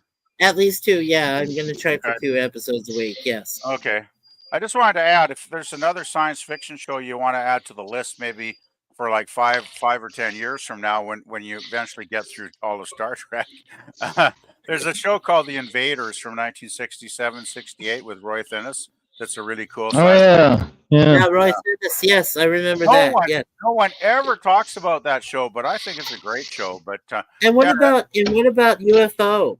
UFO with Shadow, man. Jill Yeah. was doing UFO for a while. I think she got about halfway through the series, and she never seems to do it anymore for some weird reason. But Oh yeah, well, you UFO's know good we love Jill, but she's weird. Yeah. Anyway, I don't want to take away. I don't want to take away from Admiral's time. So that's about all I Nah. wanted to say. He's fine. Nah. I'm good, man. Jim, go ahead. Tell us about your channel, please, sir, so we can. Well, as you know, Repair 4 is out. It's getting pretty popular. I think it's like 150, 180 views, which is pretty darn good for a trailer. I've seen trailers go higher than that. Repair 4 will be launched midnight tonight, Eastern Time. And as you've seen earlier on this broadcast, that the 2 admirals I was doing is done after 8 hours of fun. There's going to be another video coming out down the road called Promises, Promises, Promises. I also have another video called Boone and Shepherd Talks. That's going to be a lot. I'm trying to get 2 other Vulcans to go with me and have a trio of Vulcans to try to figure out why Commodore Boone got framed. So that's going to be a good episode down the road. That's about it. Oh, that's about it. Okay. Yep, about it. All right. Okay. Oh wow, what happened to Dan? Oh, I guess Dan had to go. Well, again, Sci-Fi Sip Dan, thank you so much for being a part of our panel today. We really appreciate you, and hope we see you on some future streams. Oh, okay, yeah, I gotta be going. I got a few things to do before Gorilla stream. Okay, sir, yes, because I'm gonna be eating dinner before I go join Gorilla. So Yeah. make sure everyone that's here in the chat, as well as here in the panel, that we go join Gorilla to watch RoboCop 2014 with Michael Keaton and Joel Kinnaman and Gary Oldman as the Doctor. So yeah, that starts at 8 o'clock Eastern time, 7 p.m. his time Central, 6 o'clock if you're in the Mountain Time Zone, and for Dan, 5 p.m. on the Pacific Time Zone, the PST. So yeah, make sure you check that out tonight. It's part of a special cringe stock that he's doing. So hope everybody can attend to that. And let's see here. Okay. Now for myself, first of all, I want to thank everyone that came today. And I'll say your names real quick in a moment. But for now, don't forget, we have our entire schedule planned out on the main page of the Mikey Sue's Ford channel. It's right there. Like I said, it's called Broadcast Video. And right next to it, as the video plays, it has the entire description of the entire week that we have webcams and our live streams. So make sure you guys check that out. So now I'm going to go ahead and do a quick prayer. Now I'll thank everybody that's been here. And then we'll head on over to Mr. Gorilla. So please bow your heads if you want. It's totally cool. If you don't, it's fine too. In the name of the Father, Son, and Holy Spirit. Dear Lord, thank you so much for this thing we call social media. As I know, our beloved brother Jay Aldrich always does some of the prayers, and we appreciate every time he does because he's sincere, Lord, and he believes in the power of prayer and believes that what we deliver to you, Lord, will be met and satisfied. So we are very happy about that. Everyone that's in the chat today that we've encountered, people such as Booger414, Arabic Sonder, Sir Lemon Pie, Professor Brainy Specs, Christian Carpenter, Sci-Fi Sifdan, Matt Arnold, wonderful people such as Admiral Jim Shepard, PvP, our guy from Kelowna, BC, Gorilla's Random Thoughts, who now goes as Gorilla Capone. You know, we have all these wonderful people, that, Lord, that are part of our lives. We know that we are not just a community on the YouTube channel. We are a family. And we are doing our utmost best, Lord, for every one of our channels. Family. What? We are family. We are family. Yes. Yeah, I the wanted song. to throw that into the prayer, Lord, okay? Yeah, he says, you're allowed. Okay. Yeah, we are a family, Lord, and we appreciate you every day. We know that you watch over us. Your beloved Son Jesus protects us from harm, protects us from the evil one, protects us from the trolls that want to try to disrupt our lives and disrupt our channels. And we also know that the beloved Virgin Mary is there for wisdom, for courage, and for strength. We also know that the best piece of advice that's ever been given is leave everything to you, Lord, or leave it in God's hands, as my beloved Suzanne would say. So with all that, Lord, we ask you for everything. We know that you're wonderful in our eyes, and we respect you. We worship you. We cover everything with you that we can, and we know we'll be all right.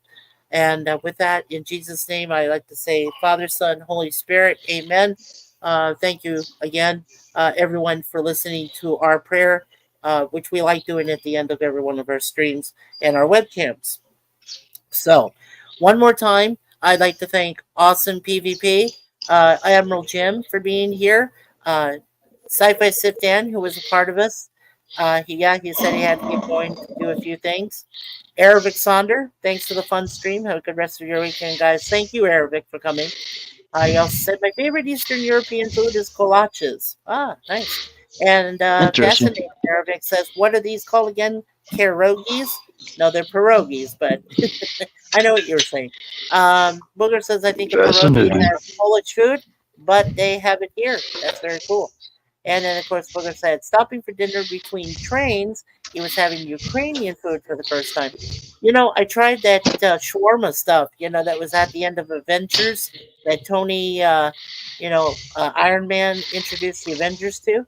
Shawarma's good. I don't know about you guys, but shawarma is pretty awesome.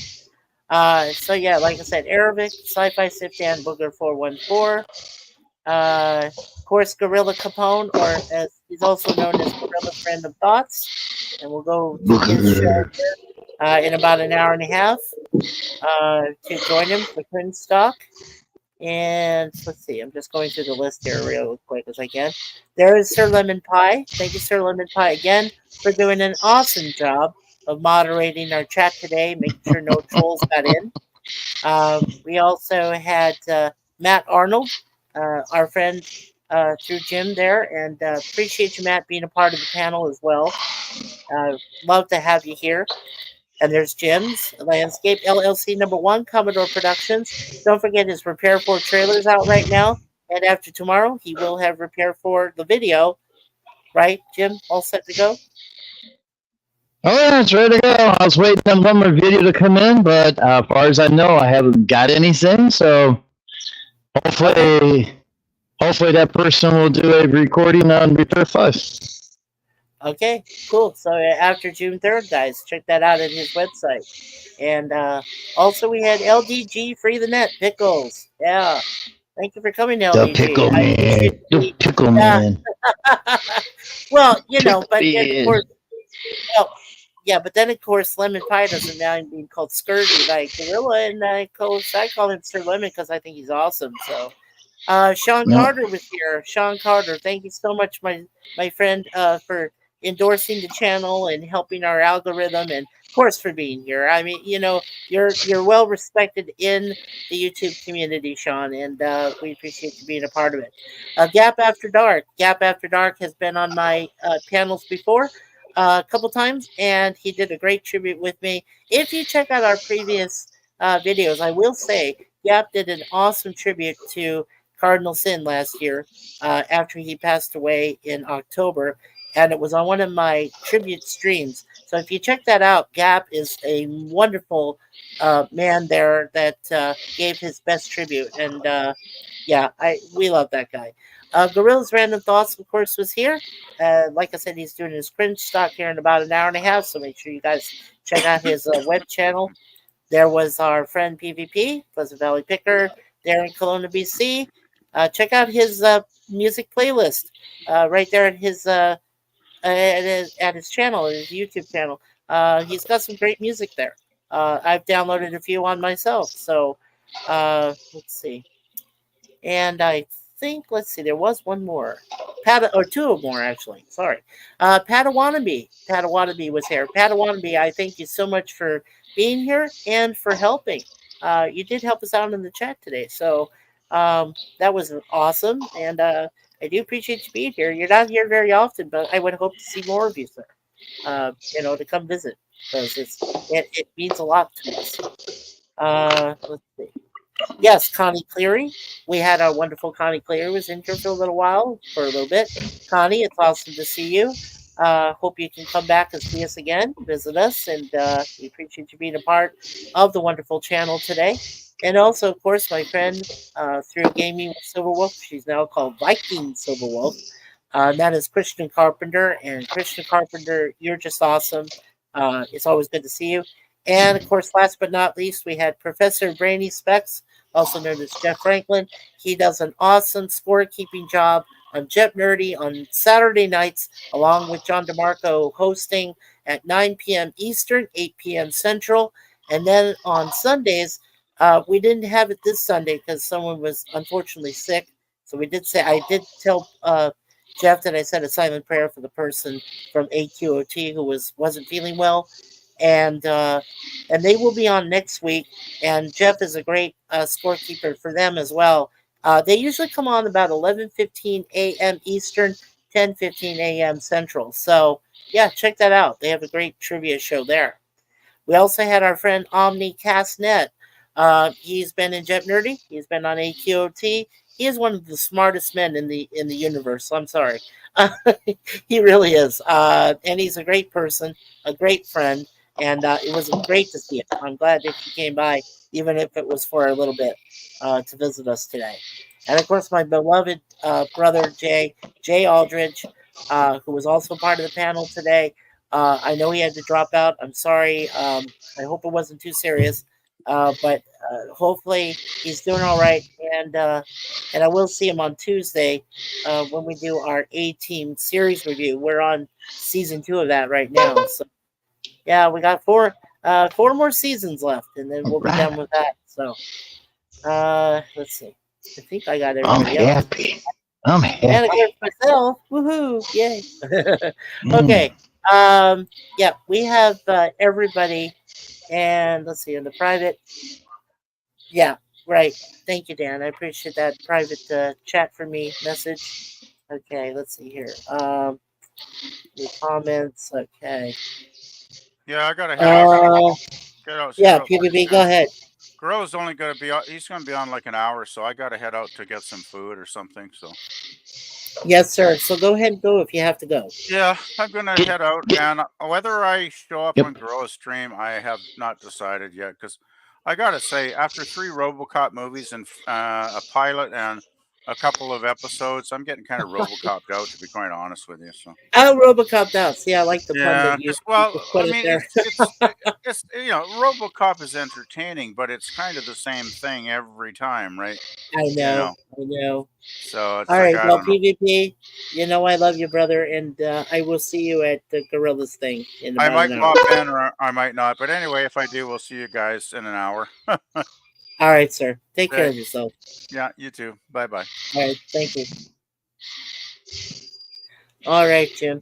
Let's see. We only have 2 more here. So Aravic says, "Thanks for the fun stream." I did say that. Okay. And Booger says, "I lost audio, but I have to go anyway to eat dinner." Well, Booger414, you're most appreciated, as I said. So make sure a lot more often when you come by. So we do appreciate you. We really do. Okay. And so, with that, one more time, Jim, I bow to you, sir. You are a master and a scholar.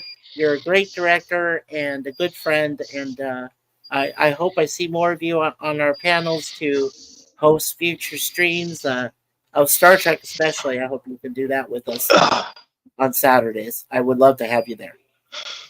As long as my charging system on the lawnmowers are working, because I got charging systems, I'm happy. My other mower has been broke down for a while. I got the horn working as I blasted. Sorry for doing that. The charging system had to replace that. Got powered for that. That's back in working order. We're getting there. Yeah, just but slowly. No need to, no, we understand. It's real life, my friend. No need to apologize. Yeah. It's cool. Yeah, you're cool. And as for me, as I said, again, one more last thank you to everyone here that would join me in the panel today for these wonderful 4 hours and into the chat. Don't forget, tomorrow we're doing just a webcam. You can come into the chat there and say hello to me. It is our Mikey Sus TV. Yeah, I know. But it gives me time to rest too. I moved it up to 12:30 p.m. tomorrow afternoon, so that's on the schedule too. We do talk about one of our topics we discussed today. We do recommend a Blu-ray or DVD that we have in our library. And then I do leave a question and answer session for about 10, maybe 15 minutes for anyone in the chat that wants to ask a question about what we discussed or about a movie, a certain movie or anything. And I'll do the best I can to give you the best possible answer. So that's what we do on Mondays. So check that out. We'll be here tomorrow for that. And then, so like I said, make sure you check out our main page there. You can continue to vote in the poll if you'd like, because I left it open. I mean, right now, as I said, Red Dwarf by a large margin, which I'm starting to do for Fridays. But if you guys want to have other series, what's that? You said Martian, I thought. Oh, okay. Oh, I'm hungry. Yeah, I'm trying to get something. Eventually. No, as I said, so we're doing, like I said, tomorrow will be Mikey Sus TV. Tuesdays is A-Team. Wednesdays is The Greatest American Hero. Thursdays is Secrets of Isis and Shazam. Friday will be Red Dwarf. Saturday, of course, is our Star Trek movies. And then eventually Galaxy Quest, and then we'll go and start with the original series of shows. And then on Sundays, we always have topic time here, which is always fun because we can talk about different topics, different things that are going on in the world and at your local areas and home. So with that, I love quoting my favorite nerd from Siskel and Ebert, Mr. Gene Siskel, rest in peace, who was a wonderful Chicagoan. He did a lot better reviews than Mr. Roger Ebert, who unfortunately, or may fortunately, I don't know, he might still be alive, I don't know for sure. But anyway, in the beloved words of Mr. Gene Siskel, the aisle is now closed. Thanks you everyone for coming. We'll see you tomorrow at 12:30 p.m. Eastern, 11:30 p.m. 12:30 p.m. Eastern, 11:30 a.m. Central for Mikey Sus TV. So until then, thank you, everyone. And Jim, there's a cleanup needed over by aisle 5. Hey, I got the light to clean it up. I just need a damn mop. Oh, I'll get you a mop afterwards. Good night, everybody. We'll talk to you then tomorrow. Nah, take care. Take care, everyone. Red alert. Oh, no, red alert. We got a problem here. Shit. A red alert? Oh, okay. Yeah, thank you for coming, everybody. And as J.A. Aldrich likes to say, donations are greatly appreciated. Oh, yeah. Night. Yay.